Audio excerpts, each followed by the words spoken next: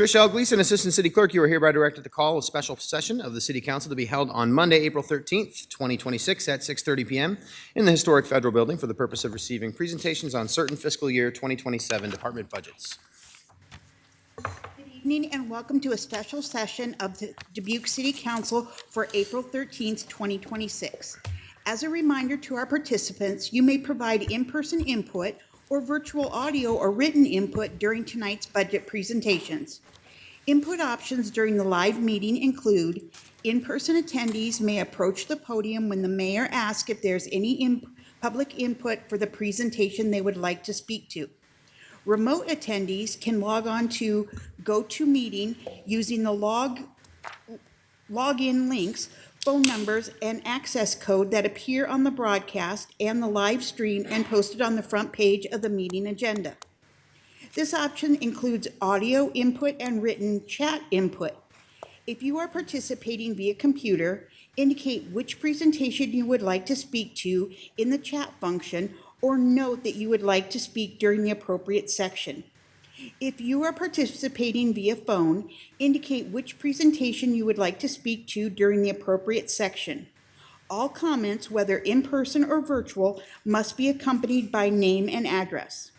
Additionally, written public input is accepted by contacting the City Council directly from the city's webpage at www.cityofdubuque.org/council-contacts and through the City Clerk's office email at ctyclerk@cityofdubuque.org.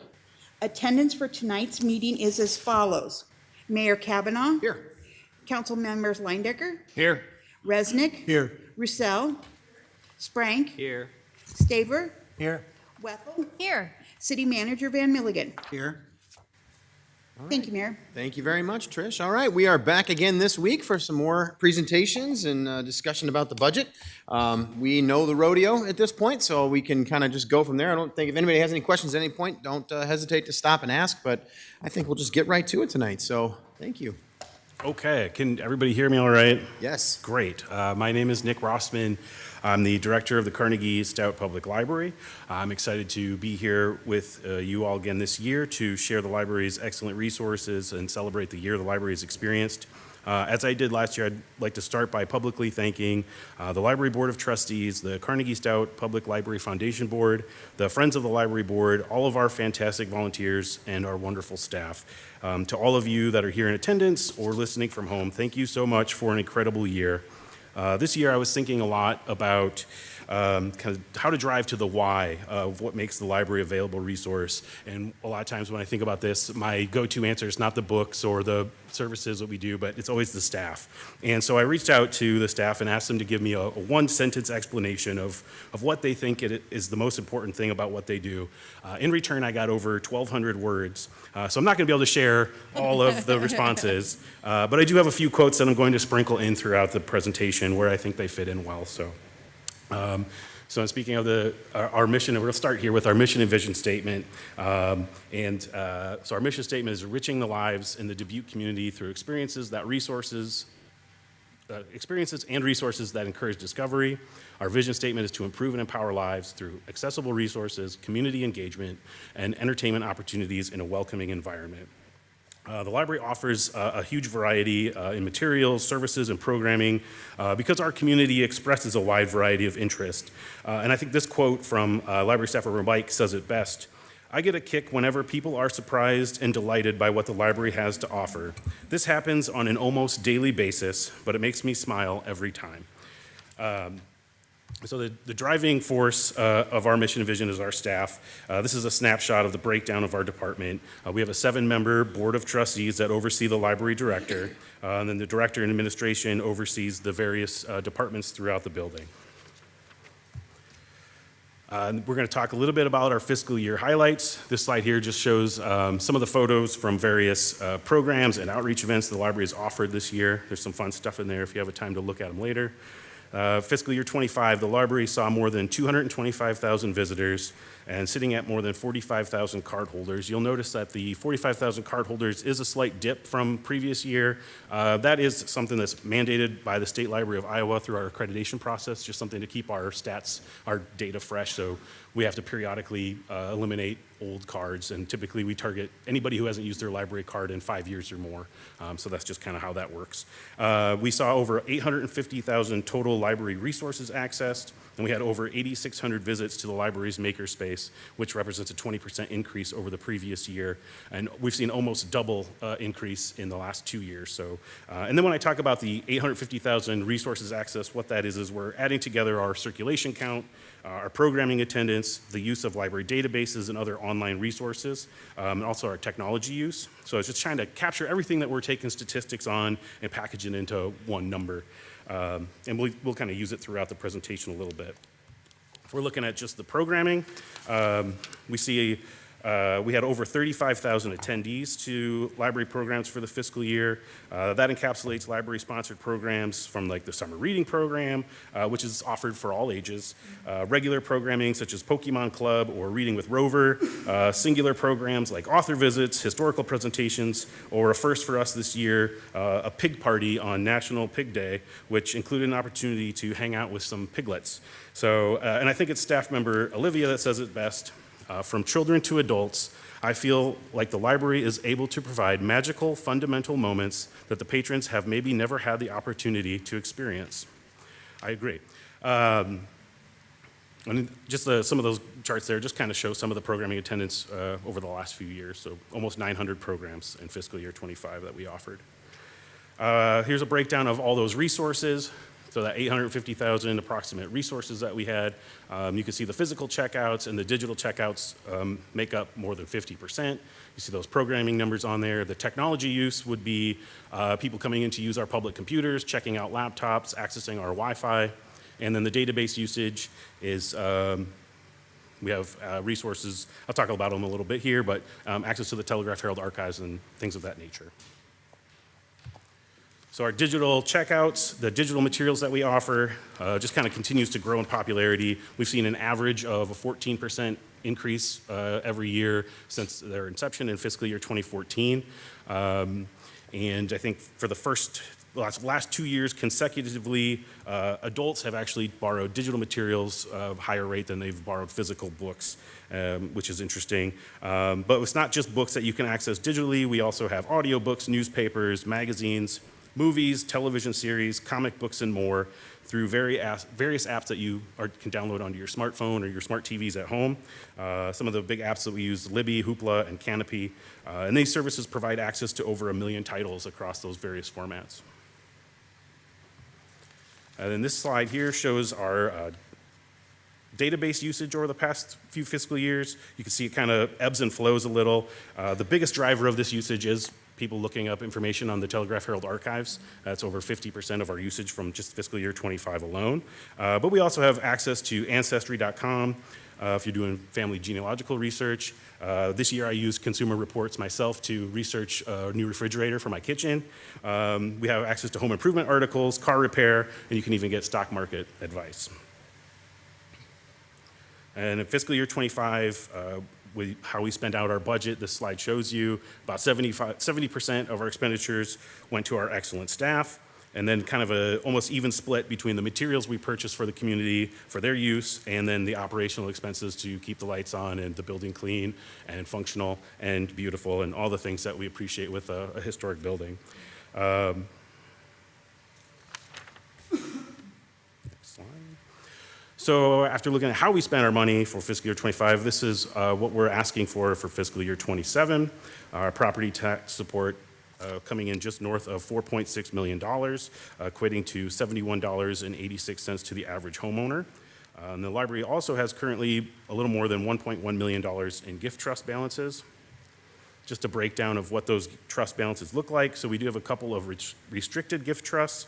The Lacey Trust, we use earnings from that trust to purchase materials of lasting value in the areas of travel, science, fine arts, and biographies. The Lowell Trust, earnings are used for framing, hanging, care, and maintenance of library-owned artworks. And the unrestricted trust, the Muchler Trust, was a once donation designated to enhance library services. I'll touch a little bit more on how we're planning to use a bulk of those funds here in a bit. The Walton Trust was a special revenue fund designated by the Board of Trustees to be used for the purpose of conservation and preservation of library materials of historic value. Our General Library Trust is a depository for bequests that are smaller in financial scope. They're grants and donations. The principal and/or earnings from those are used according to the donor's wishes. And then the Makerspace Gift Trust is a fund we use to accept money for materials purchased from the Makerspace. We use it to replace consumables in that operations and replace Makerspace equipment. So we focus a little bit on public safety. So we're a hub for all members of our community to expand their understanding of the world around them. We're a designated warming and cooling center in Dubuque.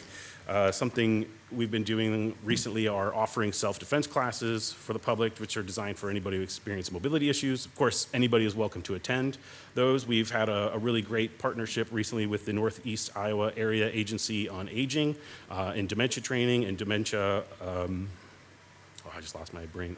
Simulations have been really well attended. Bulk of the library staff went through that training, and we're now actually listed as a dementia-friendly organization. We also just have a really friendly staff that provides a safe space for access to accurate information. We have access to the technology and information for job applications and literacy education that we provide all year round. Staff member Becky, I believe, says it best when she says, "The library serves vulnerable members of our community by providing a safe space for people to exist without expectations or transactions, and we do everything we can to direct people to the resources they need. I see our staff go above and beyond for patrons every day, always with compassion and always with empathy. I believe in what we do here, and I know the work that we're doing matters." And then last, I just want to drive home the point of just economic safety and support for our entire community. I'm going to talk a little bit more about what I mean there. So this slide here is just kind of a list of the average retail cost of various items that you might purchase to entertain or inform yourself. So if you were to buy a book or a movie or a monthly subscription to a streaming service, just what you might pay on an average for something. And then we took all of our checkouts, but we also incorporated a lot of the different services we provide, so reference assistance, programs. We factored in just kind of what the average cost of a program for an adult or child might be in the Dubuque area, people using our internet. We kind of packaged all of that together, multiplied it by our statistical use, that 850,000 resources accessed approximately, and came up with a total of, we're saving the community $8.7 million. And so then when you look at what we're asking for that average household tax support, that's $71.86, and you divide that $8.7 million by the number of households in Dubuque, about 25,000 give or take, this comes out to a little less than $340 a year that we'd be saving the community. So the big picture is your family has an opportunity to save some money by using library services. We're excited to help a community learn and grow. It's our mission and vision to do so.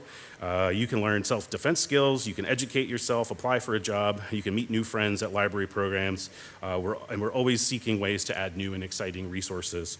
And so a few of those new and exciting resources that we've added in the last year that I'd like to talk about. We've added some new technology to our makerspace, including a direct-to-film apparel printer. This printer can transfer transfer an image to a t-shirt in under 1 minute. It's very cost-effective to do so. We've printed like 600 t-shirts in a really short amount of time before Christmas. It was crazy. Thanks to the Friends of the Library, we added a 15-thread embroidery machine, can do some really cool stuff. You can have 15 different colors loaded into it at once. We also added a laptop and iPad checkout kiosk. You can see that's kind of the third picture on the right down. These kiosks typically cost libraries about $40,000 with an average of somewhere between $3,000 and $5,000 in annual maintenance and software upkeep. Using the library's 3D printers, our IT manager, Mike Kurth, 3D printed this kiosk. It holds 12 tablets and 12 laptops. He 3D printed some of the devices that can keep them locked in there until they're checked out. But he wired it. He wrote software to communicate with our library user database. And that allows library users to just walk right up to the kiosk, scan their library card, and check out a laptop. Since introducing this unit, our laptop usage numbers have skyrocketed. And since this was all built and created in-house. There was a one-time cost associated with less than $5,000, so it really saved us a lot of money to do it ourselves. We've also added a couple things to the collection. The Nintendo Switch, we've got a couple of those and some associated games. They've been very popular. And I really want to talk a little bit about the Bright Beginnings Book Boxes program that we recently started.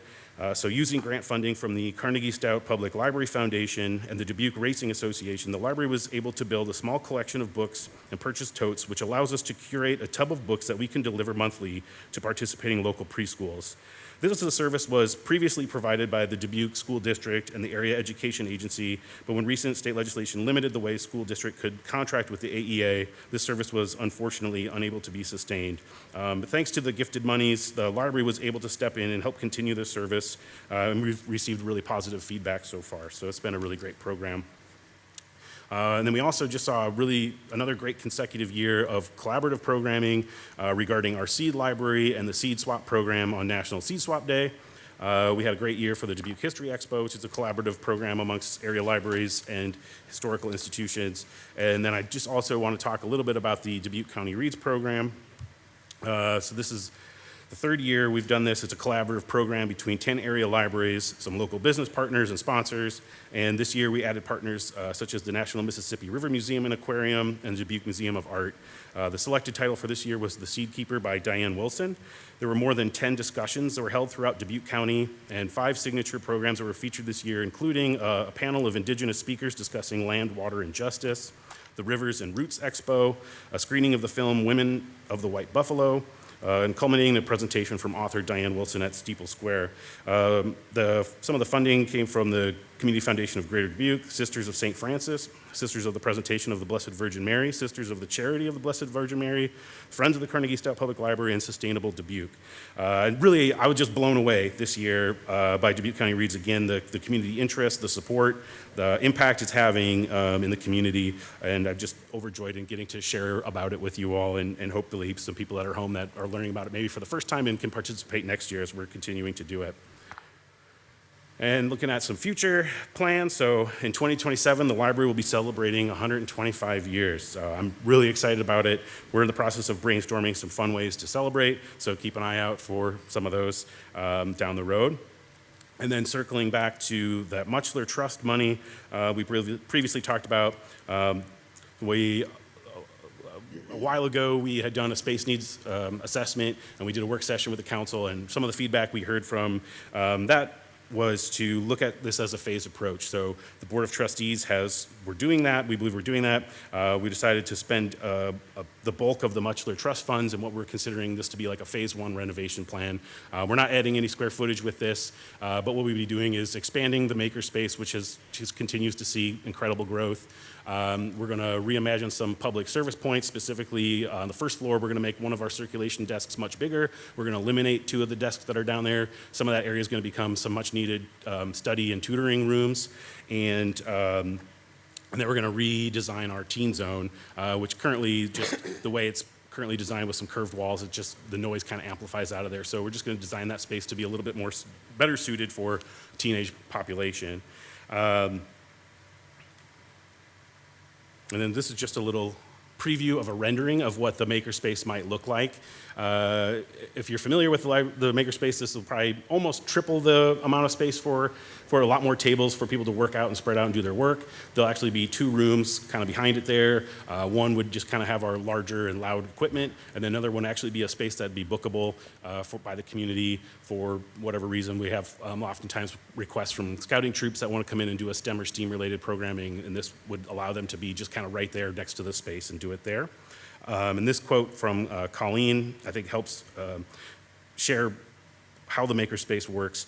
I enjoy helping patrons bring their ideas to life in the makerspace. They may have no idea if it's possible, but with a bit of conversation and presenting different methods to accomplish their project, everyone leaves happy with a gift for friends or family or something for themselves. All right, so this slide just is a snapshot of our requested CIP projects. Unfortunately, none of these were funded for FY27. We're going to continue to monitor them and keep submitting as we need to.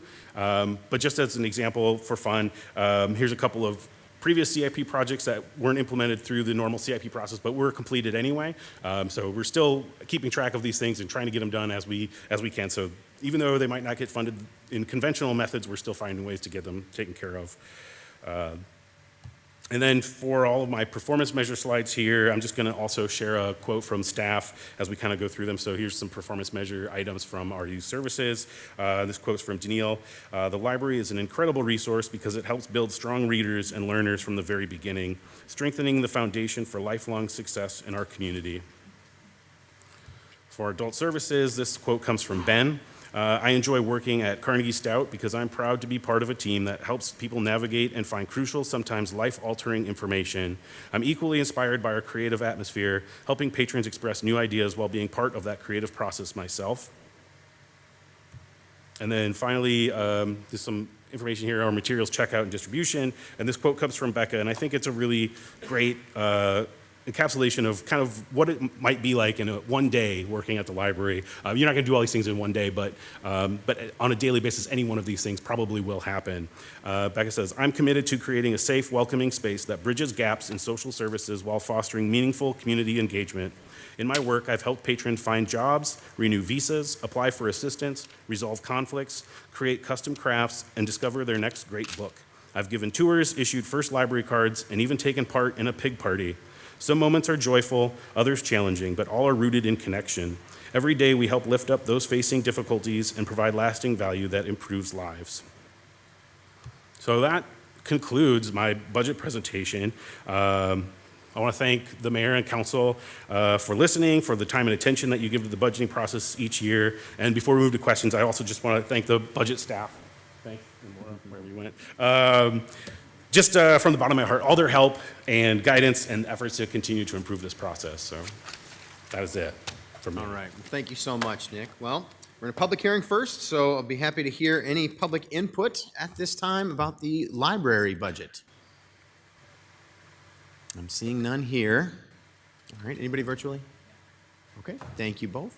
All right. Come back to us then for discussion. Ms. Roussel? Thank you. Well, I always like to hear you speak, and recently I heard you at another event, and you talked about the app that people, we talked a lot about technology, but you said there's an app. It's not Libby, but it's something else that we can use to access resources at the library. Do you recall what that might be? Probably Hoopla, is Hoopla. what it's called. Yeah, and it's Yeah. really great. So Libby is kind of different the way we purchase the materials for both. Libby is an app that provides access to digital books, ebooks, and audiobooks mostly. We have to select the titles. Hoopla is a little different format. The company selects the titles for us, and then we get charged based on what people download. And so there's no wait times there, and then they also have access to over 1 million titles across all the different formats. If you like movies and TV shows, comic books, Hoopla. And it's free. It's a free app? Yeah. Oh, yeah. You download it for free, and then you can log in for the first time with your email address and library card, and then you're off to the races. Download it onto your smartphone or tablet, or if you have a streaming device at home, they have an app there for movies and television shows. Great.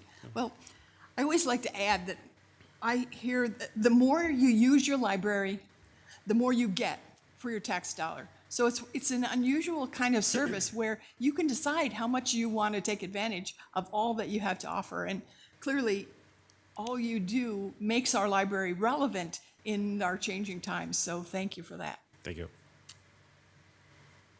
Mr. Resnick? Thank you. So I don't know what your hiring practices are, but you have the best people down there, and I agree. And they're whatever, they're there as problem solvers. I go in there with lots of different problems. I'm a problem child, I guess, but they immediately go and try and fix things and try and help me out. And that's what I think, that they really enjoy it too. They really enjoy the challenge. And I tell you what, that it's a beautiful old library, but it's up to date, right? And you're doing so many things. I think, looking over the financials here, it's all very reasonable. As you say, it's going to be 125 years old pretty soon. And it's just, it's an old school thing, like the public parks, the public library.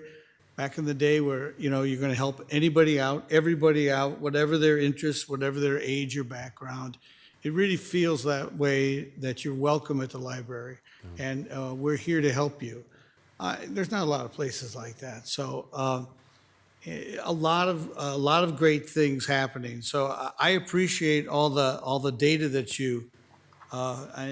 The mayor is always speaking about data, and you know, you guys are capturing that, which is really important. How do you know how good you're doing, or where you want to go? You're collecting the data, and you're giving it to us, and still being a people organization, which I appreciate. So I don't really have any questions except for how your hiring practices, but except for that, I would just like to say thank you for all you're doing. There's a lot going on and a lot of excitement down there. So thank you. Thank you, Mr. Mayor. Mr. Sprain? Thank you. Nick, I'm going to have to say I really enjoy that Dubuque County Reads initiative. I know I wasn't able to make it to when the speaker came, but her book was very lovely to read. And as a person who listens to a lot of audiobooks, I think it's about 40 to 50 a year I listen to. Okay. So you save me a lot of money. I prefer Hoopla over Libby. That's just me. That's all right. But I did not hear of Canopy before, so I'm going to look into that one now. So thank you for that little tip. So thank you. You bet. Ms. Wethel? So I think I've told you the story about when I first moved back to Dubuque, the first friends I made were at toddler time. But there's so many ways for people to connect through the library. And just in the January to April program guide, there's 28 pages of ways that people can connect. It's a great way to put it out there. And so I encourage people to get online and look. You had mentioned the Bright Beginnings book boxes that are now a planned process to preschools based on the lack of funding and changes in funding to AEA in the state of Iowa. Could you speak to me a little bit about the genesis of that and who came together to do that work? How did we come? I mean, we just knew it was something that was coming, you know, because of the changes that were coming through the state legislation. And we work with schools. We partner with the preschools in the past. We've done visits and things. So I think it's just Danielle and staff will meet with. Do you want to come up and talk to? Yeah, I'll let you do it. Hi, I'm Danielle. I'm the youth service manager. Thank you. So when the state legislature first made the change, the school district had decided to contract with the state, so the preschools did get these books from the Keystone. And the second year, the school community decided not to contract with the state for those books. So that left all of the daycares that were getting serviced, those with the 4-year-old school program, with no books. So where are they going to come to get books? They're going to come to the library. And I looked at my collection, and I'm going, if I'm going to have 14 or 15 different daycares coming, I'm not going to have the resources or the space. So with that in mind, we decided to come up with their own collection. And we did some surveys, asked what kind of books they want, how they used them. And the most popular thing was their boxes of books per month. And so we decided to do the boxes of books that they get. Some get 3 boxes per month, some get 6 boxes depending on how many kids they have. And we deliver them to them. They check them out. It's great for our circulation, and they really love it. And we're growing. We're now up to 13, and we still have a space issue to grow that collection, but we're making it work. Wonderful. Well, I salute you for coming together and being proactive in providing that service. We're really fortunate, that we have people who are stepping up like that. So thank you. You're welcome. Thank you. Mr. Saber? Yeah, I would just, I'd like to thank you for everything you do. And, through our tour, I was amazed at, how fresh you're keeping it down there, all the amenities you have, the unique things you can check out, games, yard games. I think there's some camping stuff you could even get, activities. what really intrigues me is that makerspace. And is that something that's unique for Dubuque, or do a lot of libraries lean into that these days? It's a movement in the library world, yeah, for sure. I think though ours is unique and really we started kind of similarly, a lot of crafting, and we still have the crafting, but we've really pivoted and focused a lot on the technology and those resources. So we have a high-end laser cutter and engraver. We have some smaller units that do similar stuff. We've got this direct-to-film heat apparel printer, the embroidery machine. So just like some really high-end stuff. We have people that are in there using it as entrepreneurs. I was talking to a couple the other day that are roasting coffee beans locally, and then they're using the makerspace to print all of the labels that they stick onto their bags. And so we've got a guy who comes in and sews labels onto clothes that he sells. So just there's people who are using it as part of a business. There are people who are coming in and using it practically. They're replacing game parts from board games. Somebody may have, it's probably in the couch somewhere, but it's, they're doing that. And that's just for fun. So like I said, I think how many T-shirts we did right before Christmas of people coming in to make family T-shirts for their holiday gatherings. So yeah, just exciting stuff. Well, that laptop, kiosk is incredible to have made that out of your own, equipment there for save yourself 40 or 50 grand on a machine. It's really That's great amazing. stuff. Yeah. I also went kind of did a deep dive on kind of the history of the library, and I'm embarrassed to say I didn't realize how nationally recognized it is as being, just an amazing library nationwide. So, yeah, congratulations. Thank you. Well, Nick, thank you once again for a great presentation. I saw your annual report again this year, so thank you for sharing that with us. Can we go back to your capital improvement slide? So I've been thinking about this. How many years have we essentially had to say no to most projects? And just be honest, it's okay to. I'm trying to remember. Like, it seems like it's my perspective is it seems like it's most years. Yeah. I know we have one that's like really close this year. But yeah, I think, and these are things, it's an old building, so some of it's preventative, Yep. trying to be preventative. And it's just more, we're worried that something bad's going to happen and trying to get ahead of the game. So. What is, there was a discussion for a couple of years ago about maybe an expansion and some changes within the library. What has happened with that conversation since that time? That would be what we're calling the phase one renovation. So, we had the Muchler money. We've had that for a little while, and we thought we could put that just going to be good use and make some changes. Clearly, the makerspace has become very popular, so make that space bigger. Right now, if you have 2 or 3 people working on projects in there at once, it's pretty much at capacity. So just trying to make that space bigger and increase some of those study rooms and some of that stuff we've had a lot of requests for. I think every library if you build a new library now, they're putting in 15 to 20 study rooms, and it just seems like the more you have, the more they get used. So just kind of that's a trend that we're looking at and trying to see what we can do to get more space like that available in our building.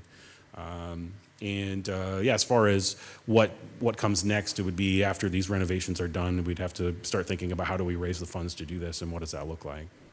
How does that happen if we as a city council and as a city don't fund it? Especially things like what's on the list right there, or some of the phased in types of renovations. How do we fund it? How does it get done? Well, I imagine it would take a long time of just trying to, solicit from private companies, grants and things of that nature. Just with granting, sometimes it's hard. Just you've got to, there's a deadline to spend the funds. So, it just kind of depends on how that looks. But so it's mostly. That was one of my questions. It's mostly private foundation grants. There's not a whole lot of like federal or state government grant money that would assist you in those types of things, right? Not at the moment. No, the state of Iowa and federal, not right now. There's not a lot in the way of libraries at the moment. But there are private institutions that are out there that want to see libraries flourish, and they're helpful. But I'm guessing it's pretty competitive. I'm not sure honestly, if there are private companies that are doing a lot of, I know the state of Wisconsin just did some grant funding for libraries just within the state. But I'm not, the Carnegie Foundation just gave out $10,000 to all old Carnegie libraries. We were a recipient for that. We were kind of earmarking some of that money for our 125th anniversary celebration, some things we're kind of thinking about for that. And you said it was $10,000? $10,000, yeah. Okay. Doesn't go very far into renovations, so. Sure. Yeah. Yeah. Yeah. Yeah, that's interesting. And I appreciate all that information, because I think, every year you come here and you tell us all these things, and I see the smiles on the faces of your staff, who apparently are very, very good, according to Mr. Resnick. And no, I've met them and they're wonderful. And you have these great pictures of all these things that people do at the library, and Ms. Wethel tells her story about how it was a place for her, because I've heard that story from a lot of different people. It's such an important asset to our community, and really any community, and yet we can all say, I think without any sort of reservation, that libraries are under attack in a lot of ways. I mean, there's this sort of push against having libraries, or at the very least having cities fund them, which I completely disagree with. I think I see it as a community asset. It's something that we need. The challenge has been, when we go to make goals and priorities, there's sort of this list of like foundational services and then on your way up, right? And it's such a challenging time to make things happen and make all those projects a reality, that the library just hasn't made the cut in our process. And I think for a few years that's fine, but I find that concerning over time, that I think we need to think about what it's going to mean for that particular building, which is an absolute treasure in our community, the building itself, but then what you provide is such a treasure too. And I do know that this is unique because you have a board of trustees and you have capability to do fundraising in a different way than like I'll just say the Public Works Department does. It's not, they don't have that capability like you do. So it would have to be some sort of a partnership type approach to do that. But it is something that I think about frequently, just because of the services that you provide and the importance of those services and what it means to people. And I don't want to see that get kicked down the road too far before it really becomes very, very difficult to deal with, especially things that are more preventative maintenance and that kind of thing. So I don't have a great answer for you today, but I'm saying all these things out loud, so it's something for us to think about as we think about this next year and the years ahead, knowing the importance of what you have. And then also for community organizations to think about, knowing that this is something that we need to work together on. It's not something that necessarily needs to get done entirely by city government, but it also is something that needs to get done eventually. All buildings need these things. So, except for book drop waterproofing, that's usually just a library that needs something like that. But that's still a very important thing. I mean, I don't think you want your books to get wet. So all that's just to say, I very much appreciate what you're doing. I'm thinking a lot about it and hoping that we can find some ways to do a little bit more in the future as we go ahead here. So Thank you. I appreciate your thoughts and your words. all right. Well, thank you very much, Nick. Appreciate the presentation. Sorry. Oh, yeah, Ms. Lyman. I'm Sorry, I did have a quick question. Yeah. This, per the slide that's up on the capital improvements. Yeah. I didn't see a recommendation like what we had seen in the past on the prior presentations. Is there a reason why? Is that? Like the improvement packages saying yes and no? That's Yeah, what you're saying? correct. Yeah. Mike, I don't know if you can answer that one, but it's not in the policy book. So did you have any improvement package requests? No, not those. Yeah, we don't have any improvement packages. Because these are for this capital fiscal year. improvement This is a capital projects improvement that are project. needed. Yeah. Okay, So I see. yeah, is that the question you were answering? So these are in here as part of the budget to approve? No. No. Nope. Okay. Nope. I think because of the Board of Trustees as a kind of separate entity, Mike has always kind of given us the leeway to present on things that weren't recommended as an option from the board if the board chooses to do so. So And that funding comes from, the capital improvement project would just be regular capital improvement funds. as part of your, As part of the city's general CIP budgeting, yeah. So these are requests that we submit just like any other city department, and then they may or may not make the recommended cut list. Am I answering it correctly? Close. Jennifer Larson, Chief Financial Officer. So we develop a separate 5-year capital improvement plan, and the first year of that, fiscal year 27, is what is recommended to be considered by City Council. So there's a variety of funding sources for the capital budget. So there's the 1% local option sales tax, 50% of that goes to capital. Of course, we have the enterprise funds, sanitary, stormwater, refuse. And then we have also TIF for Greater Downtown TIF and Dubuque Industrial Center West. So those are all the funding sources that there's always more requests than resources. So not everything that, for example, was submitted by departments, including the library, was funded. If you look in the capital improvement program book, in the front, there's a CIP message, and there are tables that list the projects that were not funded, so you can see those by department, if that helps. Yeah, no, it does. And so the capital improvement plan for 5 years, we look at that every year and approve that? Yep, so Okay. at the night of the public hearing on April 28th, you'll just be considering fiscal year 27. And then when we go through the budget process for fiscal year 28, then all those, you'll have the opportunity to relook at all those years. And then, of course, add the new one to the end of the 5-year CIP. Okay, thank you. Any other questions? All right. Well, Nick, thank you very much. Appreciate it. Okay, and thank you very much to the library staff as well who was able to attend and those who are not. Okay, next up, we have the Flags Civic Center budget presentation.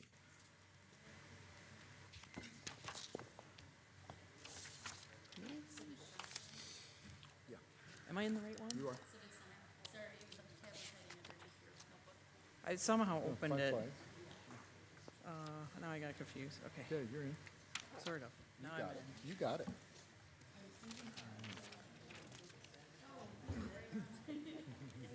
You're on it. That was an error on my part. I was like, Yeah, we're ready when you are. Thank you. Mr. Mayor, members of the City Council, good evening. Matt Kalsovich, Parks and Recreation Director. It's a privilege and an honor to be here presenting to you the first time in my time with the City of Dubuque and our budget process.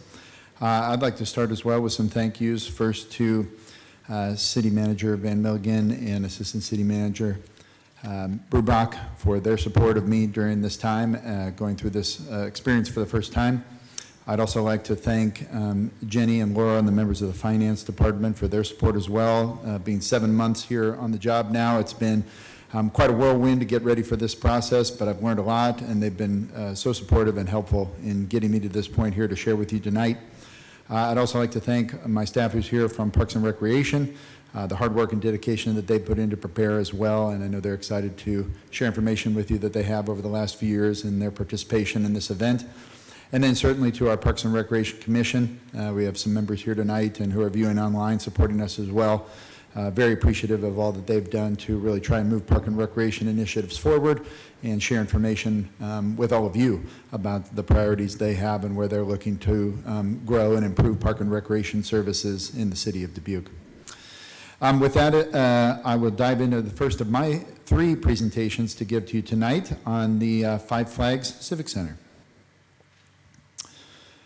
So the 3 facilities that we run, and I'll highlight this in each of the presentations, the way they're compartmentalized for the community to go back and review at a later time, are very similar with myself and our project and facilities manager, Jared Charlin, who, as many of you know, has been on a deployment with the Iowa National Guard now for some time, but we're excited to potentially be getting him back this summer to reactivate his role and his support of these facilities and this work specific to Five Flags.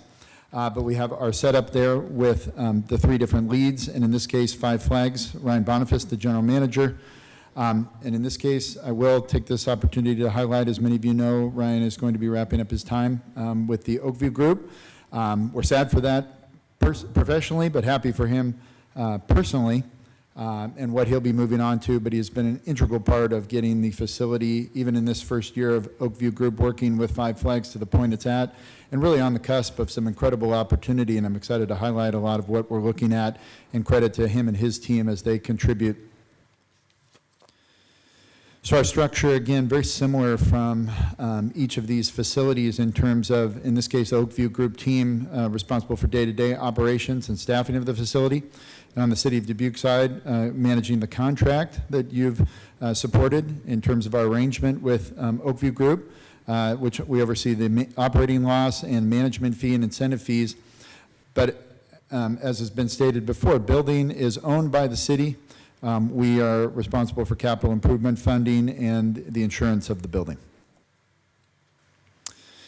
In this case, Five Flags is unique in that the Civic Center has its own commission, And this is a group that meets quarterly to discuss operations and aspects of the facility. And they're a group that is part of making recommendations or being part of giving feedback to the staff, both with the city and Oakview Group, for how the facility runs and what can be done to improve and make it a better experience for people. So definitely want to thank them for their support and commitment to the process as well.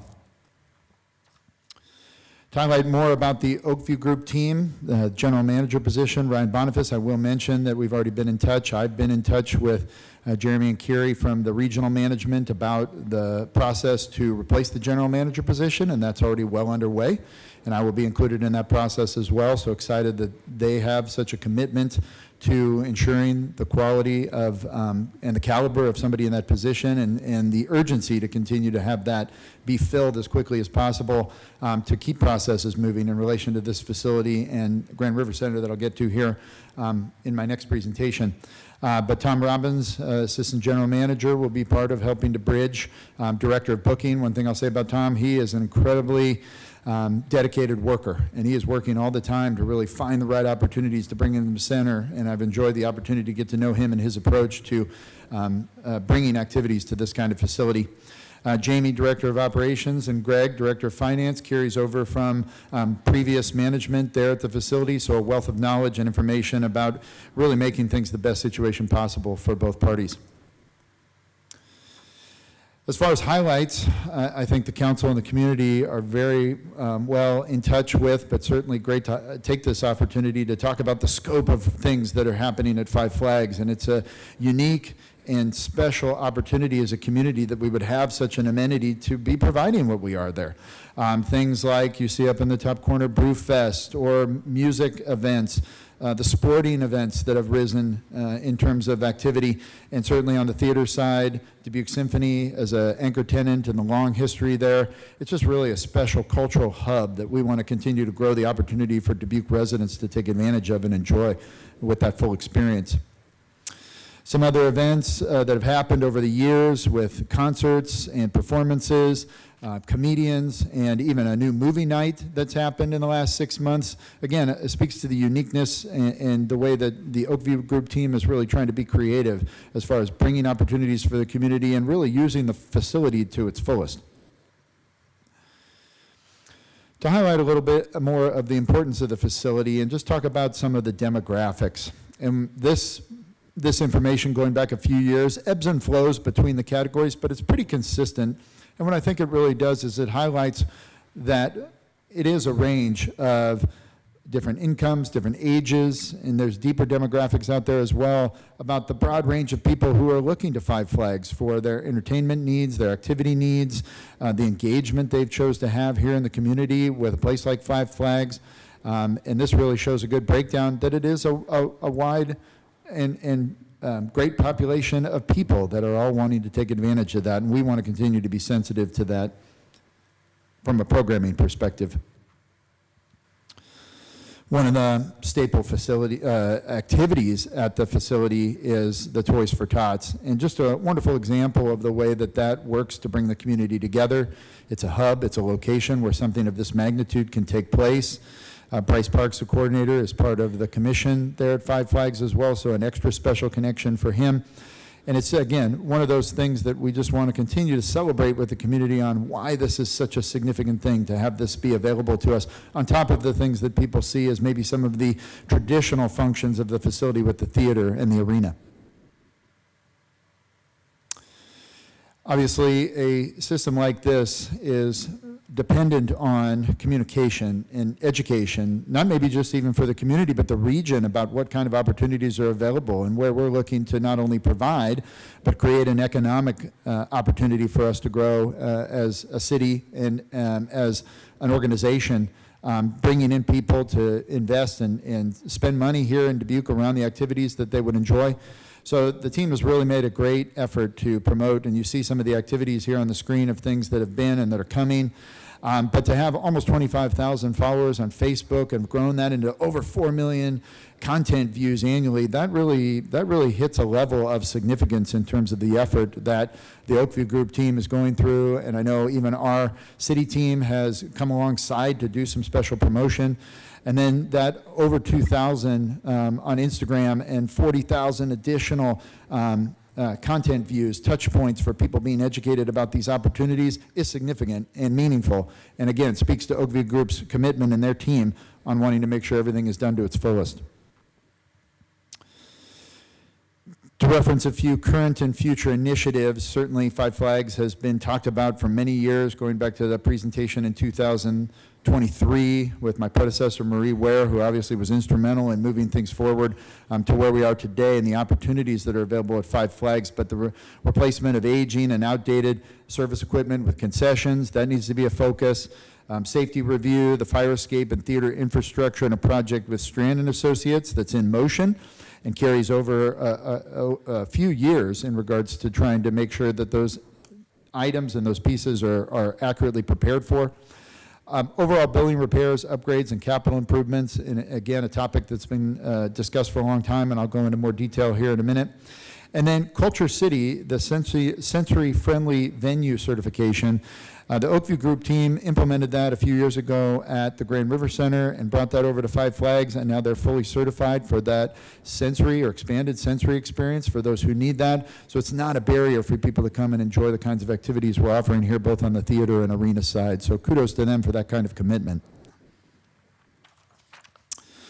We do it is a necessity in this day and age, especially in a place like this, to have strong partners. And Five Flags has been a place to create really positive, strong partnerships over the years. And this is a highlight. This is highlighting a few of who exist right now. I think the Oakview Group team and I have talked about maybe the untapped potential with some of these arrangements. And I know there's some exploration going on about how to do more, but this is really a powerful part of how the facility can move forward and build a stronger existence on top of what has already been. To really kind of look at the first set of numbers, certainly as I mentioned at the beginning with the operating model, there is a net operating budget request annually for the three facilities that I'm presenting, Five Flags, and you see that $1.5 million in subsidy that is being requested. And we always want to highlight, as I know most budget presentations are, who are relative to this kind of funding, but the average homeowner property tax cost for Five Flags is $23.80 per person, and that's per household, I should say, based on that average home value. Before I go into more numbers, definitely wanted to bring in the safety piece and talk a little bit about what's happening there. So as is with the case in terms of many of our city facilities, the facility serves as an emergency shelter, critical part of just needing to know that that's available should that be a need for the community. It is also a backup facility for weather changes and challenges for certain events that happen in the downtown. Again, fantastic part of the partnership, that's a strategy that we put in place to ensure that people can enjoy something that maybe a lot of planning has gone into, and Five Flags is the place where that may still be able to take place, depending on the issues, especially related to weather. And then one of the elements that I also want to highlight with police canine training, so we know that a facility like this has visitors in the hundreds and thousands. And so to work very closely with our local law enforcement, even our regional law enforcement, to come in and work in a place where they may have to deal with those real-time situations, I think is a tremendous partnership, and I know that they've expressed their appreciation about that. In a place like this where you do have the mass amount of people getting together that you do, to have extra familiarity on top of increased training, it's fantastic that we've been able to make that create that relationship and establish that partnership in terms of knowing that we're ready if something should be a need. Now to go through some more in regards to the numbers, and it's, I think, a twofold story here in the sense that the city manager on the initial budget presentation night shared information relative to the total city operation about how some potential funding that I know was strategized going back to 2023 and even a little before that was being earmarked for Five Flags improvements. And so it's settled down relative, again, to some of the restructuring that's having to take place to this total number. He also mentioned and it asked me to follow up specific to a broad number that was stated about the legwork that had been done with both the city team and the Oakview Group team about some estimates relative to maybe some of the most critical features in need as far as stabilizing the facility. So HVAC-related infrastructure, roof repairs and replacements. Again, I think there's anecdotes going back to that budget presentation time about these things being real, tangible issues, leaks in the facility, challenges that just became barriers to potentially providing what the city was designed, or the facility was designed for. Exterior tuck pointing, floor items, digital video board, and a contingency as far as our estimates are concerned of about 20% to really try and accommodate what we did in this exercise to bring numbers together, but know there's probably some deeper information and accuracy that can be identified by working through strategic partners and those who have the greatest expertise on some of the support that we'll need to modify these areas. So more of the good news, I think, here is that we have some existing funding that we're applying. And again, credit to the Oakview Group team in just, again, the 7 months that I've been here, the partnership that we've created, the investment that they've made in just a short period of time, not even having gone through a full year rotation of function of the facility. They just have a wealth of knowledge and an incredible commitment and passion to ensure that this is really something that becomes one of the best pieces and facilities in their inventory. Building improvements, a fund of almost $1 million, safety, fire escape focus in the value you see there. Plaster repair and painting that's already been strategized on. Again, a much bigger scope than what's available here, but it's a start. Arena chairs and other projects adding up to a little more than what the number was in terms of the budget because of a carryover. And going back a couple of budget cycles, there was about $600,000 carried over in '24, and some of that is still pushing forward in terms of the number that's active right now and the work that we're strategizing on in addition to the recommended funds. Again, a far cry from the 25-ish million almost that was originally projected, but a lot to still do, a high volume to still do a lot of good at the facility. To continue with really the good news, current operating availability in terms of concessions equipment, technology upgrades, things that are a necessity for a place that's running ticket sales and the volume that they are with a firewall upgrade and things of that nature. Other building improvements, again, thinking about the age of the facility and the function of the facility. What are the unique things that need to be taken care of? Safety updates and strategizing for other projects. So almost $800,000 active today. So as much as we've talked about in the initial report about reduction, there are some resources available that are going to be able to be applied to some of the highest need that we know of right off the bat. Now, there is some requests, and there's some very specific items here, but I think this speaks, again, to the planning that went on prior to even Oakview Group being in the facility as our partner, but then their validation or verification that some of these things are the highest need, a little over $100,000 being requested as part of the activation of the FY27 budget for some, again, very specific items that are just part of the safe and successful function of the facility, even some of the things as far as staff and ensuring that the staff have the tools they need to, again, execute in the way that they've committed with partners. And again, I appreciate and value the way that they've really looked into some of that detail. As far as performance measures and metrics, so some data for Five Flags goes back maybe as far as any of the data that we have in regards to the centers, but to host community events and activities that support families and children, a goal of 85, and that 85 number was achieved again this year. And so that stayed consistent from one year to the next, so obviously something worth celebrating. Events that support fundraisers benefiting families and children, 15 is the goal. We were short of that last year, so again, credit to the team on really being creative and looking at what our goals are and how can we support those kind of activities being more prominent at the facility. And then the percentage of change from the prior year in terms of performing arts, obviously the theater and the traditional function of the theater being such an important aspect of that facility, and to sort of move that up 7%, with a goal of just 0.5%, so the increase there from just that 0.5% that was achieved the year before again, really speaks to the totality and the full picture, in my opinion, of everything that we're trying to accomplish there. Thinking about just the unique structure of this facility as a theater and an arena, and the combination of all the things that are there, and the people who would want to be a part of that experience. And with that, thank you for the opportunity to share information with you about Five Flags. Happy to answer any questions. All right, well, thank you very much, Matt. Well, we're first in a public hearing, so be happy to hear any public input about the Five Flags Civic Center tonight.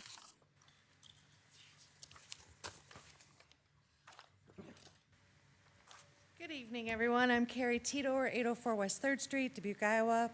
My comments are more about the budget process in general, but do relate to some things you've talked about already here this evening. We need to be honest about what's happening here. This is not transparency. Transparency is not 1,000+ pages to review in a day. It's not presentations that summarize spending without requiring your input.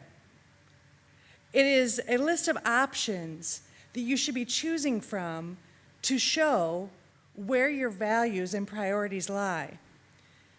Let's use your audited financials. The most recent year is 2024. Actual operating expenses were about $172 million, yet the allowed budget was over $460 million. That's a gap of almost $300 million. And you wonder how Denver Air gets blown by and you end up spending $2.5 million you didn't know was being spent. You gotta lock it down. You gotta give staff a number. That's how it works. Give them a number for your operating budget, which has been between, we don't have audits for fiscal year 25 yet, around $175 million, I think, is what you should set it at. You could talk to your CFO about what they think is reasonable. Then start examining what opportunities we have to spend capital expenditures. And you make the decision. You have the spending authority. Do you not realize that? So take the library, for example.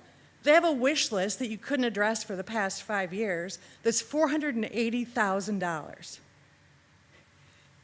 You have a budget that's over $200 million.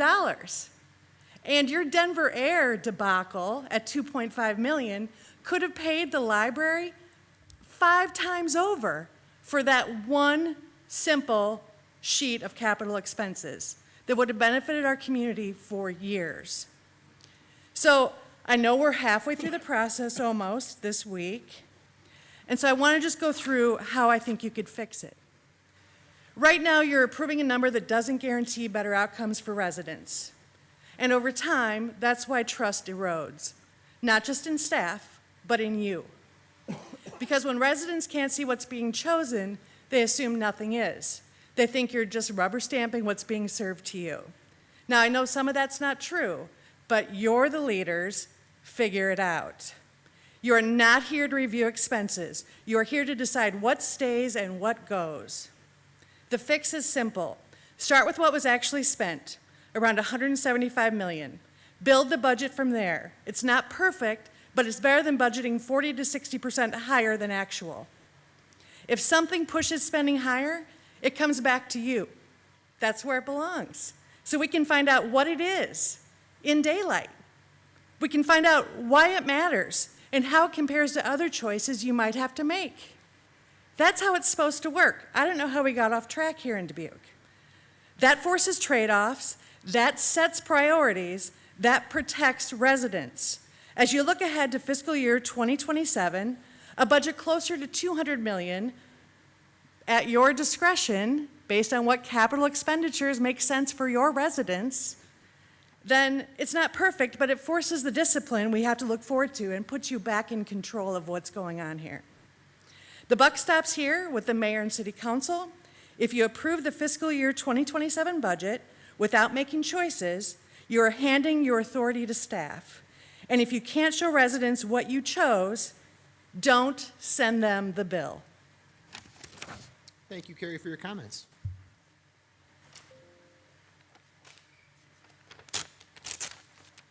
All right, good evening, Catherine Sorensen. Oh my gosh, 2613 Jackson. I'm just going to strictly speak about Five Flags at this moment.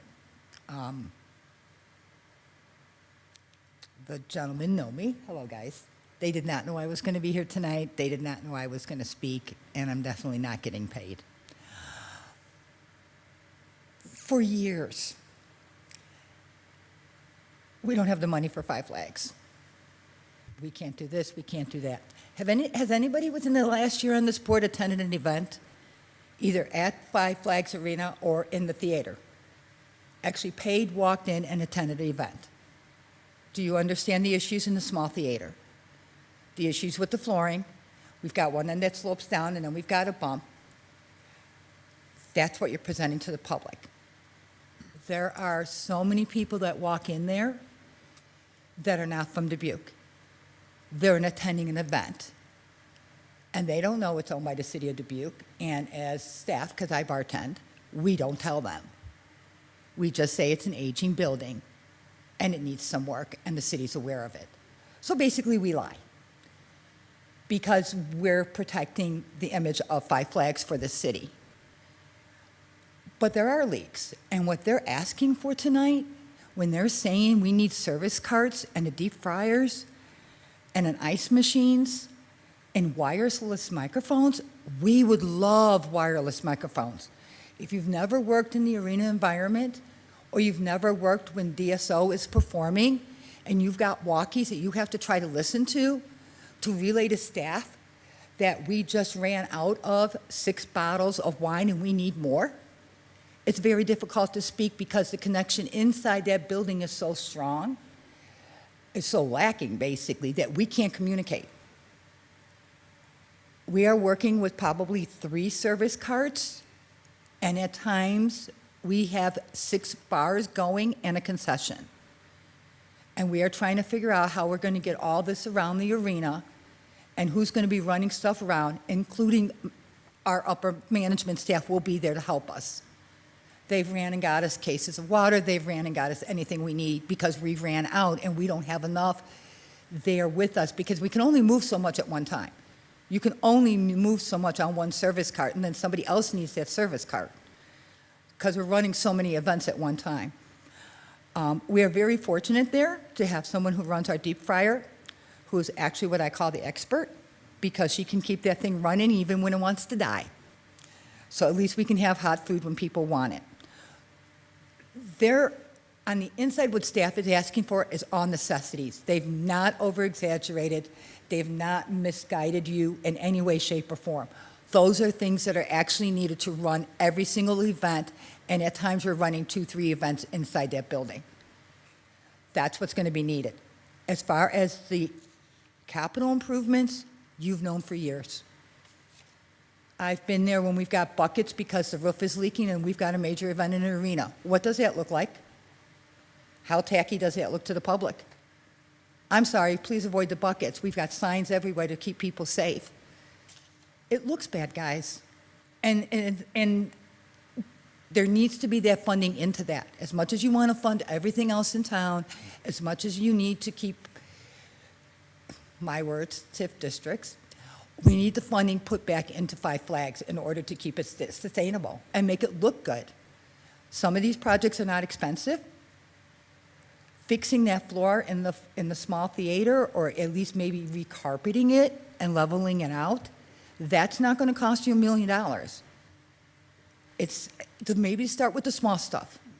The roof is going to have to be replaced. We already know that. And the HVAC, yeah, probably needs a little bit of work too. But it's something we can deal with maybe, but you have to put the money into the building. Thank you. Thank you, Catherine, for your comments. Anyone else? Yeah, please.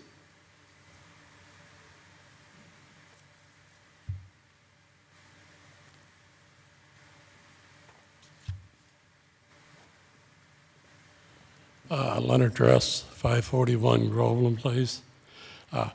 My thing is, with the ones that talked, is the seating in the old Orpheum Theater. I've been to a couple of the things, just the Elvis one, and I told some of the relation, I said, you know, I remember when I was a younger adult, you know, down at the car wash and it would rain, we'd come over to the Orpheum Theater and watch a movie. And these seats seem, hey, these are good size. Now them a little older, a little heavier. The seats have a lot to be desired. We're going to bring a lot of people in. They got to be comfortable, or otherwise they won't say, hey, let's go back. That's all I got to say. Thank you, Leonard, for your comments. Anyone else this evening? All right, seeing no one else here. Anyone virtually? All right, okay. And back to us for discussion. Well, I'll kick us off on this one.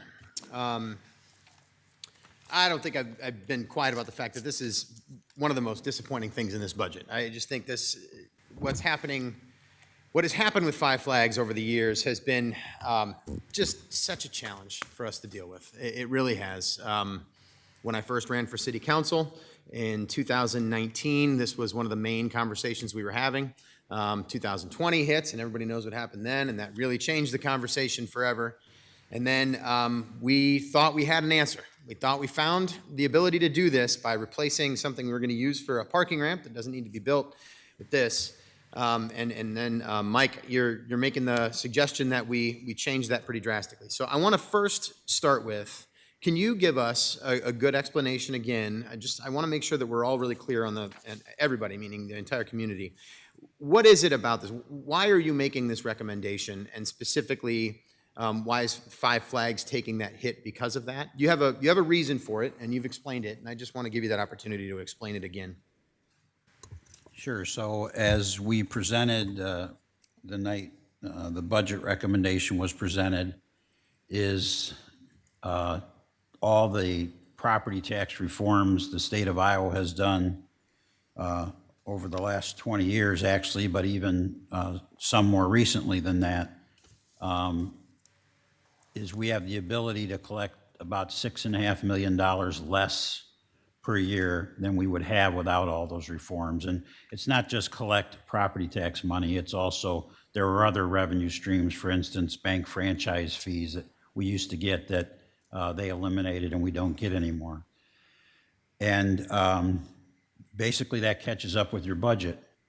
And so what my recommendation is we can continue to fund our operations, is that starting in fiscal year 2028, so this, you're right now considering the fiscal year 27 budget, but in fiscal year 28 is that we claim only 75% of the tax increment financing revenues from the downtown tax increment financing district. And the reason I picked fiscal year 28 is because by December of each year, you're required to declare to the state how much are you going to collect from your TIF districts the next year. So we'll declare, assuming you approve the recommendation, in December of 2026, we'll tell them that next budget year, which will be FY28, we'll only collect 75% of the TIF revenues. The benefit of that is, in a tax increment financing district, what it does is it captures the taxes that go to all the taxing bodies. So the city of Dubuque, the Dubuque Community School District, Northeast Iowa Community College, Dubuque County, and some other smaller organizations or taxing entities get, the city captures those revenues that would go to those taxing bodies and uses it for the purposes of the tax increment financing district. And in the case of downtown, that's to rejuvenate our downtown, some through private developers and some through public projects. So one of the things, a couple of things you have to remember is we're the oldest city in the state of Iowa. The building that my office is in, which is City Hall, was built in 1858 before the Civil War. So as before electricity, before automobiles, before lots of things. And so the buildings are very old and the infrastructure is just as old.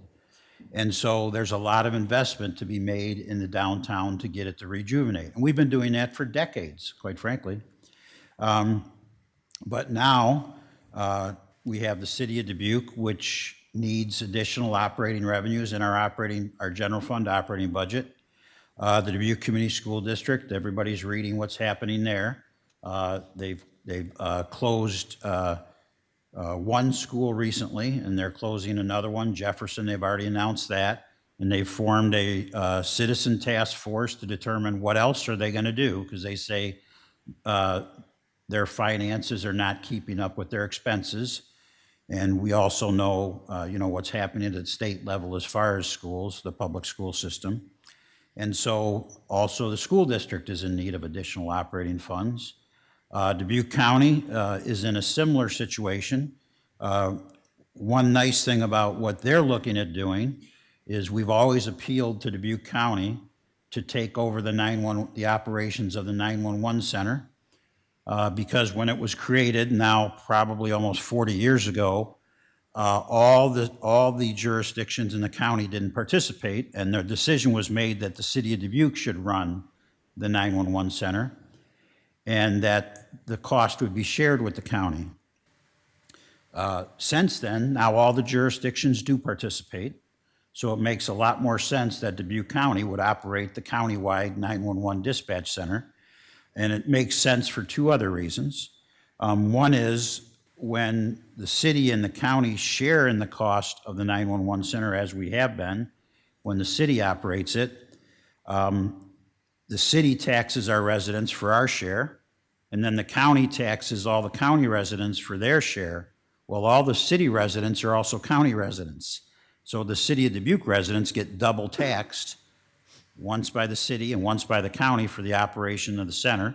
That doesn't seem right. And then last year, we partnered with Dubuque County to create a new 911 emergency communication center on the west side, and it was intentionally designed so it's big enough that it could be a regional dispatch center, which in other words, the counties that surround Dubuque County, once Dubuque County starts operating it, they could also use that center, and the county could save money by that, and so could the surrounding counties save money by having a regional dispatch center. So my recommendation through this budget process is that starting in fiscal year 28, we start claiming only 75% of the tax increment financing district downtown revenues and disperse the other 25% back to the taxing bodies. And in round numbers, that'll mean the city of Dubuque will get over $1.2 million in general fund operating revenues in fiscal year 28. Dubuque County will get almost $700,000 a year in additional general fund operating revenues. The Dubuque Community School District will get over $1.2 million a year in general fund operating revenues for school operations. And as I said, NICC and the other taxing bodies will also benefit from the city only claiming 75%. But what are the ramifications of that? So that's less revenue to be invested in and spent in the downtown.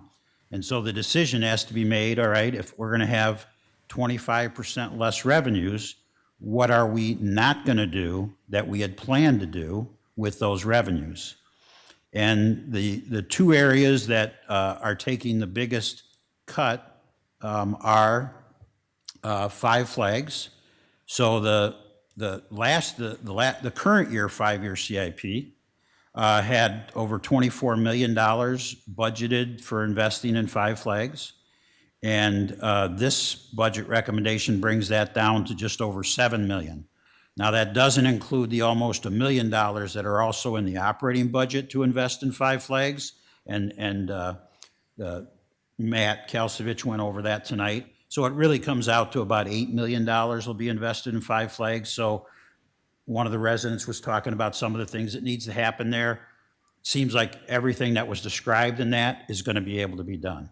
So it'll fix everything that's broken, and it'll create some enhancements on the service level and some other enhancements. But no, it's not going to be a $24 million makeover.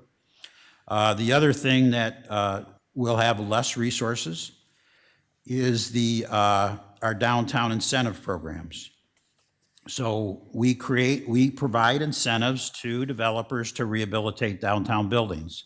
And the two biggest programs that'll have less resources are, we have a program that for every apartment unit that's created in a rehabilitated building, the city will provide a $10,000 grant. And we also have a program that will provide up to a $45,000 grant to fix the outside appearance or the facade of the building. While there still be, over the 5-year period, $1.7 million to provide money for those programs, it won't be at the level that it would have been, which would have been about $5 million over that 5-year period.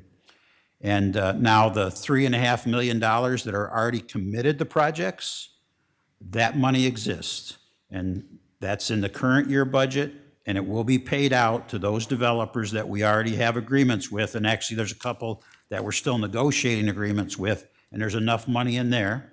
But over the next 5 years, new projects, there'll be $1.7 million available for that. So that's the general reasoning for making the change, and that's the general impact of the change. Okay. So multifaceted follow-up question. And the question generally is, what if we say no to this idea as a council? So if we say no, then this year, my understanding is, and tell me if I'm wrong here, but this year, the direct budget impacts of what we're talking about are minimal, because we're basically making a declaration for next year if we say no to the, or you're looking at me funny, so I'm wrong here, so help me out. Well, I'm not going to say you're wrong. That's okay to say I'm wrong. I just want to describe it differently. Yeah. So I try and make the point that if you're going to cut the operating budget to lower property taxes, you need to cut recurring expenses. If you cut a non-recurring expense, all you do is dig a hole for the next year's budget, because the thing still has to be spent next year, but now there's no money to spend on it. And the same thing is true in this situation.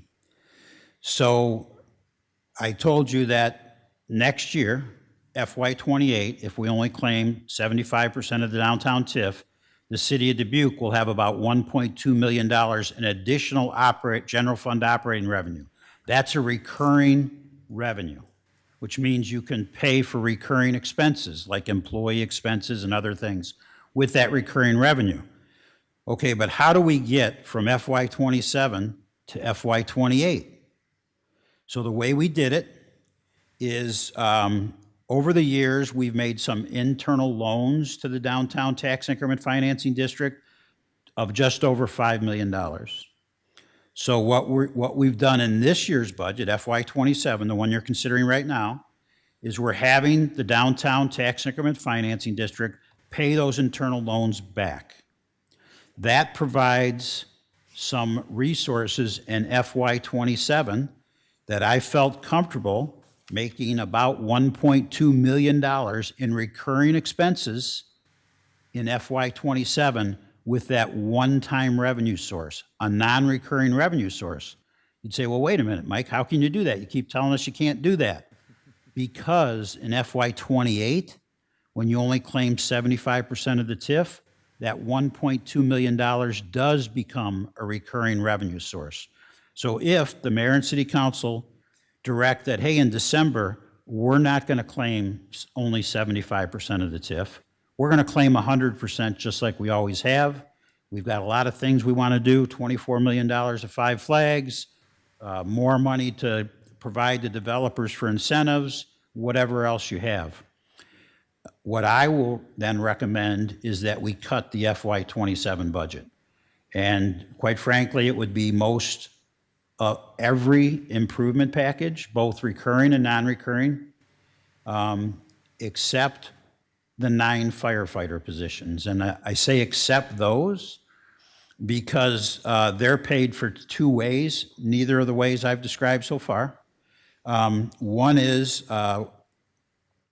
the ambulance fees have been increased, and so those revenues can cover some of those costs. And the other thing is we have the intention to apply for a federal SAFER grant, S-A-F-E-R grant, which will fund some of the positions for up to 3 years. So I would not recommend taking those 9 positions out of my budget recommendation, but I would recommend taking almost every other improvement package, recurring and non-recurring, except for the enterprise funds. Remember that they stand alone on their own. But out of the general fund, I would recommend taking those all out of this year's budget. So, once again, so we don't dig a hole that we can't get out of next year in fiscal year '28. And as you consider all of this, and I get that it's complicated, and I heard one of the speakers be concerned about how complicated it is, but it's complicated. And we have to live by federal and state laws that make it all the more complicated.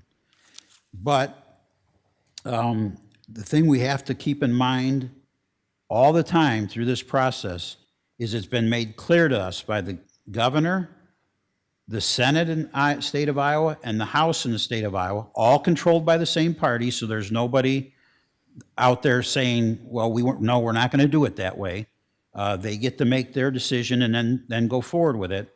They've all made it very clear there's going to be more property tax reform. So this $6.5 million we've lost up till now, it's potentially going to get worse, and it's potentially going to get a lot worse. Some of the proposals are devastating to our budget and every budget across the state. Schools, counties, cities, all of them. So I don't know which one's going to pass, other than when they've made it clear something's going to pass.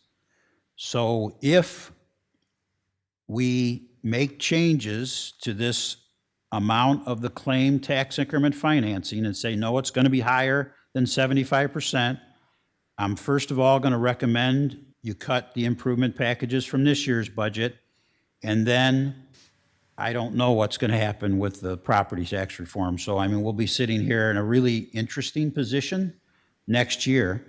And I hate to overcomplicate it, but I have to say the next part.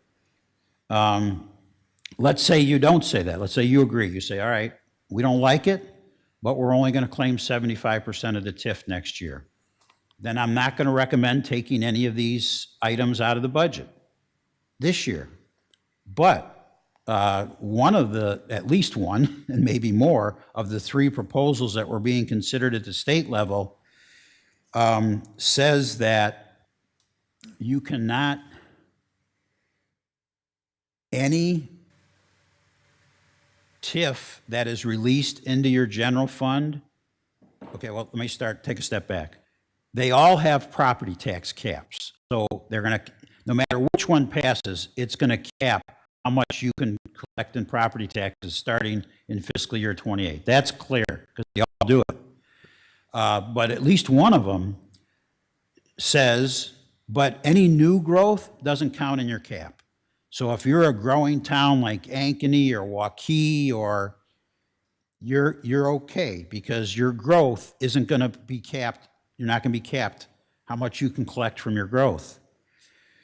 One of the things we've advocated for is, hey, when tax increment financing revenues are released to the general fund, like only claiming 75% instead of 100%, that 25% is growth. It's just growth that happened a long time ago and was captured in the district, and now it's being released. But the state so far doesn't agree with that. The bill says it's not growth, which means it won't allow you to go above the cap. So we actually could be sitting here. So they say the legislature is going to go out of session sometime in May. So we're all going to know, after you pass this budget, what happened. And if they say that you can't count your 25% that you're not going to claim in December as growth, I'm going to come back to you this summer with an amended budget. And it's going to say, we're not doing any of the improvement packages. I mean, that's going to be my recommendation. You're going to decide what happens. But I'm going to say, we can't afford to do any of the improvement packages, because if we do, in '28, even if you release the 25%, you don't benefit from it. It won't get you one more nickel of money. It will get the other taxing, but well, maybe. I'm not sure what it'll do to them. I mean, they got to figure out their own problems. But I know what it'll do for us, which is nothing. And so I'll say we need to not do the improvement packages you just approved, because if we do, we're going to dig a $1.2 million hole in fiscal year '28. And guess what? We have a revenue cap, which means not only will we then have to make $1.2 million in cuts in the FY28 budget just to start, any of our growth and expenses you're not going to be able to cover. Because some of them you will, because you'll be allowed a little bit of growth. One of the caps is 2%. But if our costs go up 3.5%, you're going to have to cut 1.5% out of our operating budget. And guess what? It's going to hurt. You will eliminate city services. There will be no way to not do that. And so, sorry for the long-winded answer, and I'm sorry it's complicated, but this is the way it is. And these are the rules we have to live with, and we don't even know all the rules yet. We'll know in about 30 days the rest of the rules. All right. Well, thank you, Mike. I don't like anything you just said. I don't either. I'm just going to point that out. Me neither. But I understand your reasoning. And I know you're not the one that's making the rules necessarily in this. You're suggesting what we can do within the rules that we have. And I don't like it. I really don't like it. I don't like what we're talking about here. I don't like that we just brought OVG on in July and said, all right, we're going to do this. And you guys are, do a great job for us. And you did. And then the rug just gets sort of pulled right out from underneath everybody. And I don't blame us in the city for this. I want to make that clear. I don't blame the city manager. I don't blame the staff. I don't blame OVG for what they've done. I don't blame Matt for also being new and coming into this situation. I also don't blame the city council for this. We've really tried to figure this Five Flags situation out, and this is a really difficult pill to swallow on this one. So I'm sorry for starting out in that fashion, but I feel like that's the general direction that we need to discuss. And Mike, I know that was a really long-winded answer, but it's recorded, and I'm really glad that it is, because what you said was really important. And you spoke about some things in hypotheticals of what might happen with the legislature, and there's 2 points I want to make about that, and then I'll open it up to everybody else. One is, it's entirely hypothetical. We don't know, but we have some pretty good evidence that whatever bill comes in front of the legislature, they're going to pass it with a large majority. We have that evidence based on their previous ways that property tax bills have moved through both chambers. So that is very likely to happen. And it's looking like it's going to be pretty painful for cities in a lot of ways. And I think that those hypotheticals are important to be able to describe what that looks like. But please, yeah. Yeah, I'm sorry. It's so complicated. There was one part I left out, and Jennifer, I love the fact that you can get texts. So Jennifer Larson, the Chief Financial Officer, sent me a text, said, if it's not approved to only claim 75% of the TIF, or if the state says it doesn't matter whether you claim only 75%, you don't get to use the money anyway, it's not only would I have to recommend we not do the improvement packages, but I actually would have to recommend over $700,000 in cuts to this year's budget recommendation. So depending what you decide on whether we claim 100% of the TIF or not, or 75%, I might be in that situation. And even if you agree to the only claiming 75% and the state passes the law the way I described it, we'll be sitting here this summer not only not doing any of the improvement packages except the fire positions, but cutting $700,000 out of the FY27 operating budget. And, that won't be pretty. Okay. Well, thank you. Jennifer, I don't like what you're saying either, but thank you for saying it. Appreciate that. Mr. Mayor, if I may? Yes, Matt, please. If I may, I wanted to offer some additional information just in regards to Five Flags and maybe some information to hopefully counter some of the frustration and disappointment that you're expressing. First off, I coming into the conversation where I am, again, my 7-month relationship here with the city and the history of even this project, my understanding is that it was really going to be a deep dive into structural change and opportunity to use the space. Well, I want to do another shout out for OVG and talk about what they've already done to evaluate the space as it exists and look at the unique opportunities that they present as an organization on using them as they are. I think that's a way that we'll be able to still do a lot with the funding that's available and maybe not have it need to be what was envisioned about the total transformation of the facility.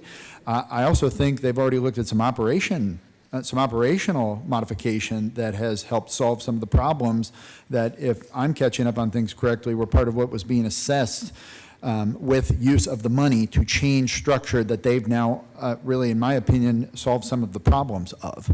So I really feel like the money, the way it's being pooled and collected between previous carryover, active funding, and what the city manager is still very graciously protected for this work, can still go a really long way to changing the dynamic and the experience there at the facility. And I think the intersection of resources and opportunity is really just starting now, especially in relation to the connection with the Oakview Group and what they bring to the table.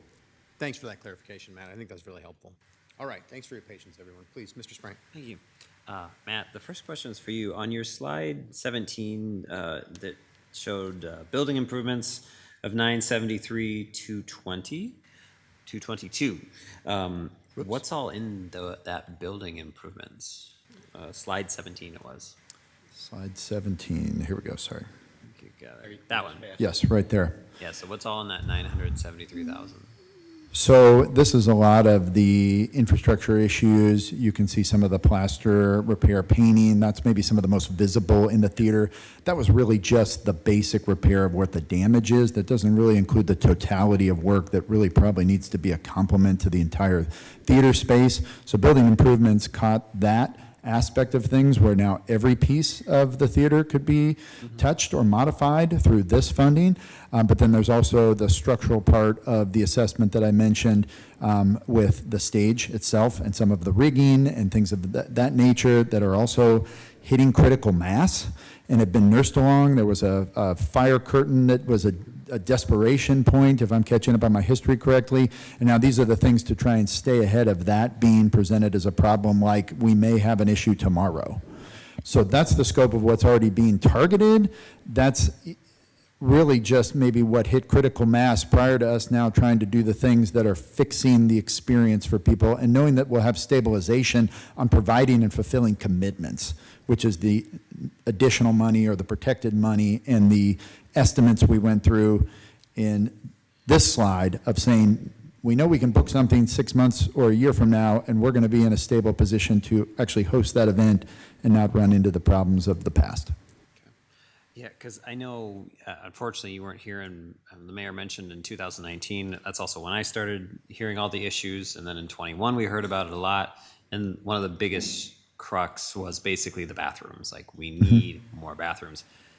And I don't see that in there at all. And that's just, So I know those are very expensive, and I was hoping it was in that 900 something number, but I don't Sure. see bathrooms. Restroom renovation could Yes. definitely be part of how things are allocated. And again, that's maybe where the situation with resources and opportunity is coming together.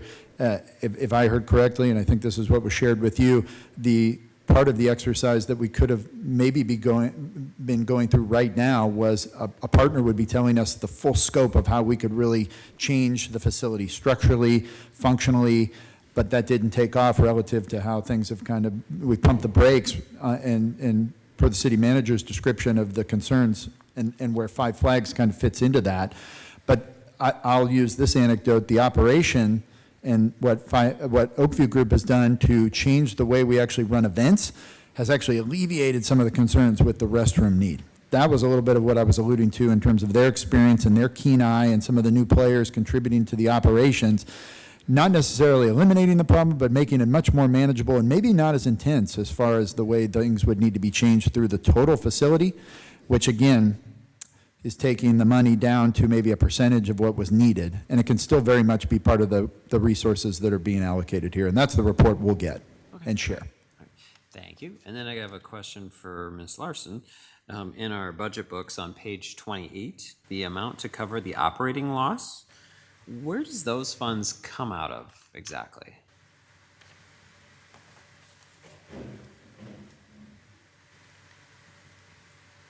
So those are part of the adopted budget each Okay. year. So it's, called essentially under the pay to agency line.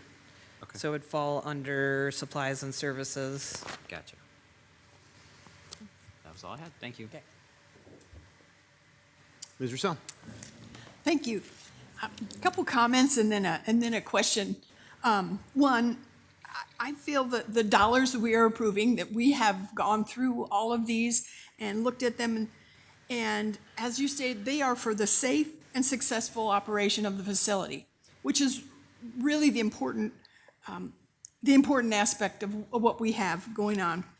Number two, I think it's important to note that the demographics show such a wide range of people that are taking advantage of this facility from across all income levels. So it's not just a certain group of people, it's all across the spectrum. The next one is that I really think Oakview is using the facility to its fullest. It was a really good step. And lastly, there was a good thing that I saw going through here, and that is the slide that showed the many strong partners. And I think you noted it as an untapped potential. And I just wondered if maybe if Oakview Group, or if you have some insights into what kind of potential is there and how might it impact our budget in a positive way? Absolutely, and I'd be happy to welcome General Manager Ryan Boniface up to talk more about the global approach of the Oakview Group. But we've talked about the specific resources that they have as an organization to look at our community and overlay a lot of the experience they've had with other communities connecting with this kind of situation. So that's where we've started our conversation, and I know there's others who are already people I've talked to and connected with from Oakview Group leadership that the conversation will keep going, but I'll pass it on to Ryan for more of that perspective. Good evening, Ryan Boniface, General Manager, Flags Center and Grand River Center. To your question, so we have partnership group throughout the country. One of the ones that y'all probably noticed tonight was Lyft. That's a nationwide contract that we have, so we're trying to roll in a couple more of those in the Dubuque market. And then just really understanding the community and where we can tie in with a lot of groups. So, you know, as the Grand River Center, we didn't have that person in our staff, but once we added Flags Center to the overall contract, then that partnership manager became activated through Oakview Group. So we are connecting with people throughout the area and the region, trying to do what's best and to bring in that extra revenue to those venues. So the way you work those, it just goes into the general revenue bucket for the operations of the center? Yes, ma'am. It goes straight to our operating costs. Okay, great. Keep up the work there. That's really, really important. Absolutely. Thank you. Mr. Resnick. Thank you very much. A couple of questions. First of all, Mr. Van Milligan, the improvements, say $20 million, it's be in the capital budget because it's non-recurring, the non-recurring. And my understanding was we have a certain amount of money in the capital budget, and that needs to be prioritized and planned over 5 years. And wouldn't that money to improve Five Flags be considered as part of the capital budget that needs to be prioritized over 5 years? And so what we're saying is we're not prioritizing that. We have other, we have a lot of needs. And so you've talked about, you've thought about where is Five Flags renovation rank in those capital expenditures, right? You've thought all that out, and it's not really part of, it doesn't rank as far as the importance of the monies in the capital budget? Well, when we reduce the amount of revenue in the tax increment financing district by only claiming 75% instead of 100%, we reduce our annual revenues by over $3 million. And the way we generally use downtown TIF revenues is we issue debt to do projects. So that means you have that much less to make debt payments. And so when that happened, you have to make cuts to reduce the amount of your expenditures that you had anticipated you were going to make, those expenditures, when you had that additional revenue coming in. So now that that revenue will be going down, and now obviously I'm assuming you're going to approve the recommendation, when that revenue goes down, you have to reduce your expenses. There's no way around it. And yeah, there were some very tough choices in reducing those expenditures. So for instance, every August, September, you do your 3-day strategic planning session. And the last at least 2 years, and I think maybe more than that, you've prioritized Central Avenue. Well, the Central Avenue improvements are in the downtown tax increment financing district, and some of them are funded that way, and some of them are funded through the 30% sales tax. But those were prioritized over Five Flags. So I can't remember how much is in the 5-year CIP for Central Avenue, but it's well over $10 million. And so, somewhere else that could have been cut in expenses would have been Central Avenue instead of Five Flags. That's not the recommendation that I'm making, and I'm making that recommendation based on what you told me your priorities were. All right, thank you. And, I think that Five Flags Theater, that beautiful historic theater, is there something that can be done with the seating that you don't have to buy all new seats for? Can we just give us 4 more inches between each row? Can we take groups of 3s and separate them with a little bit? I mean, you get to know your neighbor pretty well, when you're in those seats. Well, hello, Yeah. You're right there. Right. I mean, do we have a plan that we could remove like 20 seats from the bottom floor and spread things out a little bit? I mean, it's just the hitting of the knees and the front of the person, and it's just not comfortable. Yeah. I mean, the seats could be bigger, but since we're not spending money on bigger seats, do we have a plan that could, that could use maybe $10,000 to just reapportion where the seating is? I mean, that I think is a big issue. We're just on top of each other and very tight. And plans been like that has been looked at. That is what is potentially being activated as far as those other services. That's where we would need to bring in a partner to tell us what is feasible, what the options would be, how do we maintain the historic significance of what has been established. Does changing things structurally like that disrupt any of the categorization of it as a historic facility? So that's the levels or layers that we would have to go to get that review in place to know that action would be allowed or warranted. I think it's clearly warranted that we would be trying to do something like that to create a better, more improved experience. These are the steps that we'll take to answer those questions. Okay, great, because I think, And that's a good, good good point. I mean, we can't move seats around without saying the structure of the place is different. Anyway, that's what I'm hoping that we don't have to spend $100,000 to have somebody come in and say, yes, Yeah. you could move those seats around. Yeah.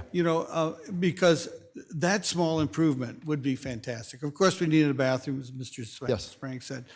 But, I mean, I know there's a really get it done kind of feeling down there, and we'll come together and we'll make this work. And that seems to be something that, once you get it approved, and I think that, my own personal opinion is that we should move on that since we have this new budgetary information. Absolutely.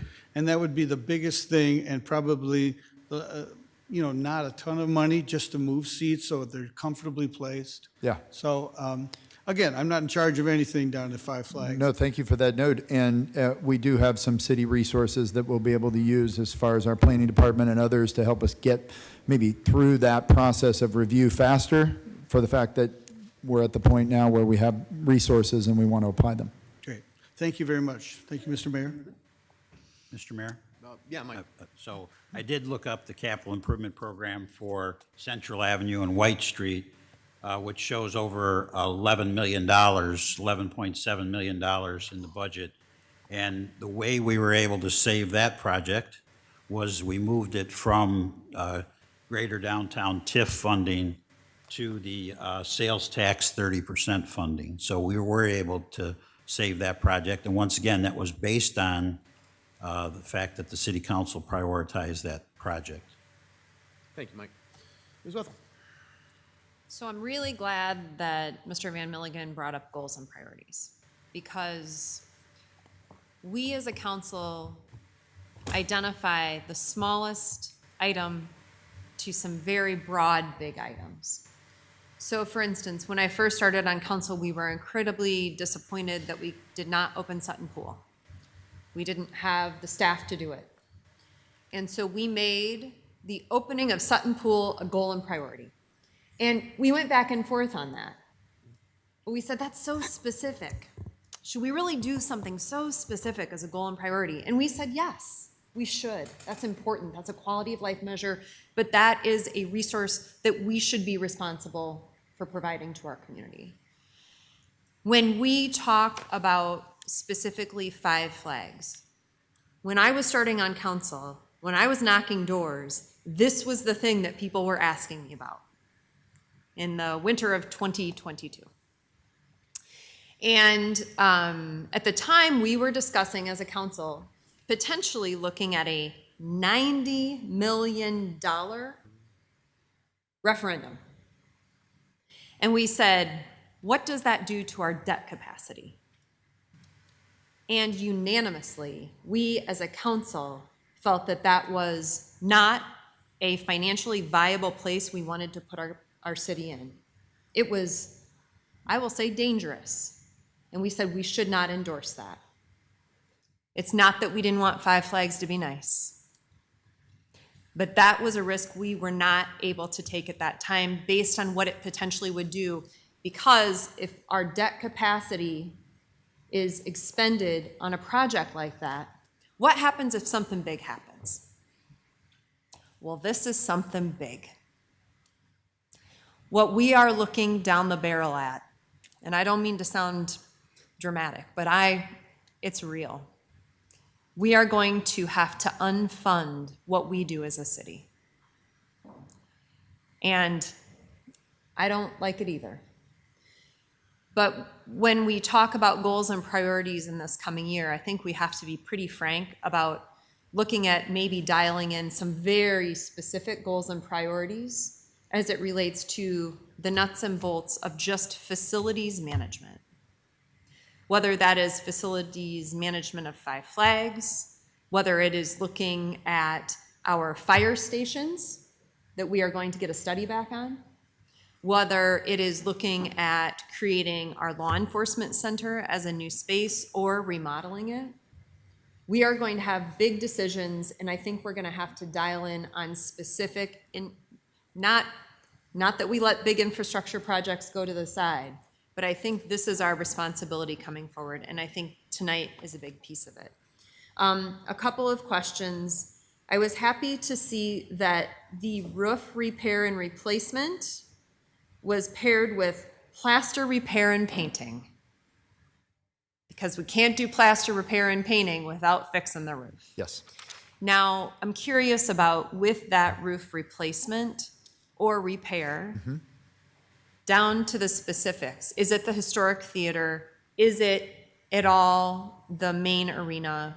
Where is that roof replacement going to be? It is the totality of the building. Yes, that's what's included in the repair. And to your exact point about having something need to happen first before something else can happen, it was a cautiousness that my understanding is why maybe some certain things, even that minor repair, didn't proceed, because there was a concern about good money after bad.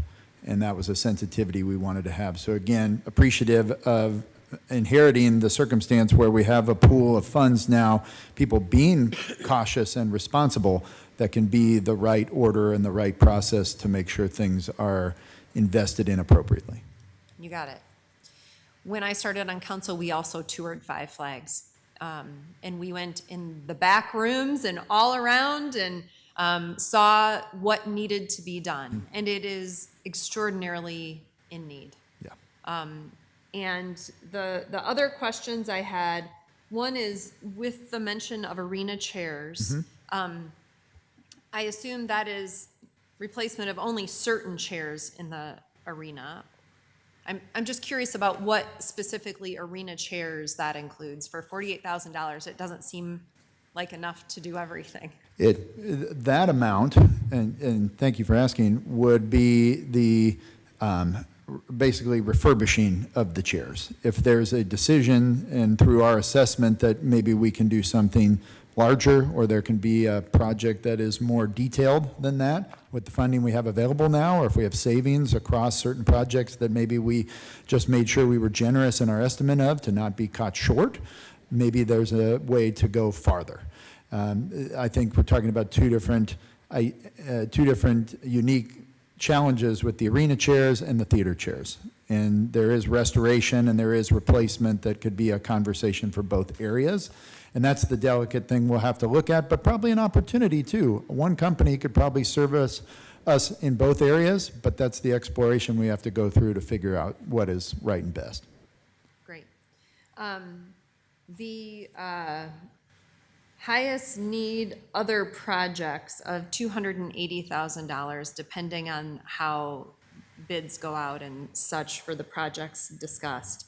I would agree that I hear time and time again about the bathrooms. And so I understand that wasn't part of what we're discussing tonight, but I would certainly advocate for that to be a piece of the puzzle if we're able to afford even upgrades Yes. and accessibility. Thank you for sharing.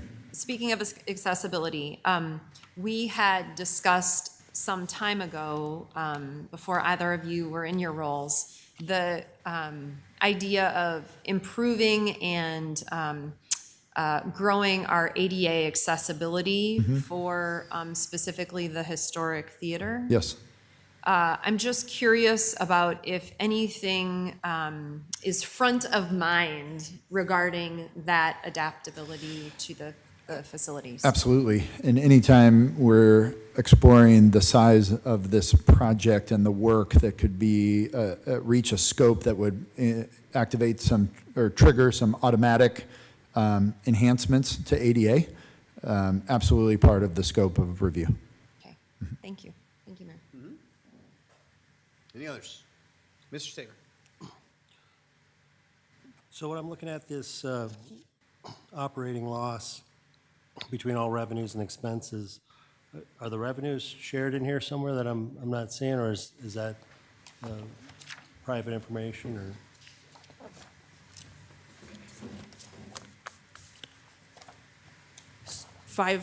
Flags is privately managed, so all the revenues go through OVG, and then the city is responsible for any shortfall in their operations. Yeah, I guess the question would be to OVG, is there any chance that this will become self-sustaining? I think that would be difficult to pull off, the way the building sits today. Okay. Would any of these improvements help get it there? To zero, I think it's a big building, and I think in our market that this building will always need a subsidy. Okay, that's all I had. Thank you. Anything else, Mr. Staver? No. No? that's all I Okay. had. Mr. Landecker. Yeah, thanks. I think my question's for Jennifer Larson, most likely. So on page 16 of the presentation, there's a contingency line item at 20%, and the question is 20% typical from what we budget across the board, or? So in this case, it was the collective identified fair number. It typically, depending on the size of the project, would be anywhere between 10 and 25%. And this number was one the team, through discussions, felt like was fair based on the accuracy of information we collected. So this was very specific to this information. So Okay. if All right. I could use as an example, like an engineering project, when it's at 30% design, the contingency will be much higher. As it gets closer to 100% design, the contingency percent keeps coming down, down, down.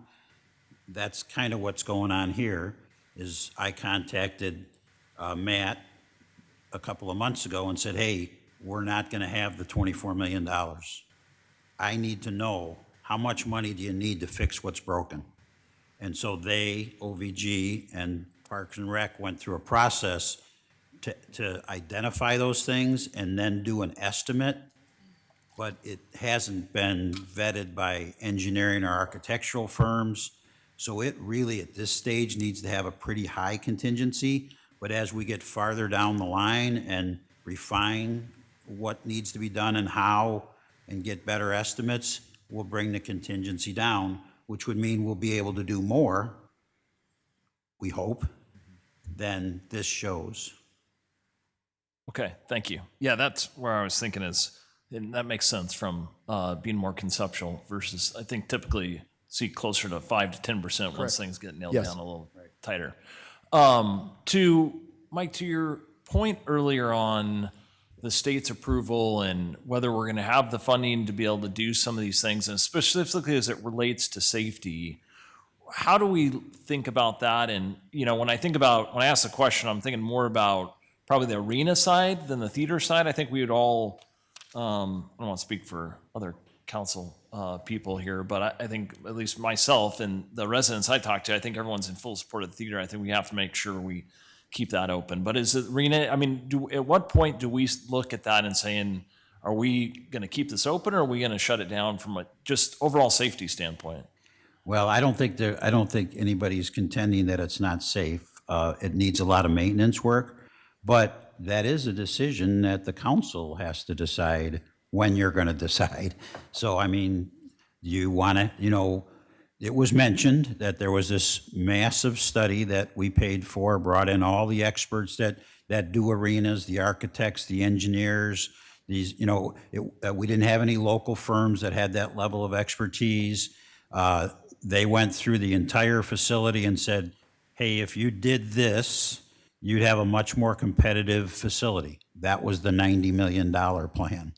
The council brought that down to the $24 million plan, and now we're bringing it down to about the $8 million plan. But as Councilmember Staver asked the question, can we ever get to zero subsidy? And the answer was no. And then the follow-up question, well, will these things get us closer to that? And I guess I would answer that question a little differently than was answered.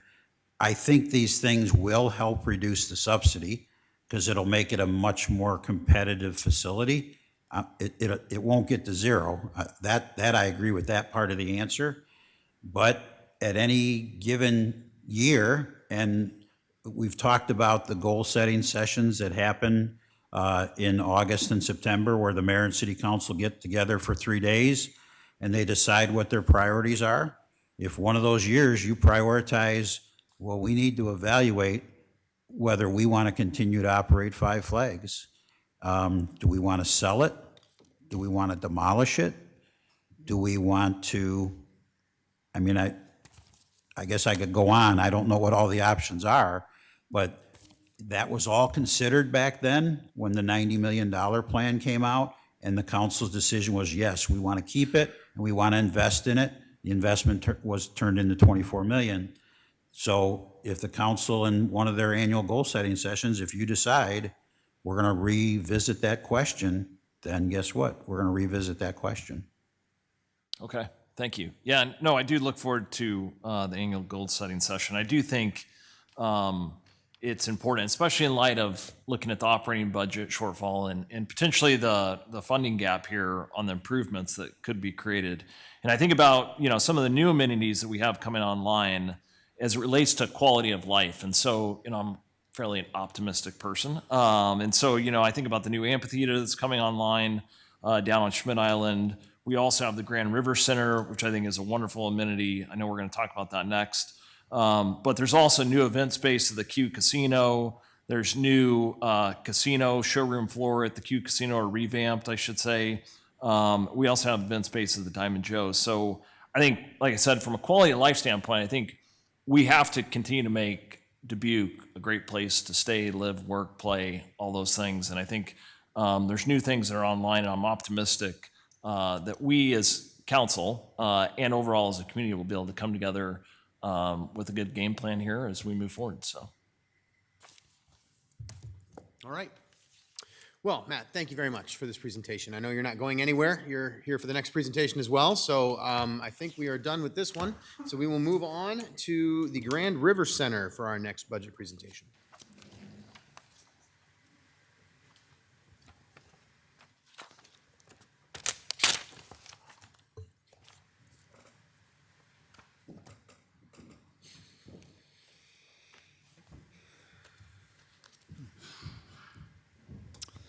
Mr. Mayor, members of the City Council, Matt Kalsovich, Parks and Recreation Director. It's my honor and privilege to be here tonight to share information with you about the Grand River Center.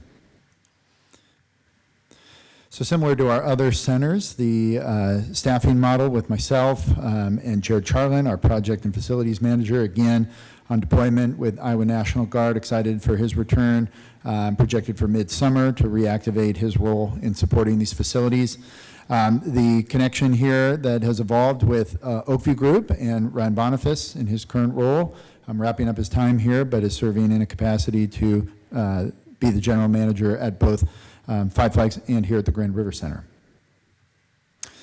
Also, a similar model, this was an evolution through the new contract, and Oakview Group essentially mimicking what exists with Five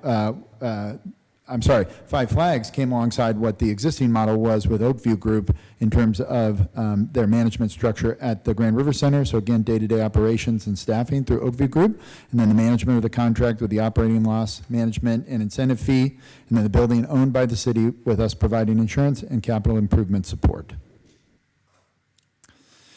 I did want to take an opportunity to mention again our Park and Recreation Commission. Obviously, they're most closely connected with our Parks and Recreation operations, but experiencing greater inclusion with our operation of centers. Centers are a department function, and so they've been an incredibly supportive and active group on just ensuring that all things that we provide through Parks and Rec are taken care of. I certainly want to continue to thank them for their commitment and support to our mission. The Oakview Group leadership team at Grand River Center is a little bigger, and again, some history a little farther back in terms of the connection with Oakview Group. Ryan Boniface, again, serving as the general manager. Rick is the director of finance. Jamie, who has interaction with both facilities, and again, some of that synergy that was conceived when the connection and the agreement was expanded to include Oakview Group at Five Flags. Ray, Director of Food and Beverage, and several others of their team. They've just been phenomenal to work with, and I just want to compliment again about their professionalism, their enthusiasm, their commitment to our cause and making that their cause, and certainly their national brand is an incredible enhancement to the offerings at that facility. A few things to highlight, and we've been here several times in front of council over the last 6 months celebrating, but there's some bigger history as well. Obviously, back-to-back winner of the North Star Stella Award as Best Convention Center in the Midwest. That's hundreds of candidates, thousands of people contributing and voting, and to come out ahead in that situation is just a testament, again, to their commitment and professionalism and standards for high quality, and we appreciate that, and we want to celebrate that every time we can. And an additional award with Exhibitor Magazine, Centers of Excellence Award, Best Convention Center, less than 100,000 square foot exhibit hall. So again, and I don't have the whole list in front of me, Ryan was kind enough when he came and presented to you to talk about some of who else were in that category. And again, just an incredible achievement, the respect and the quality of what they provide. The respect for the quality of what they provide is certainly something worth celebrating and a tremendous recognition. And then from a sustainability standpoint, growth through additional planting beds and potential new projects. Obviously, sustainability, such a commitment here with the city. We have a department and a dedicated team there. Gina Bell, who I know you'll hear from as part of this process, championing a lot of these things that Oakview Group has embraced. And so the gardens and the microgreens and other projects that they're looking into are just, again, a great complement to their total service of the facility. Some other highlights, certainly want to mention Travel Dubuque, and I'll reference them here again later. Great partnership and a dynamic connection with the team from Oakview Group in terms of recruiting events, bringing in new events, and looking at the scope of opportunities of things to have be part of the facility. Obviously, weddings and the recruitment of those has become a big part of that creative use of the facility, and things are continuing to book up on a consistent basis. There's also a commitment to the high level of service, and food being one of them. And I have some comments here later of really the great reviews of people really respecting and appreciating what is coming as part of a convention experience or a wedding experience. And we've heard a lot of consistency about the positives in relation to that. Now, we know first and foremost, going back to the creation of this facility, conferences and events were really the focus. And the council knows this very well, but always nice to take advantage of this opportunity to mention to the community the scope of what that entails and the versatility of this facility. I mean, you see the car show, you see professional conferences, you see the gathering of people, you see the presentation capability, and you see the flexibility of something like the exhibit hall. So it's really just that much of a unique situation to have such an amenity in our facility that can handle so many different things, and it's special and unique. One of the other things that's great to highlight, and I know Ryan and the team at Oakview Group always champion the connections they have to nonprofits and community events and the fundraiser opportunities that they're a part of. And you'll hear a little bit more here in a minute as well about the way they like to connect with the community and give back. And this is a staple of their entire organization, but they're really living that out here, and there's a very high percentage of nonprofits that are using this facility, and we've made a great connection with specifically the Oakview Group team. And so what are people saying? Obviously, there are some tremendous reviews and some things that are really resonating as far as Oakview Group hitting the mark in terms of the type of revision and the quality that we expect as their contract partner. But for people to be talking about things being top-notch or using words like impressive, or just talking about that things were fantastic. I mean, those are the kind of comments that are just a validation of that the work that's going into providing at this facility really is hitting the mark. And so a diverse list as well: Iowa Credit Union League, Thieves and Supply, Ameriprise Financial Services, again, really kind of capturing the scope of people who are looking to utilize this facility for our service. So bouncing back to that community outreach, again, Oakview Group's commitment in the top right corner, the partnership here locally with Wahlert High School students and the start of the Microgreens initiative that's part of garnishing and serving as part of our food service. The commitment to the Dubuque Rescue Mission in terms of not wasting any resources that can do good in the community. And then their staff's direct contribution as well. And you can see some of the places where they're out volunteering and really getting entrenched as far as community support and really getting to know the people that they're serving here locally.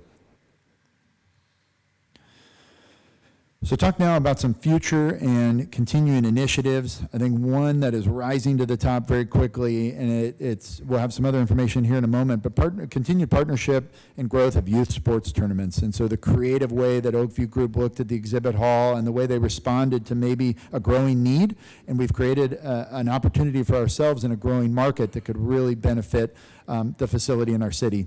So expanded edible garden, talked about that, and use of internal sustainable services. Obviously something the Oakview Group team is very proud of and part of their organization mission, but fits in very well with where we're trying to complement that as a city. And then all disposable dishes and flatware to be compostable, an evolution with that, and a continued effort to be sensitive to that part of their operation.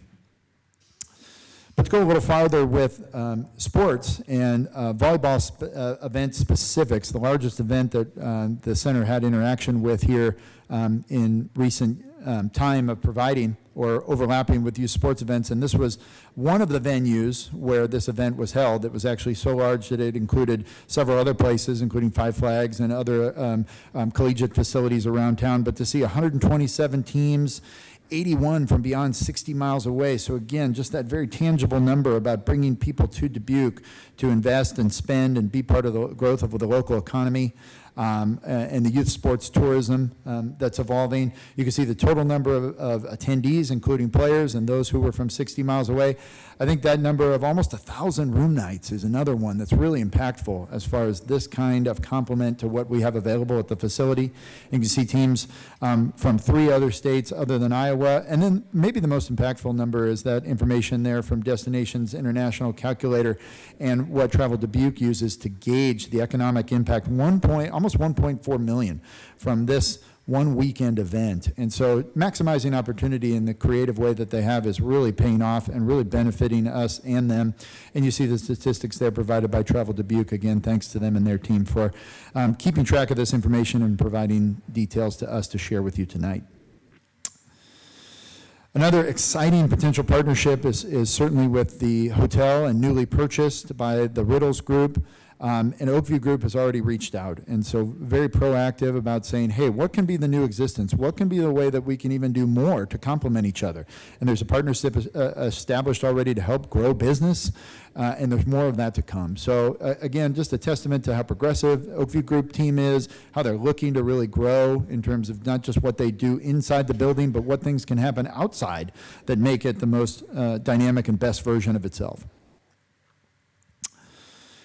So as we highlighted it with the other facility, public safety is certainly an aspect of things here at this location as well as an emergency shelter. Again, utilizing all the city resources we have to ensure that that's something that's available.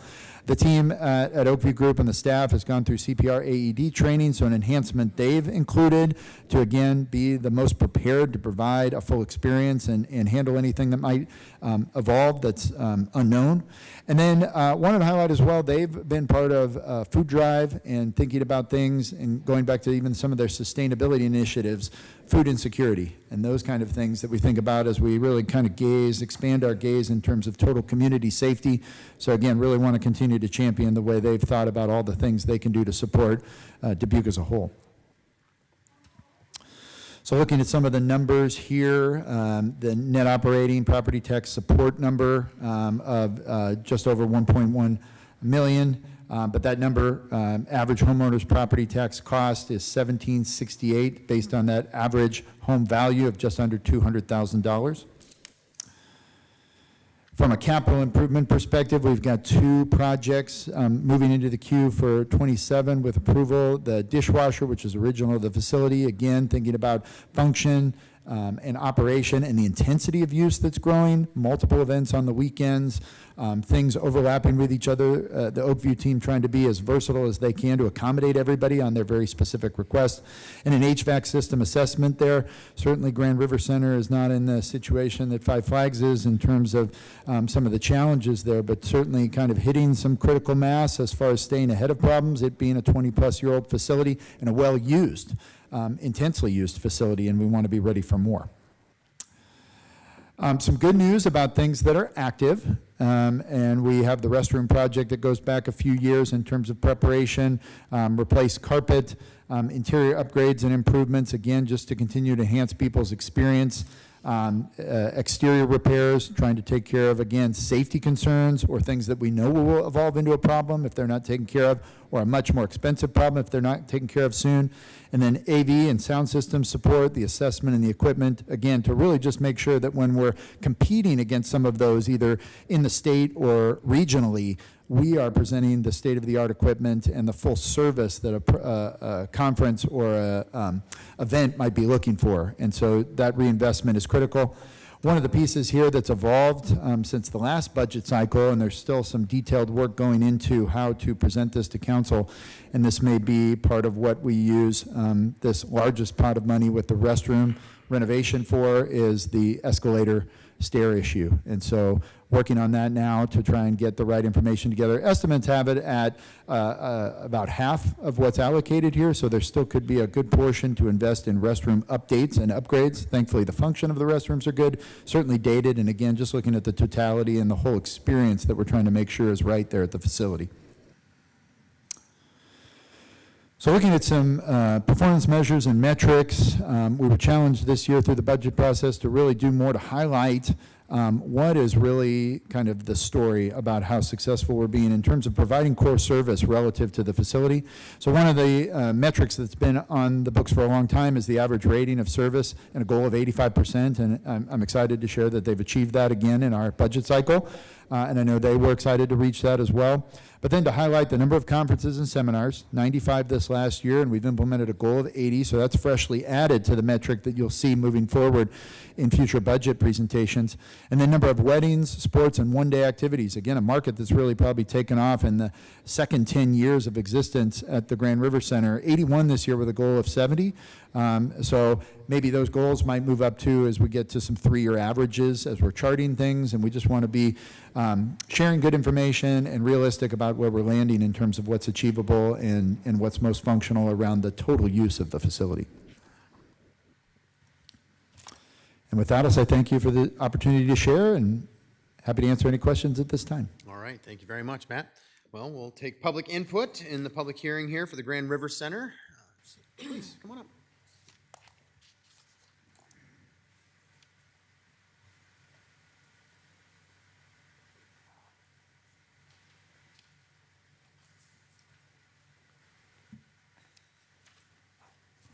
Good evening again. It's getting late, so everybody knows that I have a bedtime.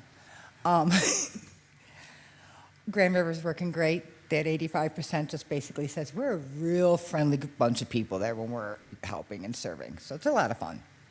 I'm bringing up 2 different conversations at once here because I am going home. Recreation. My only question and concern with recreation is the flyers that are distributed or mailed out every year. So in the fall, they mail out a fall schedule, and in the spring, they mail out one, and then they mail out the summer one. The summer one is great because it includes all the pool information.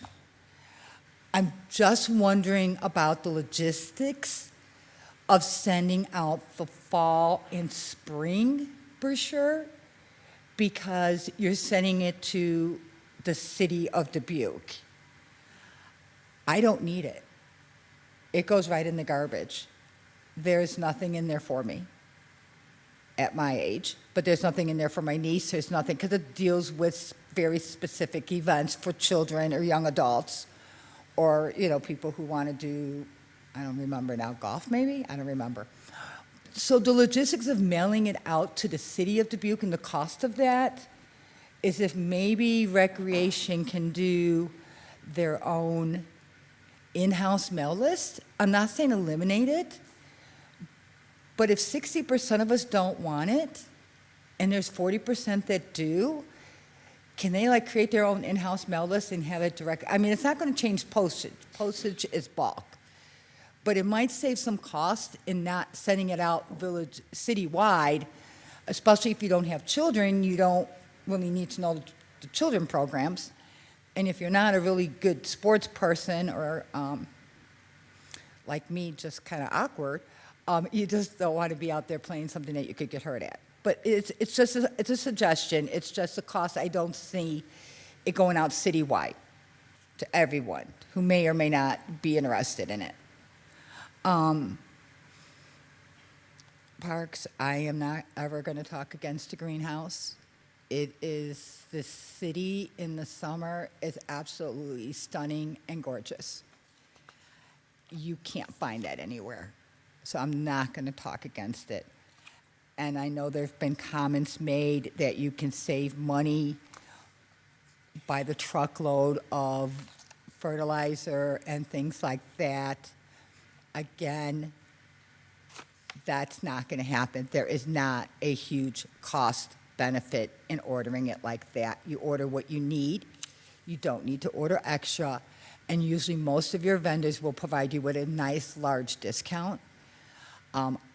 I do hanging baskets. I pay anywhere between $40 to $50 for my hanging baskets, so consider that cost if you're only paying $10 to $20 for your hanging baskets, because I know what I pay, and that's usually farmers market, because the local stores, theirs aren't up to the quality that I prefer. And one more thing, I am still trying to comprehend the need for a 3% tax increase. I don't see it yet. I'm sorry. I'm going through things, I'm looking at numbers, I'm seeing things, and I'm hearing, well, the state's going to cut us next year, we're only going to get 2% after that. I understand that. I am also sure that you don't have to go through your binders and line item and veto things when you should be able to ask the questions as to what departments may have a higher body count than they actually need or use. There is no way that this is the only city that doesn't do that. Every municipality does have at least one or two departments that are higher than they need to be. It's common, it's normal. So making you guys look like the bad guys by having to cut line item by line item, I don't think it's fair. There's only a difference between operating and expenses of $1 million. Take that out of the reserve fund. Because you don't know how much money from the TIF fund is included in that $2.3 million. How much of that $2.3 million is going to be dumped into your TIF fund that you're not going to see anyway? So I'm looking, I'm seeing, I just can't wrap my head around the need for this on top of increases in service fees and increases coming straight across the board from everybody else. I'm not seeing it yet. I'm just giving you the heads up. It hasn't changed much, but I do believe there needs to be a look at where those departments are that may not need 5 people. Maybe they only need 4, and they can spread out that work among the 4 people instead of needing that 5th person. I'm not looking at any particular department because I've been trying to go through it and find it with that online system, and it doesn't work. We already know that. So I'm not even going to go that route. But every municipality has that. It's there. I just can't tell you where's it at this point. I know where it's not. It's not going to be in your police department, your fire department, or your public works. That's where it's not going to be. I just can't tell you where it is at this time. Have a good night. Thank you, Catherine, for your comments. Any other public input? Not seeing any here. Anything virtually? Thank you, Corey. Thank you, Trish. All right, back to us then for any discussion. I'll kick us off then. So first of all, I think that this place, and clearly by the awards, absolute jewel on the Mississippi. I mean, it is, people talk about it. When you go and talk to other people, they say, oh, I went to your conference center and it's so cool. And they love it. And the fact that OVG has done such a great job of bringing it to its full potential, thank you for that. I think with the partnership with you, Matt, and your department, it has gone well. People are talking about the food. People are talking about all the good things that are happening there. So thank you. And I particularly really appreciate the community outreach, the decrease in waste, and the sustainability initiatives. I think those things are a fantastic addition to it. My one question is, why are we projecting an operating loss that is higher next year than this year, despite all those changes that we're making and the good things that are happening and a better hotel situation? I'm just curious if we could get some reasoning behind that.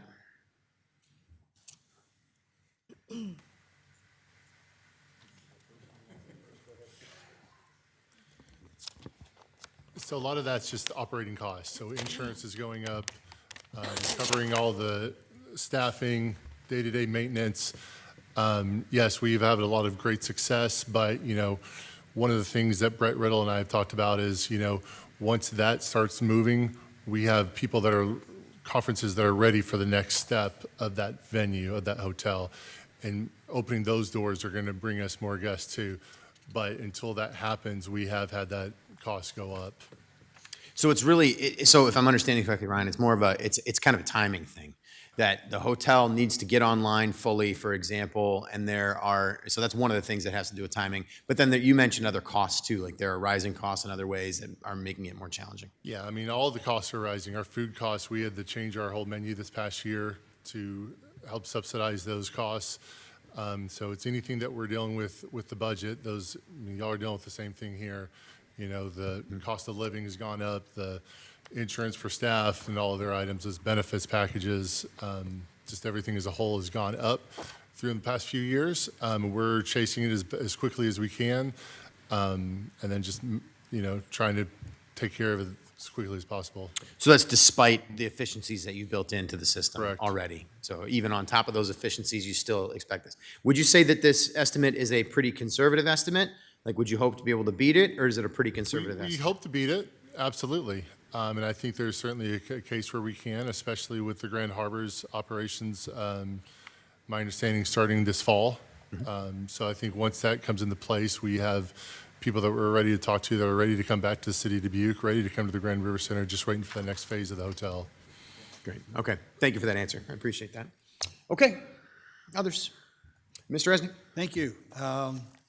So I look at the capital improvement projects, and I don't see anywhere where they have those, the steps in the beginning, the moving steps, escalators. Are both of them down? Yes, yeah.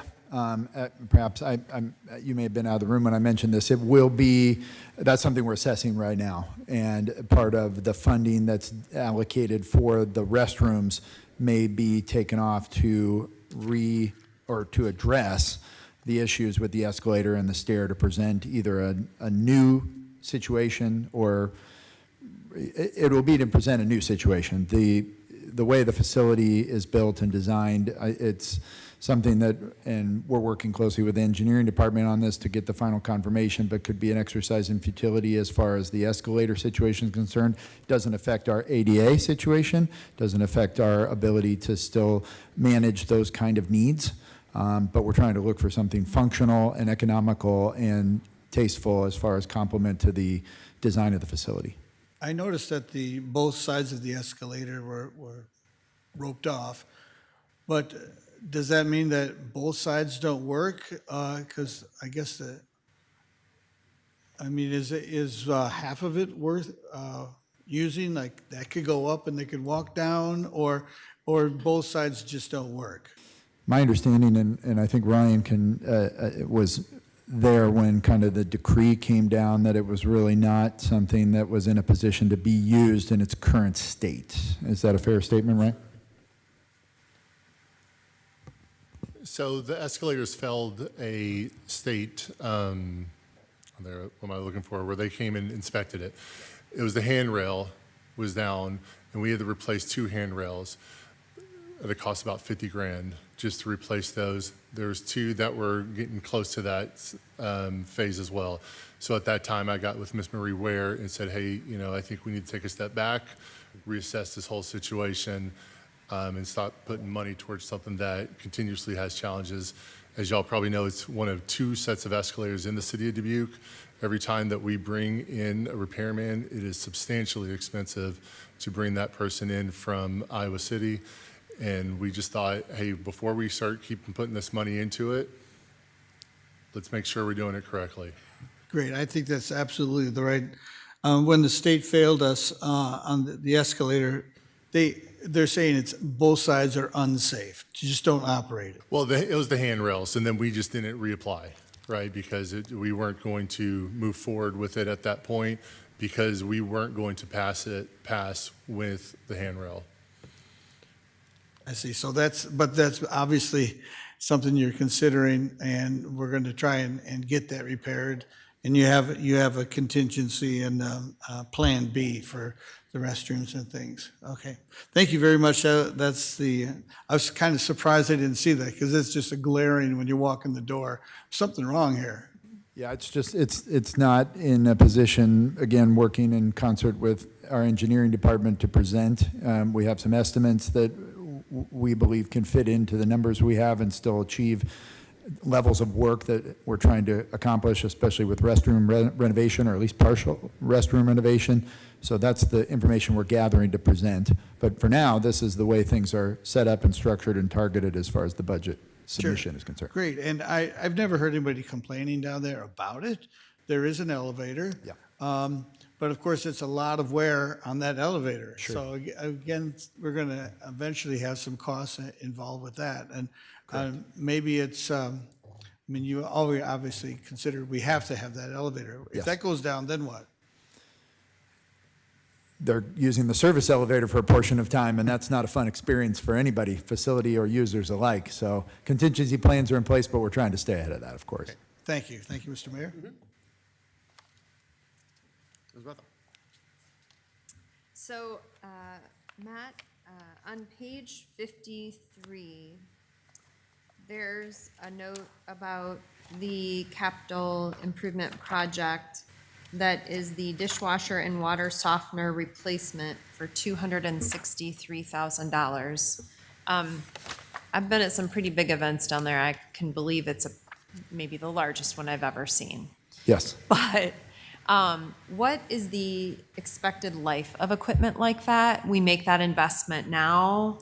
Is it something that we can expect to see an extended period of time in which we can utilize that equipment? There is a warranty, I believe, connected to the products we're evaluating, but I can tell you, and Ryan will correct me if I'm wrong, the dishwasher that's there now is the original of the facility, so it was a 20-plus year product. Oh, wow. And we believe, obviously, with the evolution of technology, we should be in a situation of seeing the same kind of return on that investment. Great, okay. And then I noticed it says roof restoration, which is not related to FY27, but is related to FY28 and 29. It says 28, 33,000, but 1,350,000 in FY29.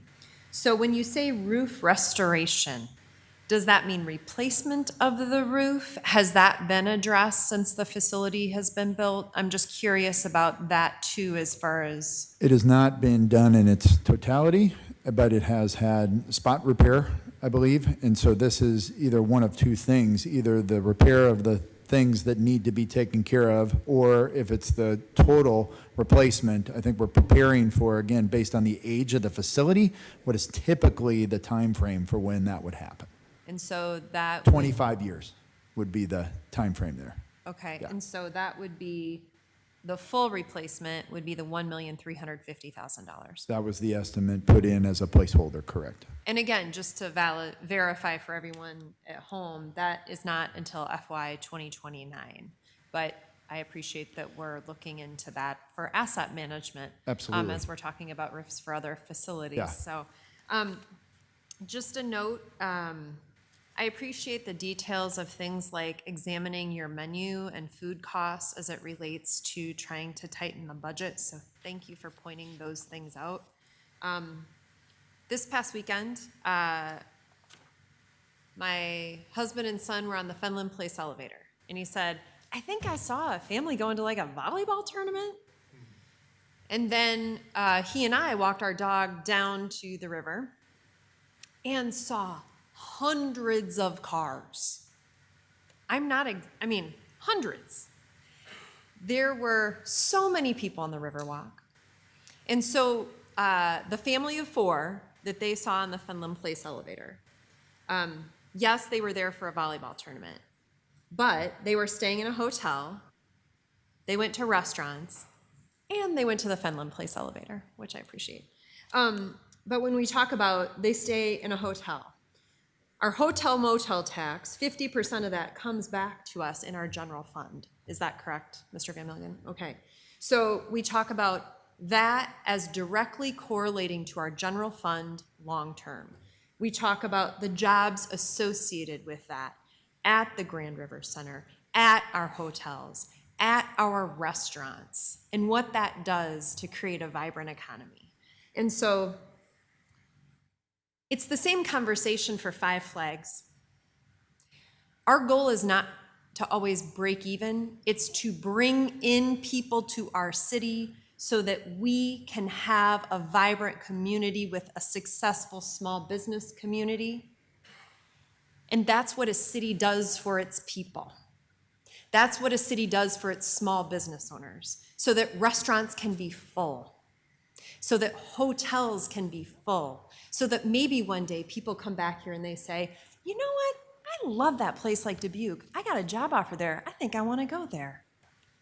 And so it's a full circle conversation, although this is a really, this is a big budget and it's a big loss. but that is what it does for our community. So I want to drive that home to residents, that it is not light upon me that this is not a profitable venture for the city of Dubuque. But neither are our pools, and neither is our golf course, and neither is our recreational activities all summer. But we are a city government. And so I appreciate the role you both play in bringing this budget forward. The details are really great in here as far as not just what we're dealing with now, but the future. So I appreciate it. Ms. Russell? Thank you. I think this question might be for Ryan. I really like to read about the proactive reach out to the new management at the Grand River, at the hotel next door. And I wondered if you could maybe give me your thoughts on how you see, in a little more detail, about how you see that's going to benefit us as a community, having that partnership and taking that proactive step to, to build that relationship. Yeah, and I'd say that I'd start with, we've always had a good relationship with our neighbors next door. But I think, the financial contributions that Brett and his team are looking to put into it is going to help not only the city, but help us drive more events into the convention center. We certainly have had some opportunities to work through with clients about their expectations next door. Unfortunately, those things are out of our control. But it seems like Mr. Riddle is certainly looking to make that next step forward. And we're already working with him on one item. Just if you buy your engagement ring at one of his stores, we're going to offer up a discount room rate. So it kind of helps us go straight into the convention center, helps him. So just little things like that, I think, as that partnership grows with the Riddles Group and Oakview Group next door, I think there'll be a lot of opportunities there. Great. Well, I think you guys are really experts at partnerships. Just getting your employees out into the community to do volunteer work and working with the businesses and the people that come to your center. So keep that up because it's so very important. Thank you. Yes, ma'am. All right, not seeing anything else here, so thank you very much for your input, everyone. Thanks for the presentation for the Grand River Center. We can move on to the ImOn Arena.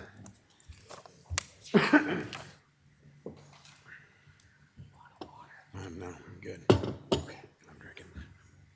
It's allergies. It's all allergies. That's too bad.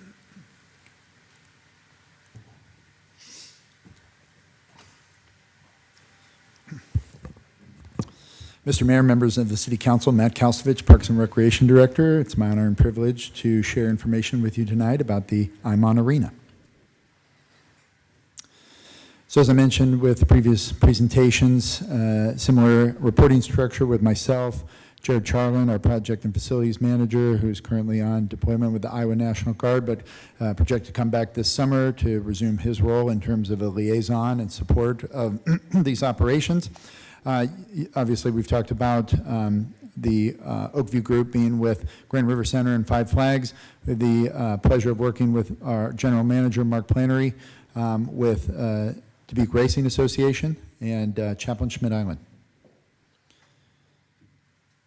And so our structure, very similar to the other facilities, and so trying to create that consistency in terms of these type of operations. Day-to-day operations with the Schmidt Island development team, staffing of the facility, and then as we do with the other facilities, management of the contract. Building is owned by the city and insured by us as well. Capital improvement funding, and then the operating loss and management fee, again, similar to our other arrangements. So I think this really gets into the uniqueness of this facility in that we've got a lot of partners and we only have a little bit of space. But we have really maximized our opportunity there. And this isn't a complete list, but this is a pretty detailed list of those groups. And those of you who have obviously seen this facility grow and evolve over the years, you know the quantity that goes along with this list of partners. And it's exciting, and it's fantastic that we're able to serve at this level, but it's definitely a daunting task as well, and Mark and his team do a tremendous job. And so I wanted to highlight here, I've listed them all over 2 slides, the list of annual events around everything else that this facility does are here. And you can see just, I've italicized some that we have pictures to complement the event. So skate with the Easter Bunny, the Hills and Dales picnic event, Laura's summer camp, are just a few of the activities. The next page has the rest of the list, but you can see things like the Veterans Day ceremony that's integrated into the Dubuque Saints, Skate with Santa, and others. Again, our primary tenant, the Saints, with the practice needs they have, the game days that we provide support for, then the high school group that has a sizable quantity of needing to be provided for, University of Dubuque and their expanding program, the youth program that is bursting at the seams. So to be able to add these events in around that, again, I can't thank Mark and his team enough for their commitment and dedication to allow as many people to enjoy and experience this facility as possible. One of the programs that's been highlighted before, but I think it's right to bring it up again, because not only was it a kind of a get to have it be at our facility in the first place, it then took off and became an even more successful and one of the most successful versions of this program. And it's the Little Blackhawks Youth Hockey Program. It's the only chapter in Iowa. And it's for beginner level hockey from age 4 to 9. Now, I'm a hockey dad. I have a son who plays and has for a long time, so I know the difficulty of getting into the sport. And you see it and you think it could be exciting and fun, but there are some barriers. But this program really breaks all of those down. So introducing new players to the sport of hockey, started back in 24 with 28 participants, jumped up very quickly in its second year to 46. I believe the cap was 40, but we accommodated all those people who were interested, so sold out and then some. Connection with an NHL team like the Blackhawks is obviously a huge status for our facility, but the quality of what an NHL organization is providing really goes a long way. The magic of this is the lessons, the gear, the learning, the education, all in one package. So I just think it's a really great example of what a facility like this can do to provide something special and unique to residents that no other facility can. And again, only one of 6 arenas chosen for the program, so on top of being the only one in the state, very few are being provided for through this experience. And I actually have some firsthand testimony from a staff who works for us, whose boys participated, and nothing but positive reviews about how great it was. So excited for the growth of hockey at the youth level here in Dubuque. So as far as current and future initiatives, really the Schmidt Island team, the DRA, just really connected with how to make this the best experience possible. And so even just recently, some of the completed projects to enhance the experience and the usability of the facility, the dehumidification project that many heard about as it was happening, the Wi-Fi upgrade, and the new Clover terminal, so the processing of the cash register essentially for concessions and making that the accurate, easier process that it was meant to be through that upgrade. And then things that are currently in motion, again, enhancements that really focus in on the experience of people. So purchase of new tabletops and chairs. Again, trying to spread things out in the space we have so that we can have options for people on the way they want to enjoy any event there, whether it's the highest level event we offer with the Dubuque Saints or we're bringing people in for junior events. We have this variety. Refacing of all the concession cabinets. So again, maybe the final piece as far as concession upgrades that were performed a few years ago. And again, thanks to the council for your support of that being a way that we were able to better serve people. And the concession revenue, I think, reflects that we're doing more and it's being well received. And then benches in the lobby. Again, I can't thank Mark enough for his perspective. He was seeing people at events just sitting on the wall in the lobby. And it was like, we can do better. And that's the kind of approach they've had in terms of just using the space as it is, maximizing opportunity, finding places where we can create storage so there's more room for teams to spread out and have a comfortable experience when they come, and maybe have one visit with us. And it's our one chance to really make an impression with them that Dubuque knows how to put on a great event. So looking at the tax-related numbers, the net operating property tax support here of a little over $400,000. And then again, that average homeowner's property tax based on that just under $200,000 home value is $6.58. So So from a public safety standpoint, definitely some things that hit the mark relative to our other facilities. So a cooling center, this is one that is of great importance in regards to that aspect of trying to make sure we're ready to provide. Should we have a heat-related incident where we really need that support for the community? Again, as with many of our facilities, the emergency shelter aspect of the facility, one of the most structurally stable and sound emergency shelters that we have.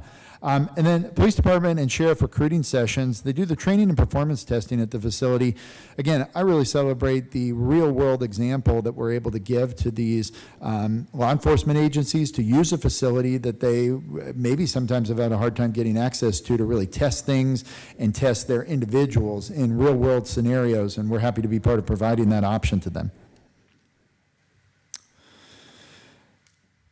Along the lines of the call that was put out to really try and just make sure we were providing performance measures and metrics around real function of our facilities.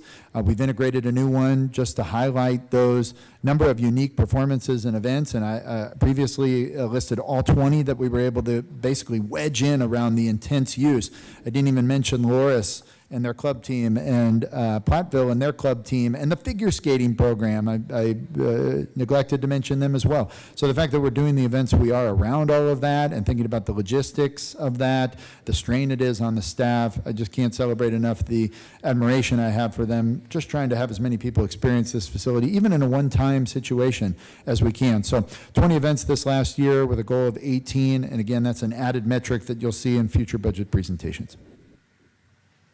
And with that, I say thank you for the chance to present and happy to answer any questions you have at this time. All right, thank you very much again, Matt. Do we have any public input on the ImOn Arena this evening? Seeing none here. Anyone virtually? All right. All right then, back to us for discussion. Ms. Rousseau. Thanks. I liked your comment about the intense use of the space, and it makes me remember that some of the most intense public feedback that we've had is from hockey parents. This is a facility that serves so many of our families in a very important way, and so I'm really impressed to see all the events and people that utilize this facility. So thank you. Thank you. Thank you, Ms. Rousseau.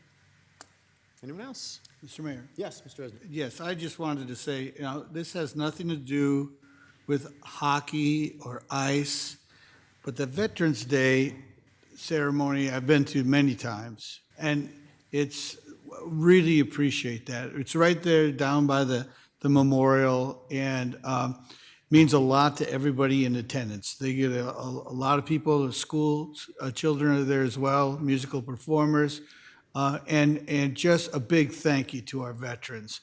They appreciate it, and I, as a city representative, appreciate that we have a spot for this very important thing. So thank you for continuing that, and I hope that, just a great member of our community, the ImOn Arena, for doing things like that. So I just wanted to thank you for that. Thank you, Mr. Mayor. Thank you for recognizing that. Ms. Wethel. This is not in this budget, and it's not in FY28, 29, or 30. But we, as a council, I know I'm not alone, that we have had a lot of folks come to us requesting a second sheet of ice. And we did a study that looked at availability of ice as it relates to our metropolitan statistical area and how that is actually a very unique piece of what we offer for sports in our community. But we have the opportunity to grow it. Now that would, of course, come with a cost. And as we've had some pretty serious conversations tonight, I understand that that's not in the cards right now. But I think with partnerships in future years, that's something that as we look at sports tourism and what we can make available to our city that is very unique to Dubuque and what we can offer over areas much bigger than ours that cannot offer it. Mm-hmm. I just want to bring it to the top of a conversation about ice because I think it's something I hope we can have future discussions about as a council. Thank you. Yes, thank you. Yeah, I couldn't agree with that more. I think it is going to be an important part of discussions going forward. And let me just say, Mark and team, just incredible job down there. I mean, you guys are doing just such a wonderful job of the things that you're doing. Filling it, I mean, this place is a workhorse. I mean, it's just constant people in there all the time.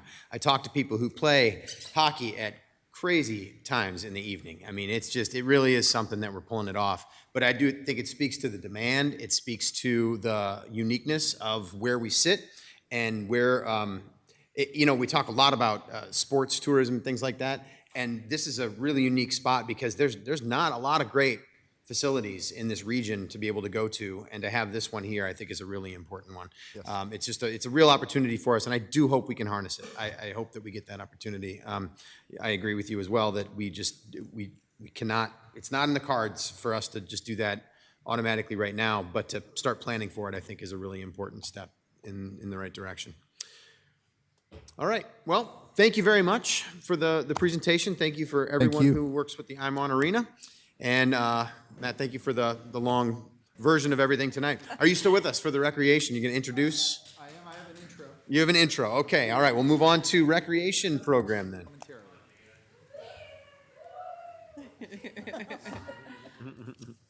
I have a feeling Dan's coming up next.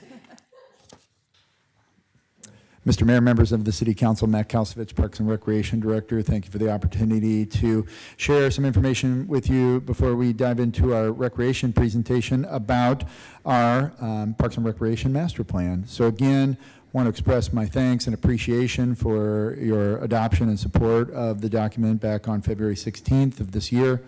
And it's already done a lot of good in terms of really getting our team focused on the call out of some things to make a priority.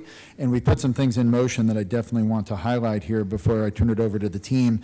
So again, our appreciation for your support of the activation of the aquatic study. And so it's approved and in motion now. We've just finalized the contract with our consulting partners. So we will be bringing the council an update during the process as we get into really kind of the nuts and bolts of that whole exercise. Again, a mini version of what we went through with the entire master plan, so you're somewhat familiar with the timelines. And as we get more of that information, we'll let you know what to expect and when to expect it. We do have two recommendations in the city manager's budget proposal relative to the recommendations of the master plan. So two park maintenance tech positions.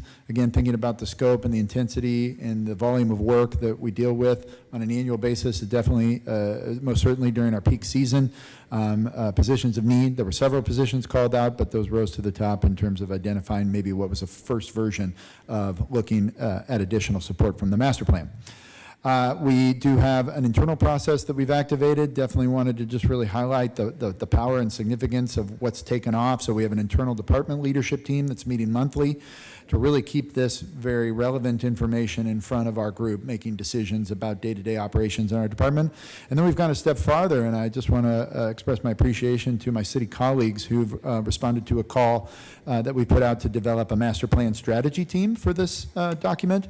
And it's members of engineering, public works, the city manager's office, several others who said they were willing to contribute communications, sustainability, who are going to be in the room to talk with us quarterly to give us perspective on some of our decision making. And then if something that we might be recommending is going to impact another department, how we can maybe get ahead of us just saying we want to do this and then coming back around to them later and say, here's what we need you to do. So a more proactive, dynamic approach, hopefully, to really just identifying what is best to move forward first and then bringing that information to council with even more of that support to complement our decision making.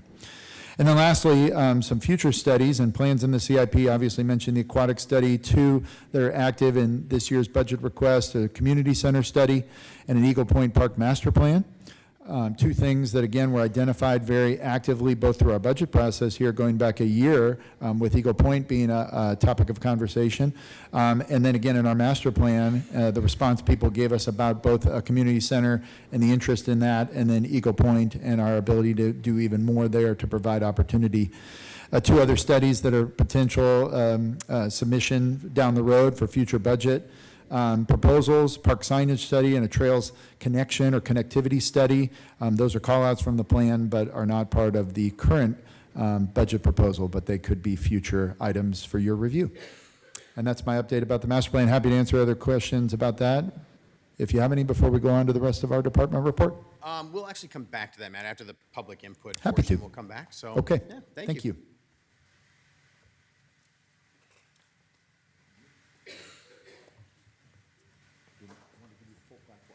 Thanks. Hi, good evening, Mayor and Council. Dan Kroger, Recreation Division Manager for your Recreation Department. And along with the team, we apparently all came in the same car because they really like each other back there. The Recreation Division is where our community comes to learn, play, and sometimes even conquer lifelong goals, like finally hitting the game-winning shot, breaking 100 at Bunker Hill, or discovering the confidence to swim across the deep end. Our programs and services are more than activities on a schedule. They're hands-on opportunities for residents to build real-life skills and experience the joy of learning something new. From the splash of the first swim lesson to the friendships gained and or strengthened in an activity, we create and maintain environments where people can thrive, experiment, laugh, and connect. This spirit drives our vision to create and maintain vibrant community spaces and memorable experiences that improve the lives of all residents through opportunity and connection. Every time a child learns a new skill, an individual finds a new passion, or a family enjoys a program and event together, we see that vision in action. Recreation brings the community to life, quite literally by offering places and experiences that strengthen well-being and spark joy. None of this happens without the incredible staff who bring imagination, enthusiasm, and expertise to every aspect of our division. They are the ones cheering on the hesitant participant, calming first day jitters, inspiring creativity, and making sure every participant feels welcome and supported. Their energy transforms our parks, facilities, and programs into memorable experiences that stick with people long after the day is over. And for some, it's 50 or more years later, and we hear it all the time. Our team's dedication ensures that our programs and facilities aren't just well-run, they're meaningful. They turn opportunities into achievements and connections into community pride. As we continue building spaces and experiences that make our city vibrant, I know that our greatest strength is the passionate staff who bring our vision to life every single day. And I appreciate our leaders who are back there and every single one of our staff member that does it for us on a daily basis. There's a gentleman by the name of Mr. Fred Rogers who summed it all up very simply, and he said, "It's the things we play with and the people who help us play that make a great difference in our lives." And I didn't even need this picture today because they showed up, but this is a slide of our leadership team. But it's not just them. You can see there's 41 full-time equivalents, but there's only 9 boxes here. That's because so much of what we do on a daily basis and what allows us to provide our services and our programs are provided through and with temporary staff, almost 31 FTEs full of temporary staff throughout the year. We are in places and spaces from 7 a.m. to 10 p.m. Monday through Friday, and on the weekends, 7 days a week, all year long. The budget is broken down into essentially 9 different buckets. A couple of them have 2 activities that combine them together. But I'm just going to briefly kind of go through those activities for you. They all have similar expenses within them, whether it's temporary employment, program equipment and supplies, other significant line items that you see in the policy book, but they also are different. So our administration line item, that covers the majority of our full-time wages, our marketing and recruitment costs, and our programs to recruit our staff as well as to market our programs and services. our training and education costs for our full-time staff, as well as our team that we do a couple times a year. It includes our partner funding, so our AmeriCorps, sometimes that's match funding, sometimes that's direct funding for a partnership and a program that we have, as well as some program and service opportunities at the ImOn Arena. Our advertising program, which is an opportunity for us to generate some ancillary revenues within our department to help us lessen our tax support, as well as the support equipment, so our cell phones, our computers, that kind of thing. Golf. Bunker Hill Golf Course turns 100 years next year, so we're going to be planning for that. That's pretty exciting. One different thing about the golf course budget is it includes all of the staffing, including full-time staffing. The golf budget is run very similar to an enterprise fund in that all of the fees that are generated through golf cover all of golf's expenses, minus sometimes larger capital expenses where we have to ask the council for some additional funds. So all of our golf course maintenance, all of the beautiful equipment that we have is not only purchased through golf fees, it's also maintained by our staff. Processing tee times, developing leagues, events, merchandising concessions, all those things are part of what Nick and his staff do, and Andy, on a daily basis.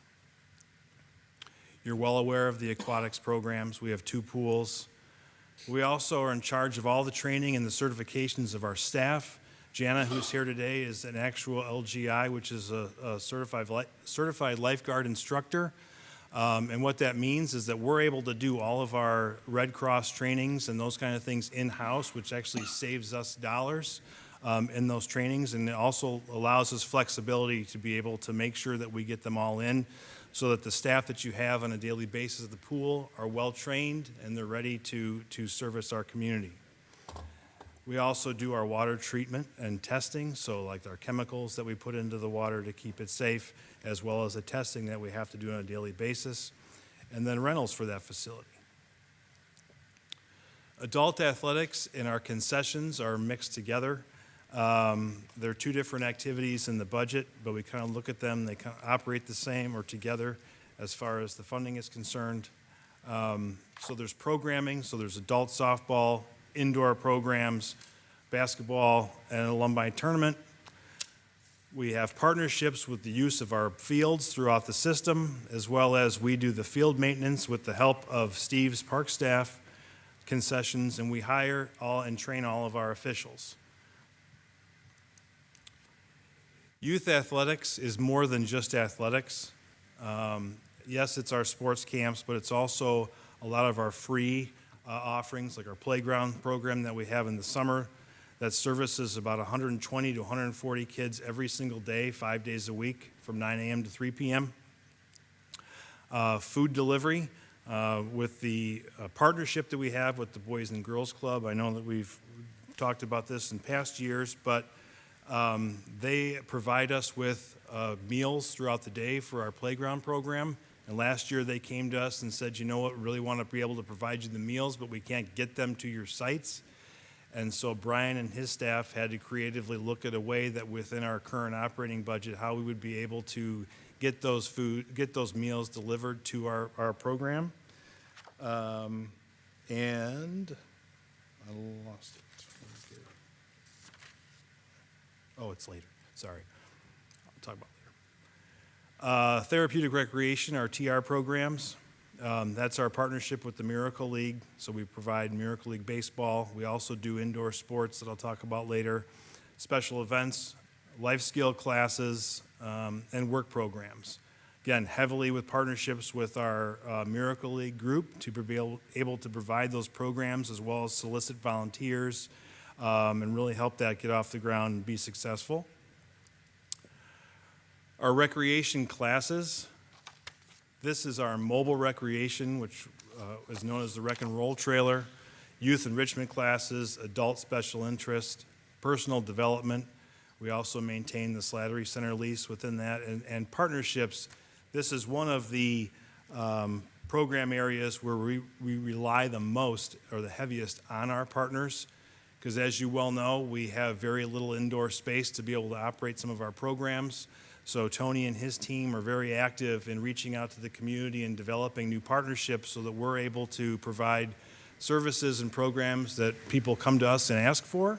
And if we don't have the space, we're going to find a way to make it work. The marina.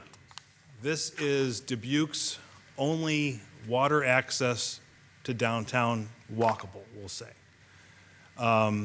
It is a very important aspect to our riverfront and to our economic development. And our staff there, Haley and her team, they manage our slip rentals. We fuel boats all day long in the summer, C-store operations, dock leases, and like I mentioned, we're that water gateway into town. We are a concierge service. We will let people know how to get taxis. We'll let them know where to walk to if they have to get to the Opera House or the Five Flag Theater, or they're looking for a local restaurant. And our staff are the ones that give them those recommendations when they get off of their vessels and they want to explore the downtown.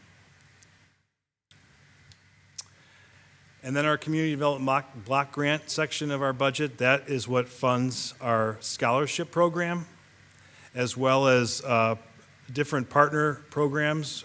Four Mounts is a great example of that. In the past, that this funding source has been able to allow that organization to provide those summer programs for low income or income qualifying families.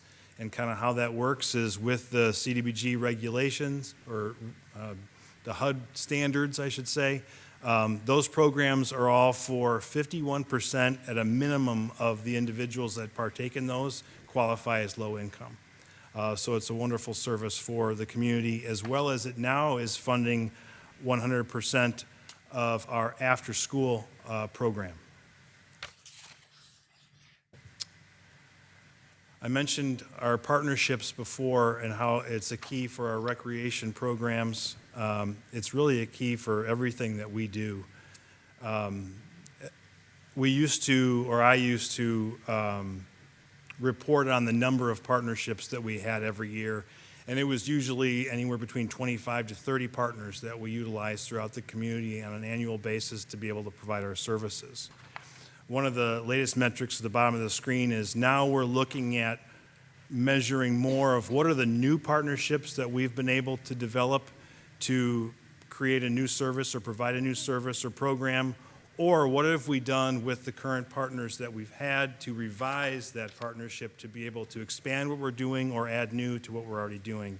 And this year we had 9 new partners or revised program partnerships that we did. I'll talk a little bit later about the CDBG program distribution, but working with Mary Bridget and Lisa in the housing department, they're extremely helpful in kind of talking through the new HUD regulations or the new program or funding opportunities that we have, and how we can look at our current operating budget and what might be ways we can save some funding in operating, still provide a great service, or even expand a service or a program for this community. The Miracle League partnership, since the Miracle League facility opened, so after the $3.5 million project was completed, they have still continued to fundraise and make additions to that park space. So to date, it's over $300,000 in park improvements that have been made. And then also at the golf course, there were 46 trees that had to be removed prior to 2022 for ash tree, because they were ash trees or they were blown over by wind or whatever it was. And Andy and his crew not only do a great job on their own, but they work wonderfully with Steve and his tree crew, as well as the Trees Forever group, on planning to replace not only those 46 trees, but I think they have a goal of going beyond that. But just in 2025 alone, we've been able to replace 20 trees, which is pretty remarkable. Employee retention. Ms. Wethel talked about it earlier with staffing at Sutton Pool. This is the second year in a row where we can say that we're going to be over 60% in our staff retention. That makes it so that we're only having to, I shouldn't say only having to, but we are needing to recruit about 40% instead of in the past when we were having to recruit much larger numbers. We're keeping those relationships with those staff that we have, those temporary staff, and they're wanting to come back because they're having such a wonderful experience. And so that, like I said, that's allowing us to be able to have our marketing efforts and our recruitment efforts really focused on getting that rest of that 40%. Kids to Parks Day, the Kite Fly Festival that we did as part of engagement for the comprehensive master plan was a huge success, and there was a lot of feedback for us to continue that, and we are going to be having that again during Kids to Park Day this year, which is May 16th. She was ready for that one. Again at Usha Park, and it's going to be, I believe, from 11 to 1? 11 to 1. Okay. There you go. The Miracle League program, again, continues to grow and expand its non-baseball programs like over the winter, especially with our partnership with Hillcrest. We have an indoor space that we're able to use for those participants, and so that continues to be a great opportunity for them. And then for the second year in a row, we've had over 1,100 registrants for our winter programs. Traditionally, our winter programs are our lower numbers, but especially since COVID, those really dipped considerably. Last year, when we reached over 1,000, we were ecstatic, and to do it again this year and to keep growing is really a testament to the staff and what they're able to do. Golf has been carrying momentum again. This was a positive thing that came out of COVID, was the increase in golf. That outdoor activity really sparked generations of individuals to want to be out and stay out and do golf activities. And last year, when I presented these numbers, there was a 17% increase in youth, and there was a 13% increase in women, and there was a 25% increase in couples, which was significantly greater than the years prior. This year, on top of those increases from the year before, we've done another considerable increase in all three of those areas. And that's a testament to Nick and Andy, the work they do on the golf course, the outreach that they do to our pass holders, as well as to our new golfers that come to the course for the first time. We constantly hear how great our greens are, how well manicured the course is, as well as how wonderful our staff are and attentive our staff are. Aquatics increases, 43% increase in pass sales. That's extremely significant, as well as the 8% increase in lesson registration. Last year, we crunched some data, and it was part of this presentation, and we noticed that there was a need for evening swim lessons. And so we added swim lessons last year, which greatly increased the percentage of registrations last year. This year, again, we added some more evening classes. And so that is the result that you see there. So we're still filling our mornings, and we're filling our evenings, and people are wanting more evenings because that's an easier opportunity for them to get to. So we're going to see what we can do to continue that trend. Tony and his team for recreation and the Rec and Roll trailer went from 54 deployments in 24 up to 140 deployments in 2025. And it's estimated that we reached over 4,000 people this year with the Rec and Roll trailer. I mentioned a little bit before about the food delivery service for our playground program. Last summer, we served 7,681 meals to our youth. And then the open playbook. I love seeing these numbers kind of increase each year, especially the redeemed number. So in 2000, these are fiscal year numbers in FY24. We had 300 scholarships, but we only handed out 298. But of those 298 scholarships, about 21,000 of those funds were actually redeemed for programs and services. This last year, we had, again, 300 scholarships available, and we had a wait list. And we talked to the city manager, and we were able to expand the offerings up to 340, and we had 338 scholarships. And of those 338, 39,000, so 85% more than the year before, were actually redeemed for our programs. And that pie graph kind of shows you where those funds were spent.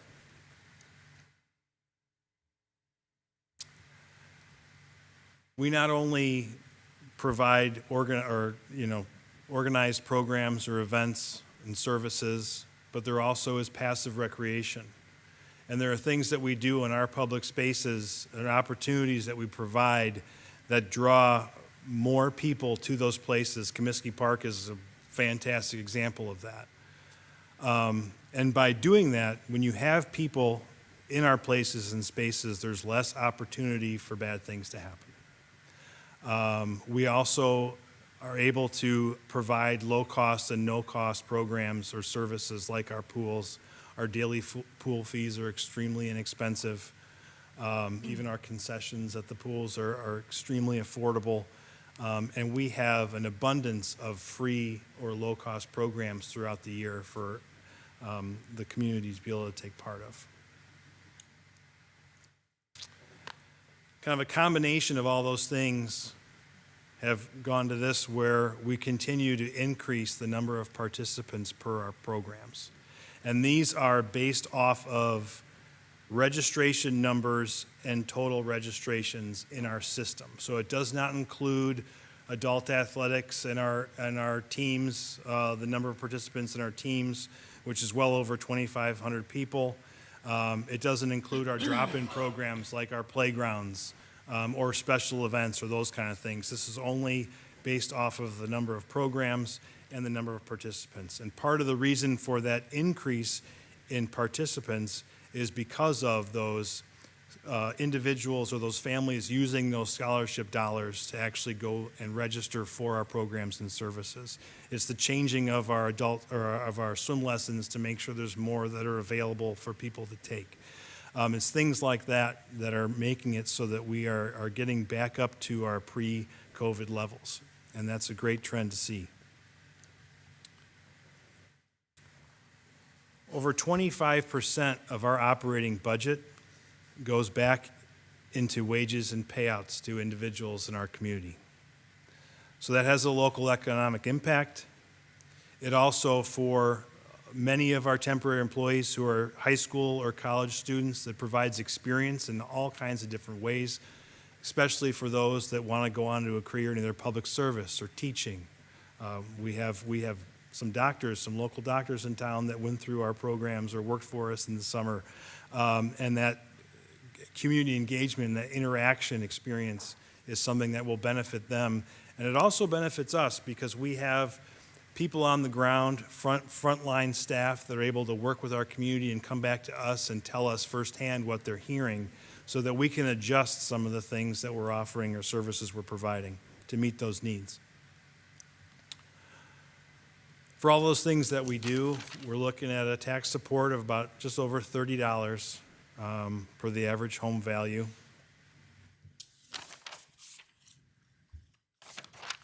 Looking at our two fee-based facilities, not including golf, because like I mentioned before, golf is basically a self-sustaining operation.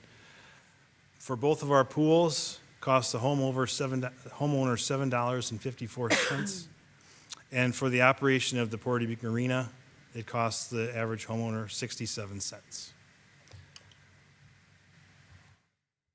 Future initiatives are Matt talked about it a little bit before, but for us it's the implementation of the master plan, really focusing on the marketing piece and working with Randy Gale and his communications team on how we can better get the word out. As you know from the comprehensive plan, the number one reason why people didn't take our programs is because they didn't know about them. And that's a problem, and that's something that we have to figure out how to fix that. And And then also the programming. There were several call-outs within the plan for additional programming opportunities. And so working with staff on either new funds or working with the current funds that we have and see how we can adjust some of our programming to meet some of those call-outs that were in the plan, especially for adults. There was a significant call for some adult programming. The aquatic study completion and recommendations our team will be heavily working on this spring and into the summer, as well as constantly continuing to explore new and expanding partnerships so that we can keep providing better and more programs on an annual basis. We have 2 recurring improvement level package. One is for a cart pass increase of $50 based on last year's cart passes that would generate an additional $2,600 for the golf course. As well as there is going to be a reallocation and a reduction of temporary staff expenses. When I spoke earlier about some of that partnership with working with Mary Bridget and her team with the CDBG funding, we found some way to take some of the operating funds, programs that we had been spending out of operating, moving that into the Community Development Block Grant, as well as the reduction of some staffing in some other areas where we've been able to find partnerships. The Dubuque Community School District is one of those where we're able to provide a service like our before school program through contractor or instructor fees rather than our using staff. Non-recurring packages, Wi-Fi access at Bunker Hill Golf Course and MacLeese Complex, increased education funding for the staff that you see back there. That's for all staff. Currently in the budget, there's about $1,500 for staff to be able to go to the state conferences or potentially go to something new that would help them with their professional development. And so this asks for an additional, I think it was $800 per staff to be able to kind of expand those opportunities, as well as for one of our newer staff, actually add that to their budget. Desktop to hybrid conversion. So there are a couple of our staff that last year already were able to make that conversion as part of the equipment replacement plan. So we have 3 more computers that are coming up this year, and instead of doing the typical desktop setup, this improvement level package will allow them to do the hybrid setup, which gives them the opportunity to be more mobile, as well as have access to more of the city programs, whether they're working from home or out in the field. MacLeese safety net replacements, probably hard to see in that picture, but they're basically, we have some Swiss cheese hanging up there that we're looking to replace for safety reasons, as well as a Bunker Hill sound system. That will be used not only for events, but also during weather-related activities where we have to call people off the course. And then a new clubhouse fryer, or it would be a second clubhouse fryer, which some staff are pretty excited about, which will allow us to do a couple different things for our customers, not just staff. So our capital projects is a list of 3 of the ones for the golf course, or 2 of the ones for the golf course, and then 2 for our administrative building. The lead remediation, in the second floor of where all of our offices are, as well as a final leak repair in the basement, which will secure that up pretty good. Pool tank resurfacing, so the costs of that are increasing as like everything else. We are going to be able to resurface Flora Pool with current fiscal year funding, and then this is to be able to complete Sutton Pool the following year. There will be some leak repair at Flora. We do know there's a leak underneath the water playground, and so we're going to get that fixed, as well as at the marina, the fuel dock electrical system, as well as the network switch replacement. And with that, I say thank you and take questions. Okay, well, thank you very much, Dan. And team, everyone for showing up. We appreciate that and appreciate your work. They have to answer the questions. They can answer all the questions, Yeah. fair enough. We will go first to public input. So do we have any public input this evening on the Recreation Division budget?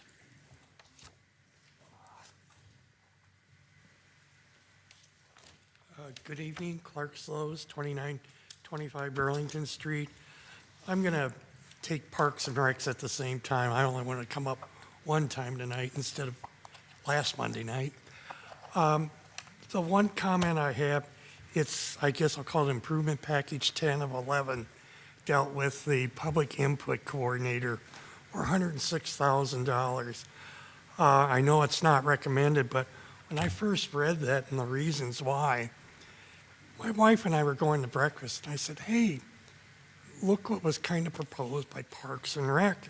And when I told her, I said, she's telling me all the places you could find out, what services were offered by Park and Rec.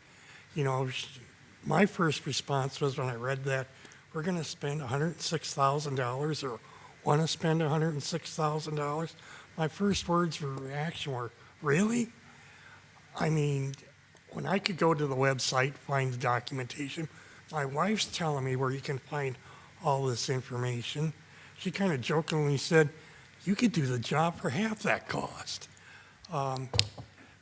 It's supposedly said that it's in the Parks and Recreation Master Plan. Please point out what page that is so I don't have to sift through over 300 pages to try and find it. This should be a proposal that should never again come before this council. To me, I hate to be this highly critical of a department. In fact, this might be the most critical of any department I've ever been, but this proposal needs to have a stake driven through its heart. The other comment I have, it seems like, how should we say, Parks and Rec, the greenhouse is under attack. I sent an email just asking what the property tax dollars were going to the greenhouse. And I sent an email to Parks and Rec and asking, if you cut this out and said, well, you can buy flowers for cheaper, well, if you cut, it was like just under $574,000, you're not going to save $574, because if you're going to buy flowers to replace that, you're not going to see $574,000. And I kind of asked, just what are the savings? Because if you cut this, there are some consequences to that. And maybe I should have waited until Parks did their presentation, but they said that, they were putting some figures together on what that would mean if you would cut that out. And an interesting thing on, Parks and Recreation, the golf course. Last year, Iowans for Tax Relief listed public expenditures for golf courses are an extravagant item and shouldn't be funded publicly. I did check before I came up here to make sure nobody had a 9-iron that was going to beat me over the head with it for suggesting that we should cut the golf course. That's Iowans for Tax Relief saying it's an extravagant item. I'm sure the Parks and Rec people are going to disagree with Iowans for Tax Relief on that. The other comment I had is just some general observations. When it was whether Five Flags or, would be self-sufficient or not. No, it's not. Not in, the current format that it is. I wish, if I would have known the topic of self-sufficiency was going to come up, there's a table in one of the pages in one of the documents. Wish I would have memorized it if I would have known that topic was kind of going to come up that listed, what specific items were self-sufficient, or, there were some that were 77% self-sufficient. There were some that were over 100%. Wish I would have memorized the page, because tonight I'm going to go home and I'm going to go search all those documents, all 1,200 pages if I have to find that. And as far as, 1,200 pages not being transparent, as far as I'm concerned, keep publishing those 1,200 pages. I love them. It's basically my equivalent of the Sears Christmas wish book on that. You can't summarize a city budget of this size in a 1 or 2 page document. That's not transparency.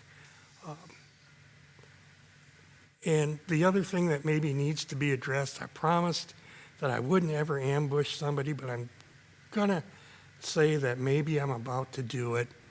I guess I'll apologize to Jennifer now. The comment about, you know, $172 million operating budget versus a $400 million operating budget, where did $300 million go? Well, I'll tell you one thing, it's not going to some bank account in the Cayman Islands. There needs to be some explanation on, you know, the difference between the operating budget and the total budget. I guess I'll call it Finance 101. You know, last week, you know, I was going to give Jennifer a heads up on what my question to her would be during her presentation. Well, after hearing, you know, that question on where did $300 million go, basically I've changed what my question is going to be. And so that's all I got. All right, thank you, Clark, for your comments. Anyone else this evening? See no one here, any virtually? All right, back to us then for discussion. Mr. Resnick. Thank you. So, Mr. Van Milligan, I noticed that most of the improved packages that were approved by you and your staff have the GD TIF loan repay. Could you talk about that funding source, please? Sure. So over the years, we've done some internal loans to the Greater Downtown Tax Increment Financing District. And so we're having the district repay those loans this year. And we're using those funds for our improvement package requests. And also, as I pointed out earlier, that Jennifer reminded me is of some general operating funds are being funded with that. And the reason we can do that is because in FY28, we're recommending only claiming 75% of the downtown TIF. So this money becomes a recurring revenue source in FY28. But this year, it's just the loan repayments, and that's how it's identified in the budget. So you can see that's where the money's coming from. Thank you. And I noticed they're used for all non-recurring costs. Well, I think there might actually be some of the recurring ones that are funded. Jennifer will cover that. Yes, there's, I don't have the exact number up here with me, but it's a little over 300,000 of recurring improvement packages total. Are you asking specifically for recreation, Mike? No, okay. No, I was just looking at the recreation, but I didn't see any. That were used for recurring funds.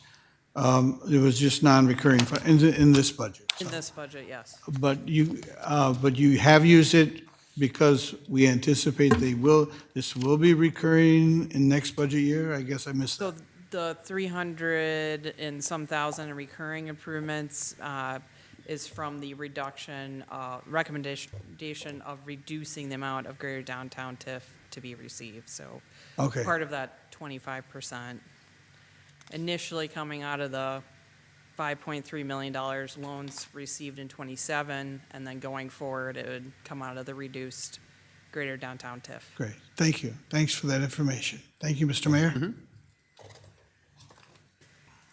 Keep it moving. Ms. Russell. Thank you. I noticed on page 76, you talked about the food and beer products that we sell, our concessions. And I'm wondering if we ever thought about outsourcing those opportunities, like to say a nonprofit group, or to free up our staff to do something else, and perhaps take that burden off of those folks and yet still be able to offer the concessions. Just a thought, an idea. Yeah, no, we haven't. if you're, are you talking about the golf course? Or Well, it just says food and one line's food products and one said beer products sold at recreation facilities. So I don't know how many Yeah. that's talking about or. So there's several different or different activities that feed into that line item, right? So the golf course, food and beverage is in there. MacLease, where we do our adult sports, that is in there. And then the pools is in there. And then also the marina is in there. So we are looking at ways to kind of consolidate the operation, especially for MacLease, the pools, and possibly the marina. More of internally, not we haven't looked at hiring that out or anything, but ways to make it more efficient for us. We are looking at that, yeah. Well, I know, like Main Street, when they have events, sometimes they have service groups or different people that actually handle the money and handing out the food and that kind of thing. So, I don't know, just something to think about. Okay. Thanks. Ms. Wethel. Yeah, I just, comments on both things that were approved and not recommended, I should say. So as far as our broad budget, I know this is a small amount, but for instance, on 4 of 11, talking about installing Wi-Fi down at MacLease. And the reasons to do that, one is that anymore, I believe that is kind of an expectation when we have community members come in. They do need that. But also the idea that we can live stream events, I think is really important. So I just went to a track meet that was live streamed on Saturday. It's amazing now, but even high school athletic events, the expectation is that there's live streaming. Right. And that's great because it opens up the opportunity for families to see their kids from afar. But I just want to say, although that's a small in the grand scheme of our budget, I'm really glad that we're taking advantage of that. And Mr. Scholes had mentioned 10 of 11, and just a couple of thoughts as I read that. I know it was not recommended. I can appreciate that you have a number of events, especially at certain times of the years, that it probably feels like if you could just punch it out more, that you could probably get more participation. But as I thought about it, I'm like, okay, so they have so many events and so much information to put out into the atmosphere, but so does Public Works. And that's safety related. So trying to make sure that we adequately support your department as it relates to our public information office, but just know that I recognize that you do need that support, but I appreciate that it's not recommended, and maybe in the future if we could, I don't know, dial in certain parts of public information, and that's probably maybe a conversation for their budget more so than yours, as far as what departments need what percentage of their staff time.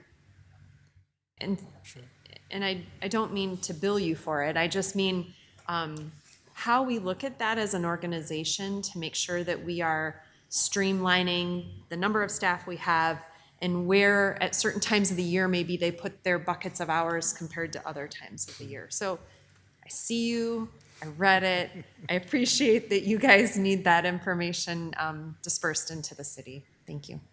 And to be fair, Randy and Chris and his whole team are awesome to work with, and I think my team would say the same thing. They've been very responsive whenever we're like, hey, we need to get something out quick, where registration is low or whatever it is, and they respond wonderfully, so. Great. It does happen a little bit. Super. Thanks, Mayor. Mr. Spring.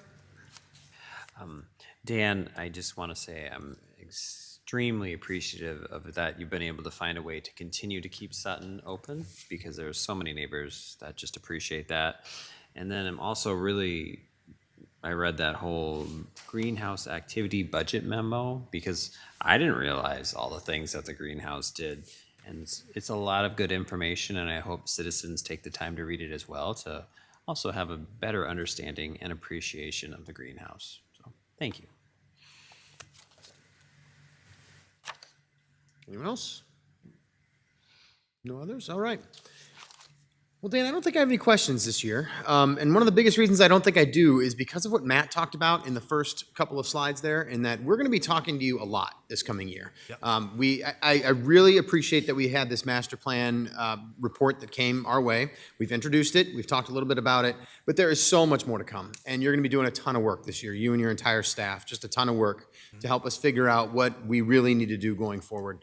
I'm really looking forward to that discussion. I think it's going to be great, and I think the community is too. So as far as this budget goes, I appreciate the work that you're continuing to do with what you have and the things that I think are rightfully recommended, and then looking forward to being able to talk quite a bit more in the year ahead.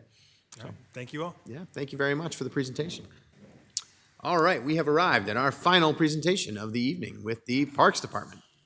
Steve is heavily caffeinated and ready to come and hang out with us.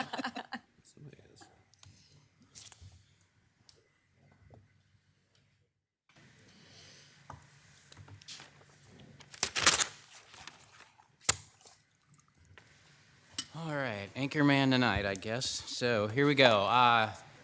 Thank you, Mayor, City Council members, city staff. Happy to present the 2027 recommended or proposed Park Division budget. I'm Steve Faisal. I'm the Park Division Manager.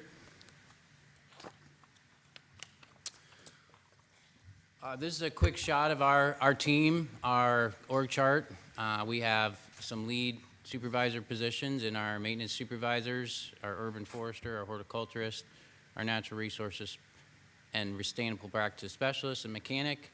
And as Dan mentioned as well, we don't hire as many temporary employees as Dan, but we do hire around 30 temporary employees during the season, during the summer, to keep things rolling, keep things looking pretty, and keeping grass mowed and parks clean and safe for people to use. I can't fit 24 pictures on one slide, so spelled everybody out here. This is our team. We do have one vacancy. We had an assistant horticulturist recently transferred to the fire department, so that's pretty exciting for him. We were very excited that he could move over to the fire department. Still works for the city. Alec Latham moved recently, so we're excited that for his new journey moving forward. Every budget cycle, typically, I like to talk about how we are the Parks Division, but we are much, much more than just the Parks Division. Yes, we have some beautiful parks within our system, but we do so much more within our division. Trails is a good example. We maintain over 30 miles of hard surface trails throughout the city to make sure that they're safe, usable, clean, and ready for people to use and enjoy, and we get a lot of good feedback. We have a pretty extensive trail system, and as part of the master planning process, which I'll probably talk about a few times tonight, we definitely are looking to expand our trail network and how we can start creating connections within our trail system to make it even more of a nice loop system within the city. Our forestry activity is another big part of our division. Typically, our forestry activity is in charge of trees that are what we consider street trees, so between the curb and sidewalk. So if you have a tree in front of your house between the curb and sidewalk, that is the responsibility of the forestry activity. They are also responsible for all of the trees on other city properties and all of our parks. So it's a pretty big number, and they do a fantastic job of taking care of our trees within the system. Natural resources is becoming a growing activity within our department as we continue to transition turf spaces to more natives, perennials, pollinator areas. We're increasing the number of acreage of our natives in our areas that require some expertise in our natural resources activity. Our horticultural team takes care of a lot of places and spaces. They're not just we're not just the city greenhouse. We do grow about 20,000 annual plants in our greenhouse and about 100 hanging baskets within our greenhouse. One of the things, if you're out and about in the city and you see a landscaped area that is typically has mulch or any type of planter or any type of plants, hanging baskets, that's our horticulture team. So some of the examples, and this isn't just our horticulture team because we all work as a team in the park division, but we have a lot of landscape areas. We're responsible for the landscape in city roundabouts, landscapes at all of our city buildings, Grandview Boulevard, downtown Main Street, Port of Dubuque landscape. So, and there's so many more other places and spaces that you wouldn't, entryway signs, things like that. So there's a lot of places where our team is out and about constantly throughout the season, making sure that those areas stay mulched, weed-free, and beautiful as people come into Dubuque to enjoy our city.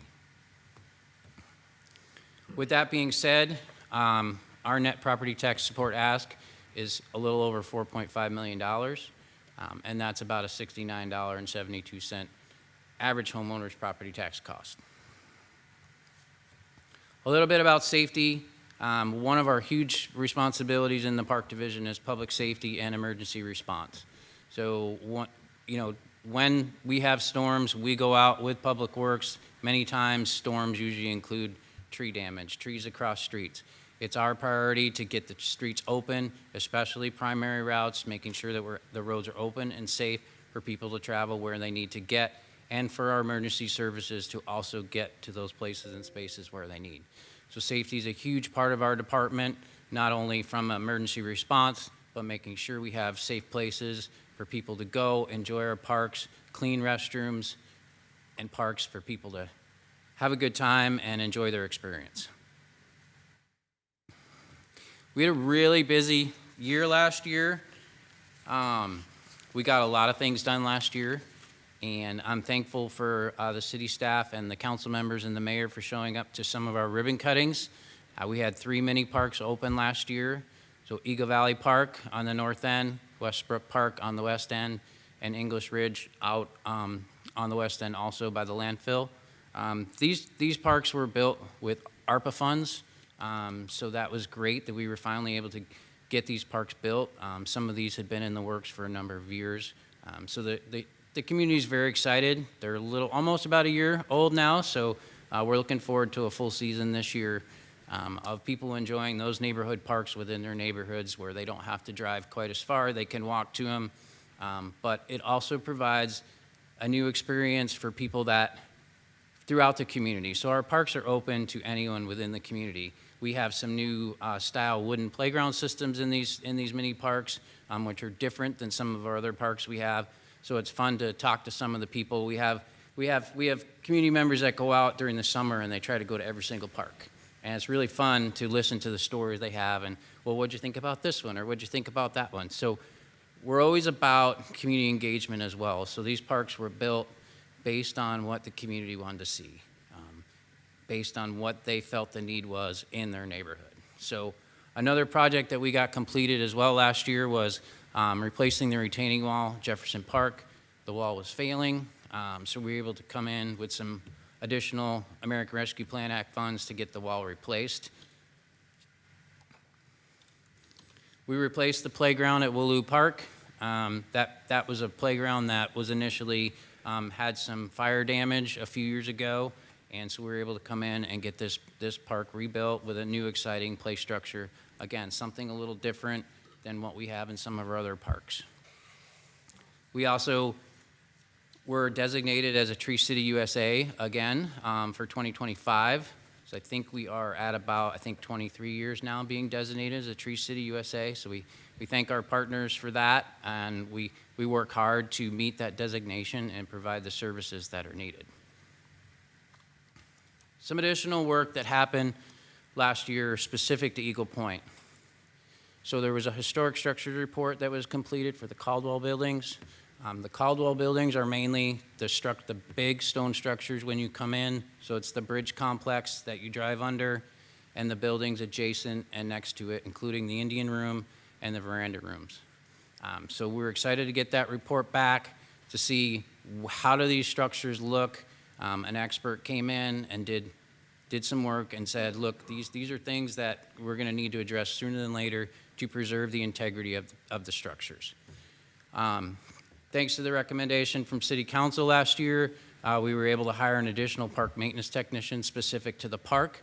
So we will have 2 full-time park maintenance technicians within Eagle Point this year, and also some temporary staff this summer to do some extra work within the park.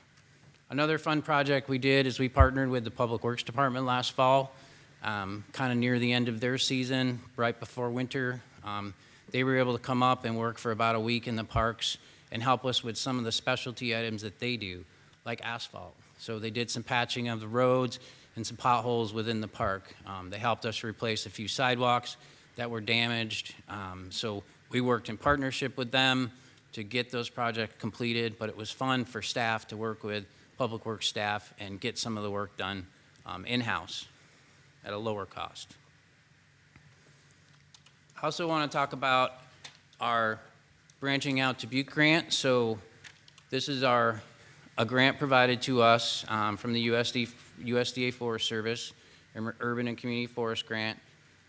We received just about $1.5 million to plant 5,280 trees by the end of 2029. We were able, this work also came with a full-time person assigned specifically to this grant. So Lorana Snyder is our environmental justice tree coordinator. She is amazing in what she does. She has been working diligently to get us to this goal. Last year, we planted 360 trees.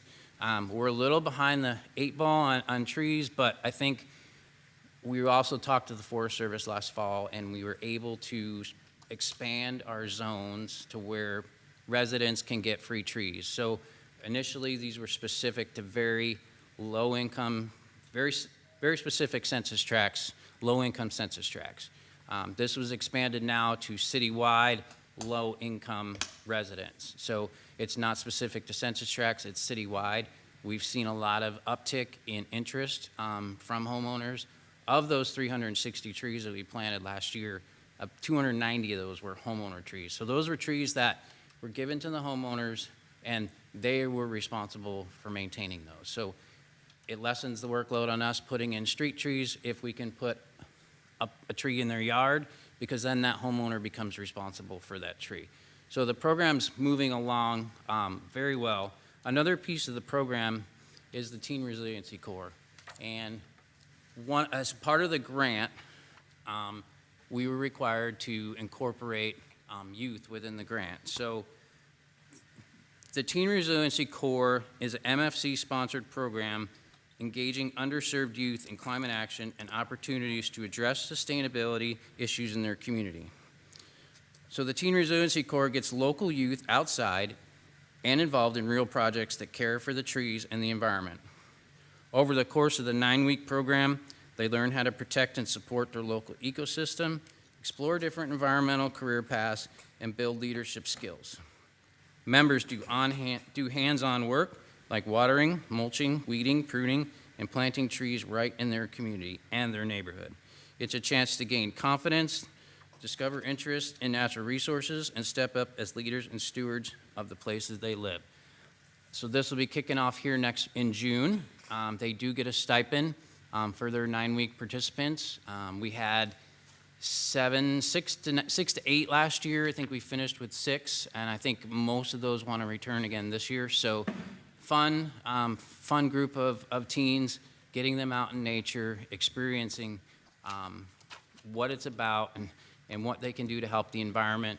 The picture here with the white tubes behind them is actually a project that we did at Eagle Point. They're actually preserving white oak saplings from deer and other animals that might meet them, and eventually we'll be able to take those white oak saplings and plant them throughout the park, but also plant them throughout the community where we can fit them in. And we wouldn't be able to do all this work without our amazing partnership with Dubuque Trees Forever. They're an amazing group. They're always willing to help us, willing to provide volunteers, willing to provide hours. They help us with plantings for branching out. They're doing plantings. They did some plantings at the golf course last year.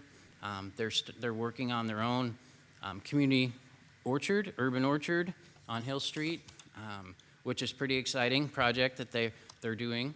And so that's a lot of fun to see that come to life from a green space to now orchard. So we're very thankful for their partnership and the help that they can provide us with the additional volunteers and hours needed.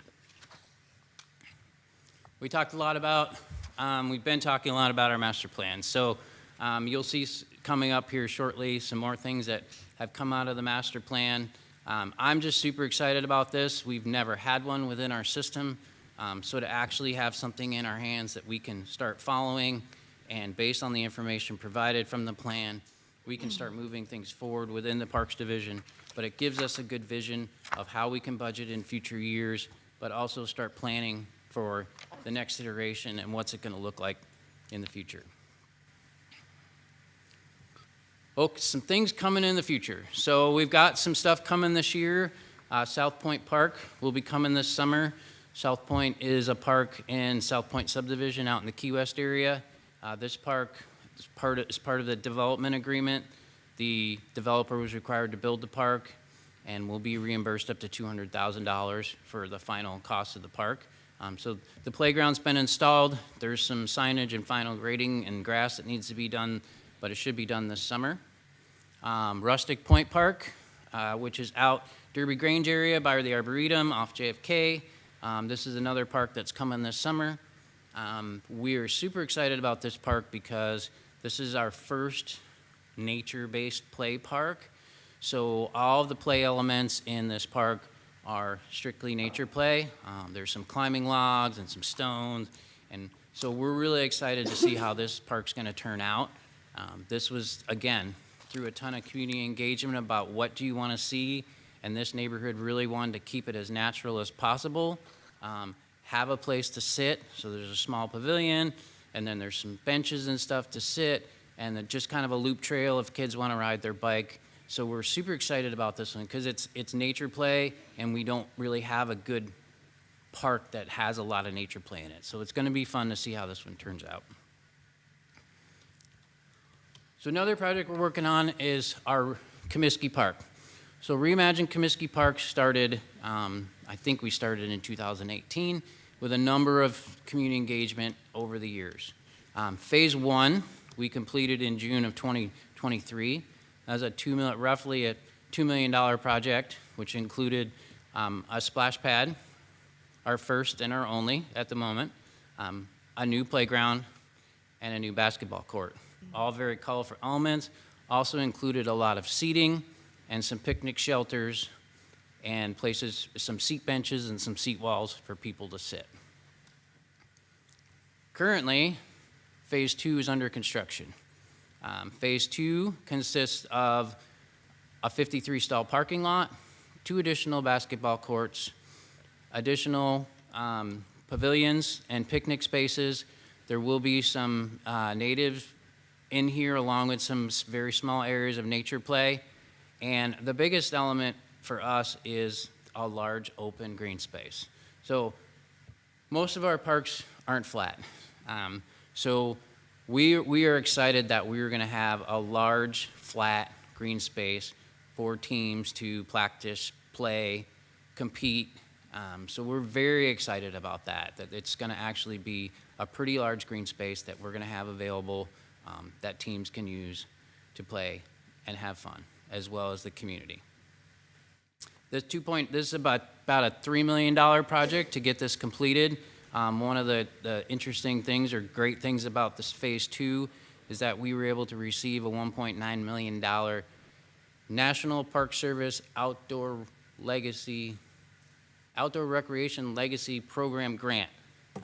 So a lot of the funding is coming from the National Park Service and is specific to low-income neighborhoods. So we're excited about this project. It's kicking off. This is scheduled to be done by the end of September.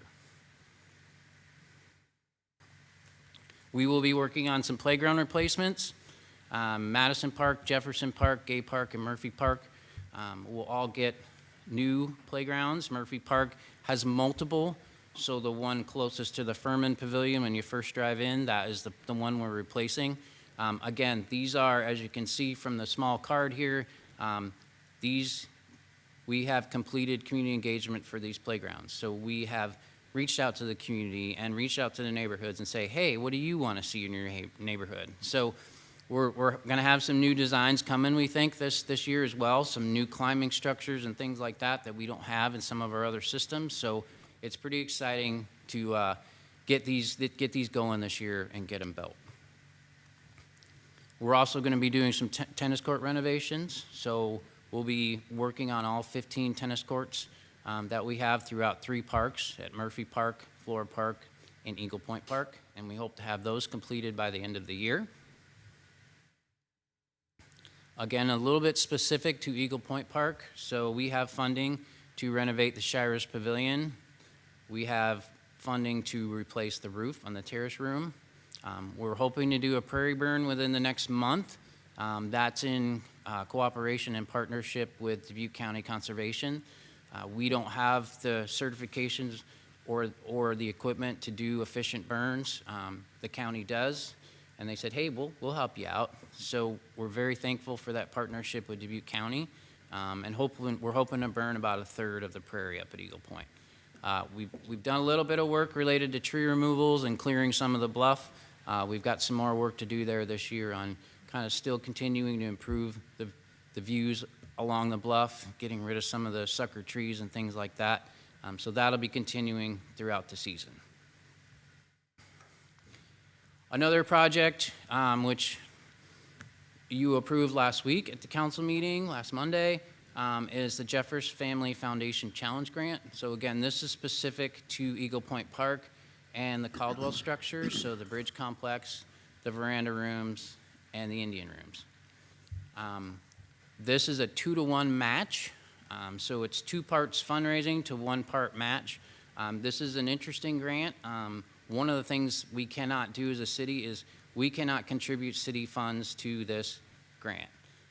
The grant's very specific that says you must fundraise the funds and we'll give you a third of that match. So thanks to the planning department who's been helping us a ton with this project. We're looking at hiring a consultant to help us fundraise the match that we're going to need, about the 1.2, 1.4 million that we're going to need to raise through fundraising, and then we will get the remaining from the Jeffers. This is a 5-year grant process. The Jeffers Family Foundation gives us up to 3 years to raise the funds and then 2 years to get the work done. So hopefully, as we move forward, we can get $2 million worth of work done on these historic buildings. We had some additional studies done on these structures related to structural repairs and stonework and tuck pointing. So we have a really good budget of what to prioritize to get done and how to do it properly. So we're excited that this will be coming forward hopefully here once we hear back from the Jeffers family that says we're good to go. We're going to kick into gear. We're going to get our fundraiser partner hired and get going and try and get this money raised. So, the other thing I wanted to talk about quickly is that we have started a Friends of Dubuque Parks group. It's kind of still in the early stages, but I believe we have a Friends of Dubuque Parks Facebook page. We have some members that are trying to get this off the ground. You'll hear more about this coming in the coming months. Again, this is something that came out of the master plan.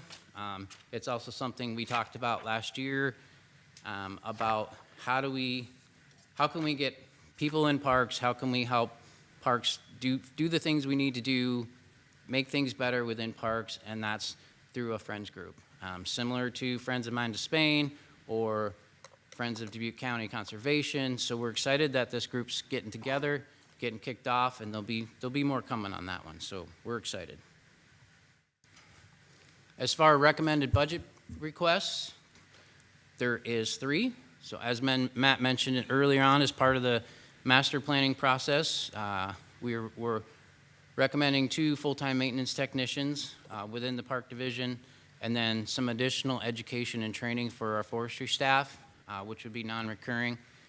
Forestry is one of the most dangerous jobs in the world to do, and we want to make sure our staff are highly trained and highly aware of situations and new practices and procedures.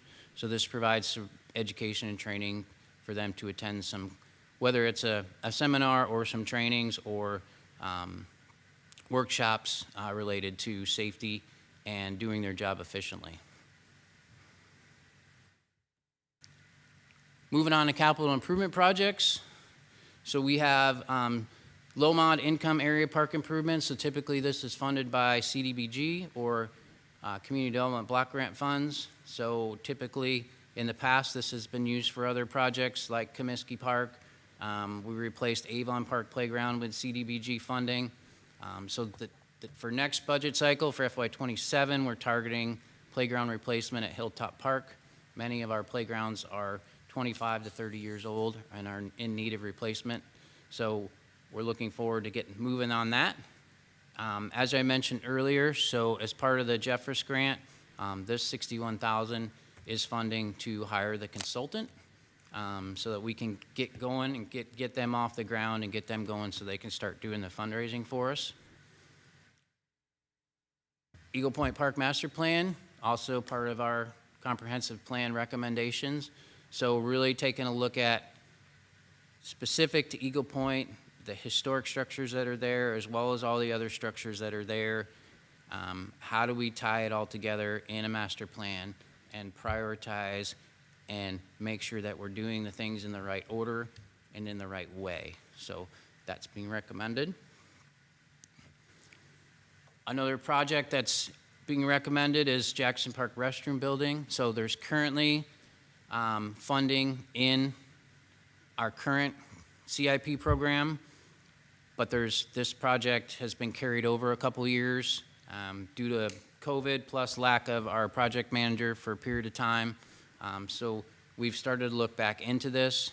The additional $100,000 is to the pricing we had is probably 4 years old. So the pricing we're looking at, as we all know, everything is continuing to rise in pricing. So this is an additional $100,000 to make sure that we can build the right building and we can put the right building in Jackson Park as far as the restroom goes. Also, some minor maintenance work that needs to be done. The roof on my office needs to be replaced, as well as the roof on our mechanic shop needs to be replaced. So funding for those two projects. Talking a little bit about our performance measures. Looking at number of parks upgraded or built. As you saw from my presentation, we added 3 last year.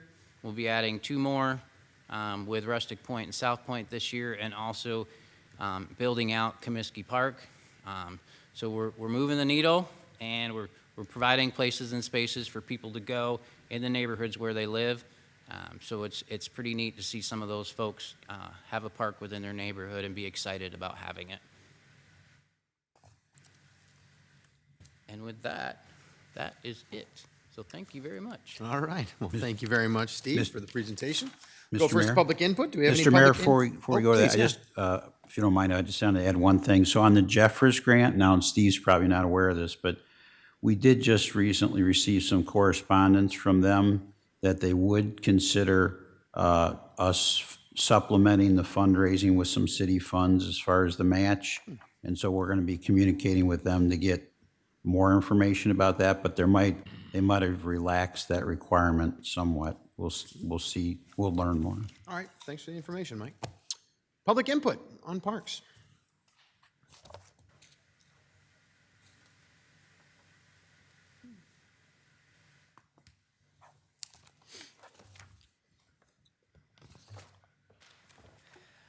Good evening, Mayor, Council, and staff. Rob McDonald, 3399 Eagle Point Drive. I've got a few comments about parks, but first, just a little bit about the process. You know, it's almost 10:45 and we're here taking public input. That tells me the process isn't real good. Nobody's going to stay this late except people like me and Clark. And see Tom Green over there. He grew up outside Eagle Point Park. But there's got to be a better way. You know, last year at this park budget meeting, it was first in the lineup, and there were 9 people, I think, that gave public input. I think it was the most public input of any budget meeting. And because of that public input, there was a maintenance person added, and the water tower demolition was added. Now, you don't see too many things added at this table. You know, the budget is kind of set it and forget it. That's probably not the right choice of words, but kind of it's pretty much in there, and if there's going to be change, it's going to take something significant like 9 people giving public input, and you're not going to get public input at 10:45 at night. Bless everybody, staff, everybody, for being here this late and doing this 3 times this week, but there is a better way. Obviously, the meetings are too long. There's a lot of ancillary info in the works in the presentations that probably are more appropriate for a work session, not a public budget hearing. You know, you don't see a lot of information that really drives what drives the expenses. Certainly, we see something on capital improvements, but there's not always a lot of color with that. You know, I hear that we're only required to have 4 meetings by state law, and Dubuque does 8. I said it last time I spoke, more is not better. There's a lot of cliches. More is not better, death by 1,000 cuts, get down to the brass tacks. All this leads to budget fatigue, which I think somewhat drives complacency by the public, by the citizens. For the public, it's not a user-friendly process. The capital improvement program is 453 pages. The resident budget guide is 375 pages. Tonight's meeting with the 6 departments, 143 pages. The resident budget guide includes 13-page glossary, 13 pages, and 7 pages to show what the acronyms are. Again, not user-friendly. You know, I think about what I do for my job when something needs to be explained better. I get marketing involved. I saw something referenced that someone's working with Randy Gale to help, you know, explain something to the public. Great idea. Every department should be a 1-pager. Sure, like someone else said, I think Clark said, keep all the pages in there. That's fine. That's a reference. But how about a 1-pager? So citizens can digest it? Because I said the other night, how does the average citizen digest it? How do they, you know, how do they understand it? How do they consume it? One simple little improvement, if we could see year-to-date fiscal year actuals. We're 9 months into the fiscal year, okay? I saw the library, they were referencing figures, actual figures, fiscal year 25. That ended 9 months ago, okay? In today's world, we have the data. It should be out in front of us. So a couple of things on the budget. I'm curious about Ragbri. And I'm curious, I was surprised not to see anything in the budget in parks related to Ragbri, because I could be wrong, but I don't think A.Y. McDonald Park is going to look in July like it looks right now. So there's going to be an emphasis down there. There's going to be money spent. You know, in the budget, if you're getting a smartphone, it shows $400 in the budget. You're going to spend more than $400 down at A.Y. McDonald Park, and I'm surprised nothing's in there. Last time Ragbri came to town, 2010, every fire hydrant on the entire route was painted. I drove it. I'm in the waterworks business. And from Chavanel coming in, Radford to Pennsylvania to Clark, down North Main and all the way to the Port of Dubuque, every single fire hydrant was painted that summer. Great, but it costs money. So are we going to spend any money? I think we should see it. And then the greenhouse, okay?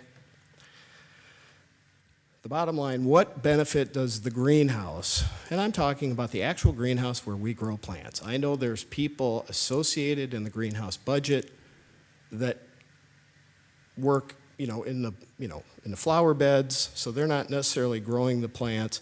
I know there's more in the budget than just growing plants, but that's what I'm curious about. I've never seen government be more efficient than private enterprise. Maybe there's a couple examples, I don't know. But in the budget memo that was included regarding the greenhouse, it said there's 20,000 plants, and the city grows them for $1 to $2 fully grown. Whereas it would cost $4 to $7 to purchase them. Okay, $4 to $7, that's times 20,000 plants, that's $80,000 to $140,000 in expense. And you have to add shipping, that was in there. So $140,000 plus shipping, let's say $150,000. Okay, our budget in the greenhouse is $655,000, which means that's $32.75 a plant. Okay, there's other people in there, I get it. So let's cut it in half. If you cut it in half, you're down to $325,000 for that budget.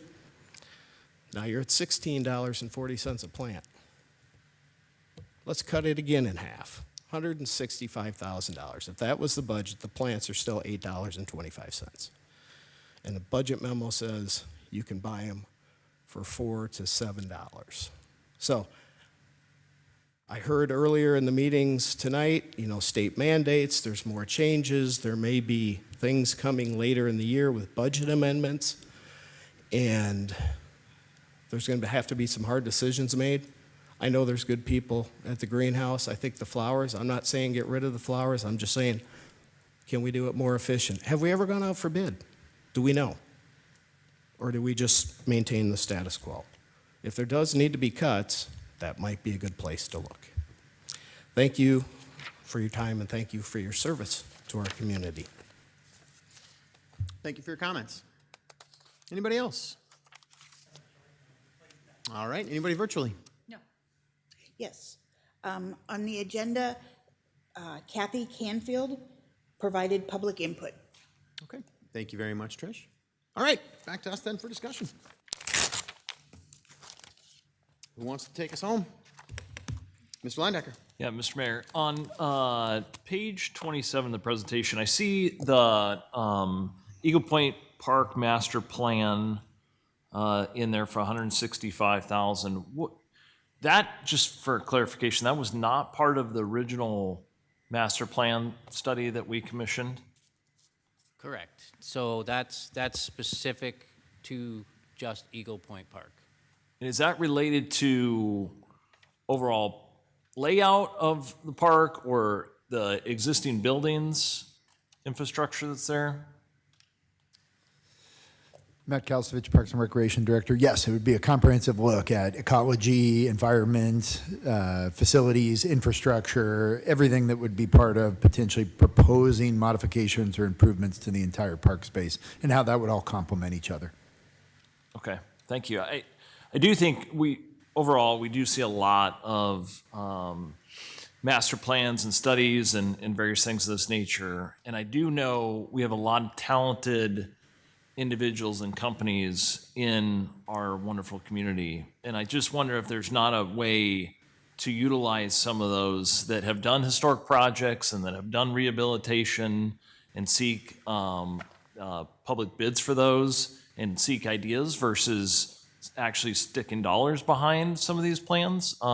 If there's not just a way to reduce the overall cost associated with these, it's, as we've talked about this evening, with potential budget cuts and things coming down the line, I do think there is probably a better way to do this. And I think about some of the stuff, not that it relates necessarily, but in our public life, our own individual lives, we wouldn't commission a study if we wanted to redo our landscaping necessarily, our house. We'd get bids from probably multiple contractors, get ideas, and then come up with a plan. And so I would like to, raise that. I don't think it just, not picking on parks, right? It doesn't just apply here because we do see it across the board in a lot of different areas, and it's somewhere where we might potentially be able to save quite a bit of money because they do all add up. Thank you. All right, thank you. Yeah, Ms. Wethel. Maybe as it relates to Councilmember Leindecker's question, could you just explain as a municipality what we are required to do by government when we go out for RFP for a contract, such as the Eagle Point Master Plan RFP that we will present? You mean in regards to the way we would ask people to contribute to that? So the process as a municipality in which we have to go through, that we have to choose of lowest bidder, and the project RFP goes out to whoever wants to respond to it, whether they're a Correct. local company, a regional company within the MSA or not. Yeah, and typically we would work with our finance office, our procurement team about, going to a national list of those who want to be included in something like that, or we would provide information about those who we know could maybe do it locally. We always try and have that be an aspect of inviting those companies to contribute. But yeah, it would be a detailed explanation and list of the things that we would want to accomplish through that, and then they would have to either sometimes provide a list of qualifications showing that they would be eligible to be included in the process, or if it was broad enough that somebody could just put in a submission to be evaluated by a team that we would put together internally of the people most closely connected to the project, or the scope of work that we might be asking somebody to provide, would then basically evaluate those submissions to then score them against the matrix we would develop to then make a selection. Obviously, a high consideration, but being true to the process for those who would be eligible locally to contribute. And our process is required to have sealed bids and take low bidder, correct? For an RFP, not necessarily. Those are relative to the score and the requirements that were being asked for somebody to basically present information about why they would be the best fit relative to our budget.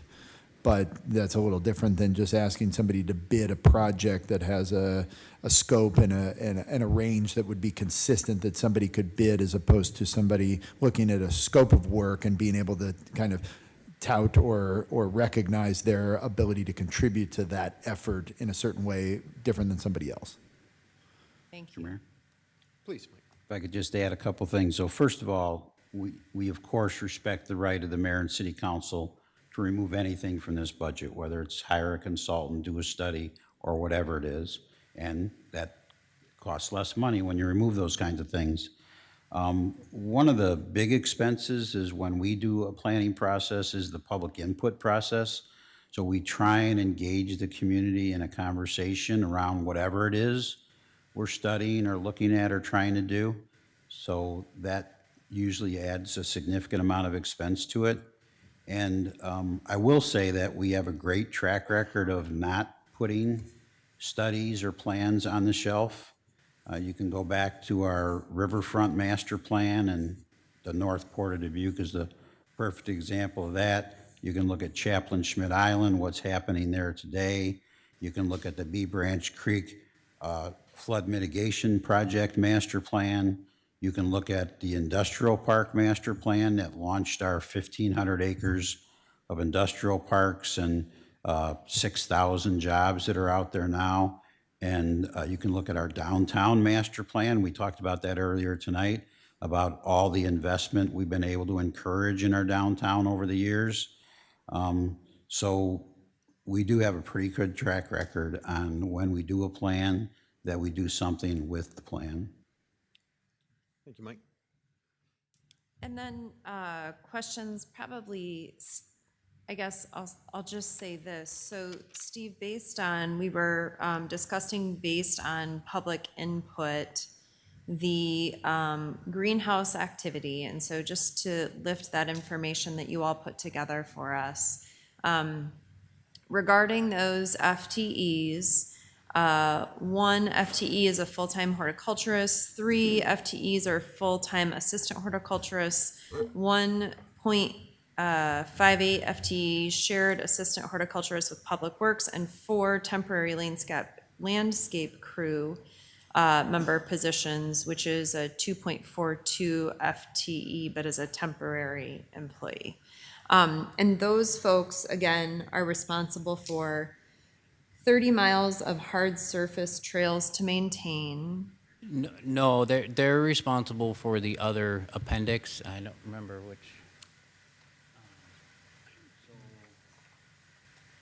In appendix. That was more your general staff. Yeah, is- general okay, staff. Okay, gotcha. But if there, so for the horticulture staff, if there's, so here's a good example. So there's a call we call Lombard Trail. It goes from basically, it's near Washington Middle School, and it travels down to, I can't remember the other street there, right on the on-ramp to Highway 20. There's a ton of landscape on each side. So while park staff take care of the trail portion of it, our horticulture staff takes care of all the plants. So the Appendix B is the long list of places and spaces that these staff take care of. So it's, like I said, it's all, anywhere you pretty much see mulch, perennials, annuals, that's gonna be our horticultural staff. It's very specific. We don't, even within our parks, so at Comiskey with all the new landscape we added, that's all taken care of by our horticulture staff. Our park staff mows the grass, but they're maintenance staff. Our horticulture staff is the experts that know how to take care of the plants within the landscape beds. So while we're there with different people, we have two different types of expertise there, making sure that everything's staying healthy. As far as the temporary employees, we have one gentleman that he goes around and he waters our plants. We've, a lot of our Main Street raised planters, Millwork District planters, they're not irrigated. They need to be watered. So we have a water truck, and he goes around every day and he waters plants, So that's one thing our temporary staff does. They help with planting. They'll go out and do litter control. They'll pull weeds. One of the things we're really trying to do is continue to implement our integrated pest management program, which is the reduction of chemicals. So we hand pull weeds. We put more mulch down to prevent the weeds from coming up. So we're trying to, we're implementing more mechanical means and trying to get away from the chemical means. Although, even though our staff is pesticide applicator certified and they can spray, we try to spray as little as possible. But there's so many places and spaces, right? City Hall Annex, all the landscape along the Riverwalk and the Port of Dubuque. We partner with Public Works, but all that they take care of the turf, we take care of the landscape. So it's amazing when you start penciling it out how many places and spaces our horticulture staff are at any given time. Honestly, the Appendix B is pretty impressive. It's the a lot. number of spaces that are there. Absolutely, yes. And thanks for bringing to light too that your staff deals with the public safety and emergency response. That's something I wouldn't have put front of mind, but when you spelled that out and I thought about when I see our responding employees and what they're doing during storms or public safety emergencies, thanks for pointing that out. I just want to follow up with a thank you to Councilmember Sprank. When I came on council, I don't remember at least a couple months that would go by without him advocating for phase 1 of Comiskey. And so I'm really thrilled to see that space in the North End, investing in the North End as a council, and for phase 2 to be underway, and to receive that National Park Service funding to get it done as a gift to our residents. And then I read somewhere, and I don't think it was in any of your supplied information recently, that a single family home, if planted with 2 trees, can cut their cooling fees by up to 50%. And so when we talk about 5,280 trees through ARPA funding through U.S. Forest Service. U.S. Forest Service, that's what it was. Through the U.S. Forest Service grant. I just think about the investment that could be, not just for my children or my grandchildren, but for decades to come of what that could do for people who want to live, and the cost of utilities, especially in the low-income census tracts. So kudos to our staff for getting that done, but also to the partnership with Trees Forever. I'm It's huge. incredibly excited to have that partnership work in such an important way. And to be, as a private citizen, part of the Friends of Dubuque Parks, as headed up by a pretty special councilwoman down the way from me here. I think that in responding to, even in our first meeting, what that brings forward in the community, and people who are ready to be engaged and want to be engaged and want to do the hard work and be part of the process. So thank you. Thank you, Mayor. Ms. Russell. Thanks. I just wanted to step back to the master plan, Eagle Point, for a minute. Is that kind of an outcome of the master plan? Since Eagle Point has been kind of redesignated as a regional park, is the next step then the Eagle Point itself master plan? Yeah, absolutely. That is 100% a connection to the research and the work and the response from the community, both prior to and during the master plan process, rising to the level of being called out as the independent study that it is, very much in relation to the unique categorization that it is, being a regional destination for the community. Yeah, I'm sure it will be an investment that makes sure that we invest in a smart and efficient way to get the most out of our dollars. And then one other question on the Jeffress grant. You said it takes three years of fundraising and then 2 years of work. So no work can begin until the 3 years are complete, or how will that work? So if we raise the funds, we can start work immediately. We'll get the funds from Jeffress. So we've had some preliminary conversations with some consultants, and they, $1.2 million isn't, in their minds, isn't a big number, and they think help us raise the funds in 12 to 18 months. So if we have the match in 18 months, Jeffress will give us, they give us up to 3 years to raise the money, but we think we can raise the funds in 12 to 18 months. Sounds good. Yeah, Sounds we're like a excited. challenge. Thank you.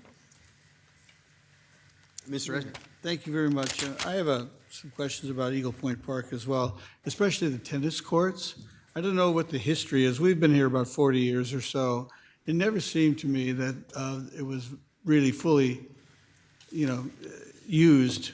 And then, of course, the courts are over time degraded. Are we planning to do all tennis courts? Or are we going to do any racquetball courts? Or has that all been decided? And could you tell me historically, do you think they're going to be used up there? I mean, it does cost $1 to get in the park, and we do have free courts other places. But have you looked at the history and the use of those tennis courts? Or are we just going to replace them and just figure if you build it, they will come? Yeah, so the goal right now is to put tennis courts back.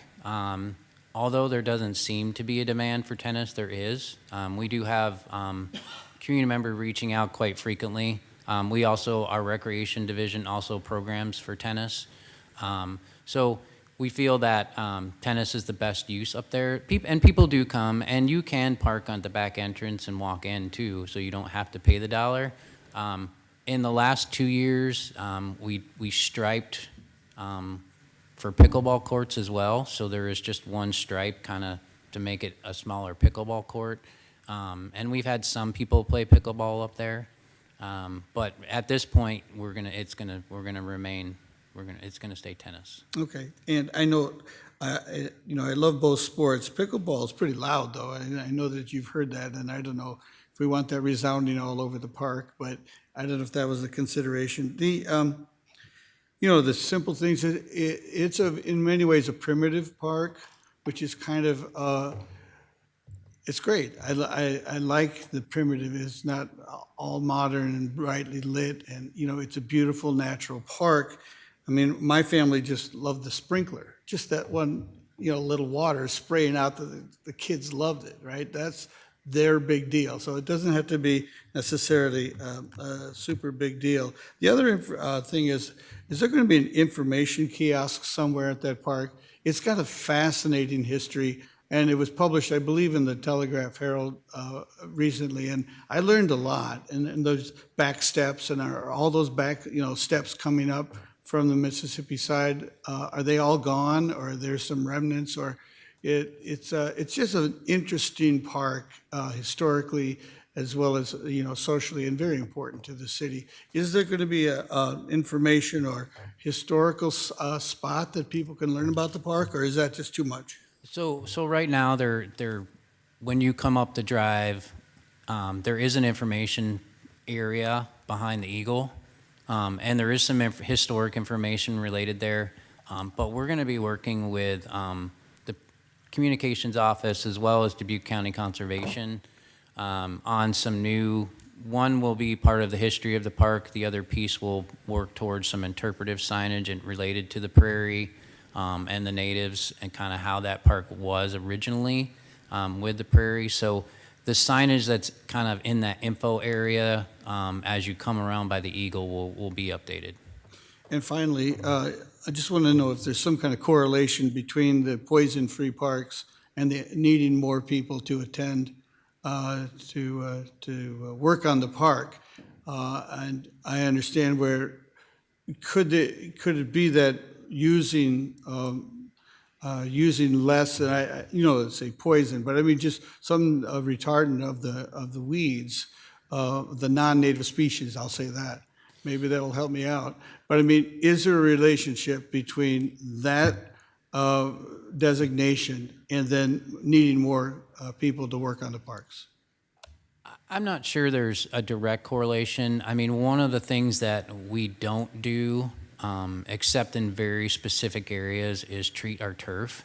So we don't spray our turf with any type of chemical except for our Veterans Memorial and our softball fields. So in my time here in the last 13 years, we just continue to grow as a department, as a division. We've added 3 roundabout maintenance. We've added, I think, 12 miles of trail since I've been here. We've just added 3 parks last year. We've expanded Comiskey. So our system has grown, but our staffing has not. So what we struggle with is trying to keep up with the maintenance that's required to keep the grass mowed and keep the parks picked free of litter and keep the restrooms clean. And as we continue to expand our system, you need more people for that. And part of the master planning process, there's a metric out there for a number of things. How many people you should have for certain miles of trails, how many people you should have for certain acres of turf. So we've just expanded and continue to expand over the years, but we haven't expanded in our staffing. So and we basically have also recently reduced our temporary staffing. So one of the things we did this fiscal year was we were approved by council's recommendation to hire a full-time maintenance technician. But that was offset with eliminating 2 temporary positions. We also were approved to hire a maintenance technician in our B branch. That was also offset by removing 2 temporary positions. So the funding stayed there, we just removed the staff. But we're very thankful for the full-time staff because now we have year-round staff versus temporary to make sure we can do those things in the off months to do some projects to stay afloat. But we're slowly starting to increase, but it truly is a capacity issue based on how we've grown. Well, that makes sense. Thank you very much. Thank you, Mr. Mayor. Mr. Mayor. Yes, Mr. Spring. Hey, Steve, thank you for all you and your staff are doing to make our city look beautiful and gorgeous. I know we ask a lot, and I'm very appreciative of what you guys are able to get done, especially all the work that you're going to be completing up at, or having completed up at Eagle Point Park. I'm really excited to see that master plan to kind of show folks like this is the plan as to what's going on, and I think they will be appreciative of that as well. One thing I don't know if this kind of falls between you and Rec, once Comiskey Park, the phase 2 is completed, I'd say in like 2028, maybe ask citizens, like, what do they want to be seen here for programming? Because now that it's gotten totally remodeled, I don't know what folks will want anymore. Maybe they want different programming. Maybe they don't. Maybe they just like that the field's all open, and maybe they want more rec stuff. I don't know.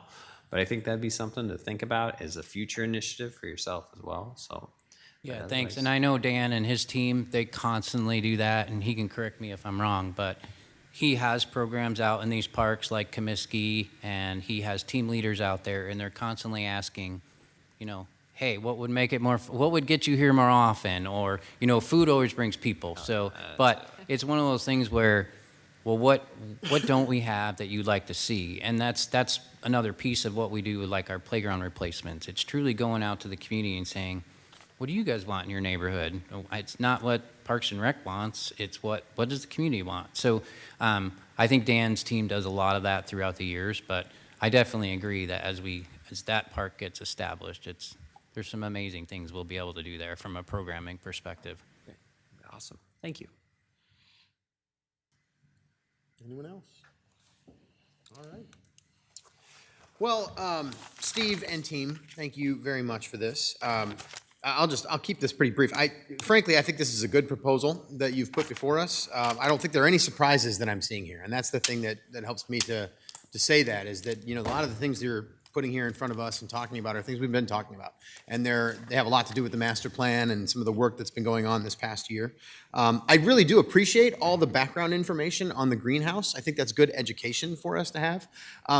I will say, though, that in my 6+ years on this council, only one person that I've ever heard of say something about not having a greenhouse, like one person out of the 60,000 people we represent. So I don't think it's much of an issue in my mind currently, unless I start to hear from, you know, a lot of people that this is something we should think about.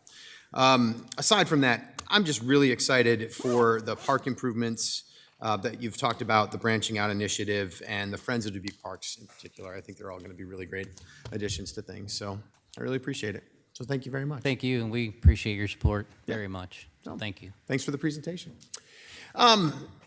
Mike, as we move on to this last action item, I have a question for you that I've been thinking about tonight. This is, I appreciate that we've done this and put this action item at the end of the agenda, but we are going pretty late most nights, and I don't think we have a whole lot of energy to be able to really hash some of these things out at the end of the night. We have an actual regular city council meeting on Monday, and I'm curious if there would, in your thoughts, what you would think about having this action item fit with the other items that are going to be on there, for us to have a little more discussion about this in depth that night. Yeah, that's perfect, because I think, what would you all think of that, to be able to do that a little bit more? And what I would suggest is, we have 2 items on there now, and you know, that we've talked about in the past. I don't have my phone up, tell me what they are. It was the, Mr. Landecker, what was yours? It was the suggestion you made. I'll look at my phone. I got it. It's getting late. Let me look at my phone real quick. It's the reimbursement recharge. The recharge, yes. Yeah. So the recharge rates and that process basically for that. And then also we had the reserves, and you're wanting to discuss the reserves, Mr. Resnick. So those 2 items are there now. If you have something else in mind that you want to bring forward, I think Monday night would be a good time to do that. We'll have a little more time to work through it. We'll have a little more energy to be able to discuss it. I think it would be helpful to do that. Mr. Resnick. Mr. Mayor, I appreciate your idea. I do prefer to do it tonight while it's fresh. And I'm not saying we don't right now. Okay. Well then. Yeah, I'm just saying, what I'm saying is, can we add it to Monday's agenda to have more discussion? I'm totally open to you discussing whatever you want in this moment right now, too. Well, I mean, by doing it right now, I mean, again, it's fresh, and yes, it's 11:20, but if we move everything to the regular meetings, we're going to end those at 11:20. I mean, it is difficult. That's just my voice, just saying I wish we would, I mean, when we're finally all said and done with these. Yep. Oh, I see what you mean. See, so we don't do it every. Yeah. Okay. Let me clarify. I want to keep it on the agenda every single budget hearing that we have going forward. So we have 2 more this week, 2 more next week, right? So we'll have those opportunities to have this item on the end of the agenda. But I also thought it would be useful for us to dig into the 2 items that are there now a little bit more, and then just have more of a thorough discussion about this particular action item of things that we want to hold for separate discussion on Monday, because I think it would be a useful thing to do in the middle of the process. Sure, I understand. And also, It's late. I'm also thinking ahead in that if we're getting serious about some items that we're holding, and the council is starting to lean in the direction of actually taking those items off the budget, we need Jenny Larson to be able to do some calculations for us and have those ready on the last night of the budget hearings so we can adopt a budget with actual numbers, not ask her to do the math on the fly that night, which I've seen happen at times. And it sort of works, but I think it could be better than that. So, and I'm seeing Jenny shake her head too. So I think that's kind of what I'm thinking. Does that make sense to everybody? I'm not way off base? Okay. Does anybody have anything right now on this action item? We'll keep it on there and we'll talk about it again. No? Okay. We'll talk about it again. So we're back again on Wednesday night. We have a night off tomorrow, so we'll be back here Wednesday and then again on Thursday. But thanks to everyone who is here tonight, and no further business, so we are adjourned.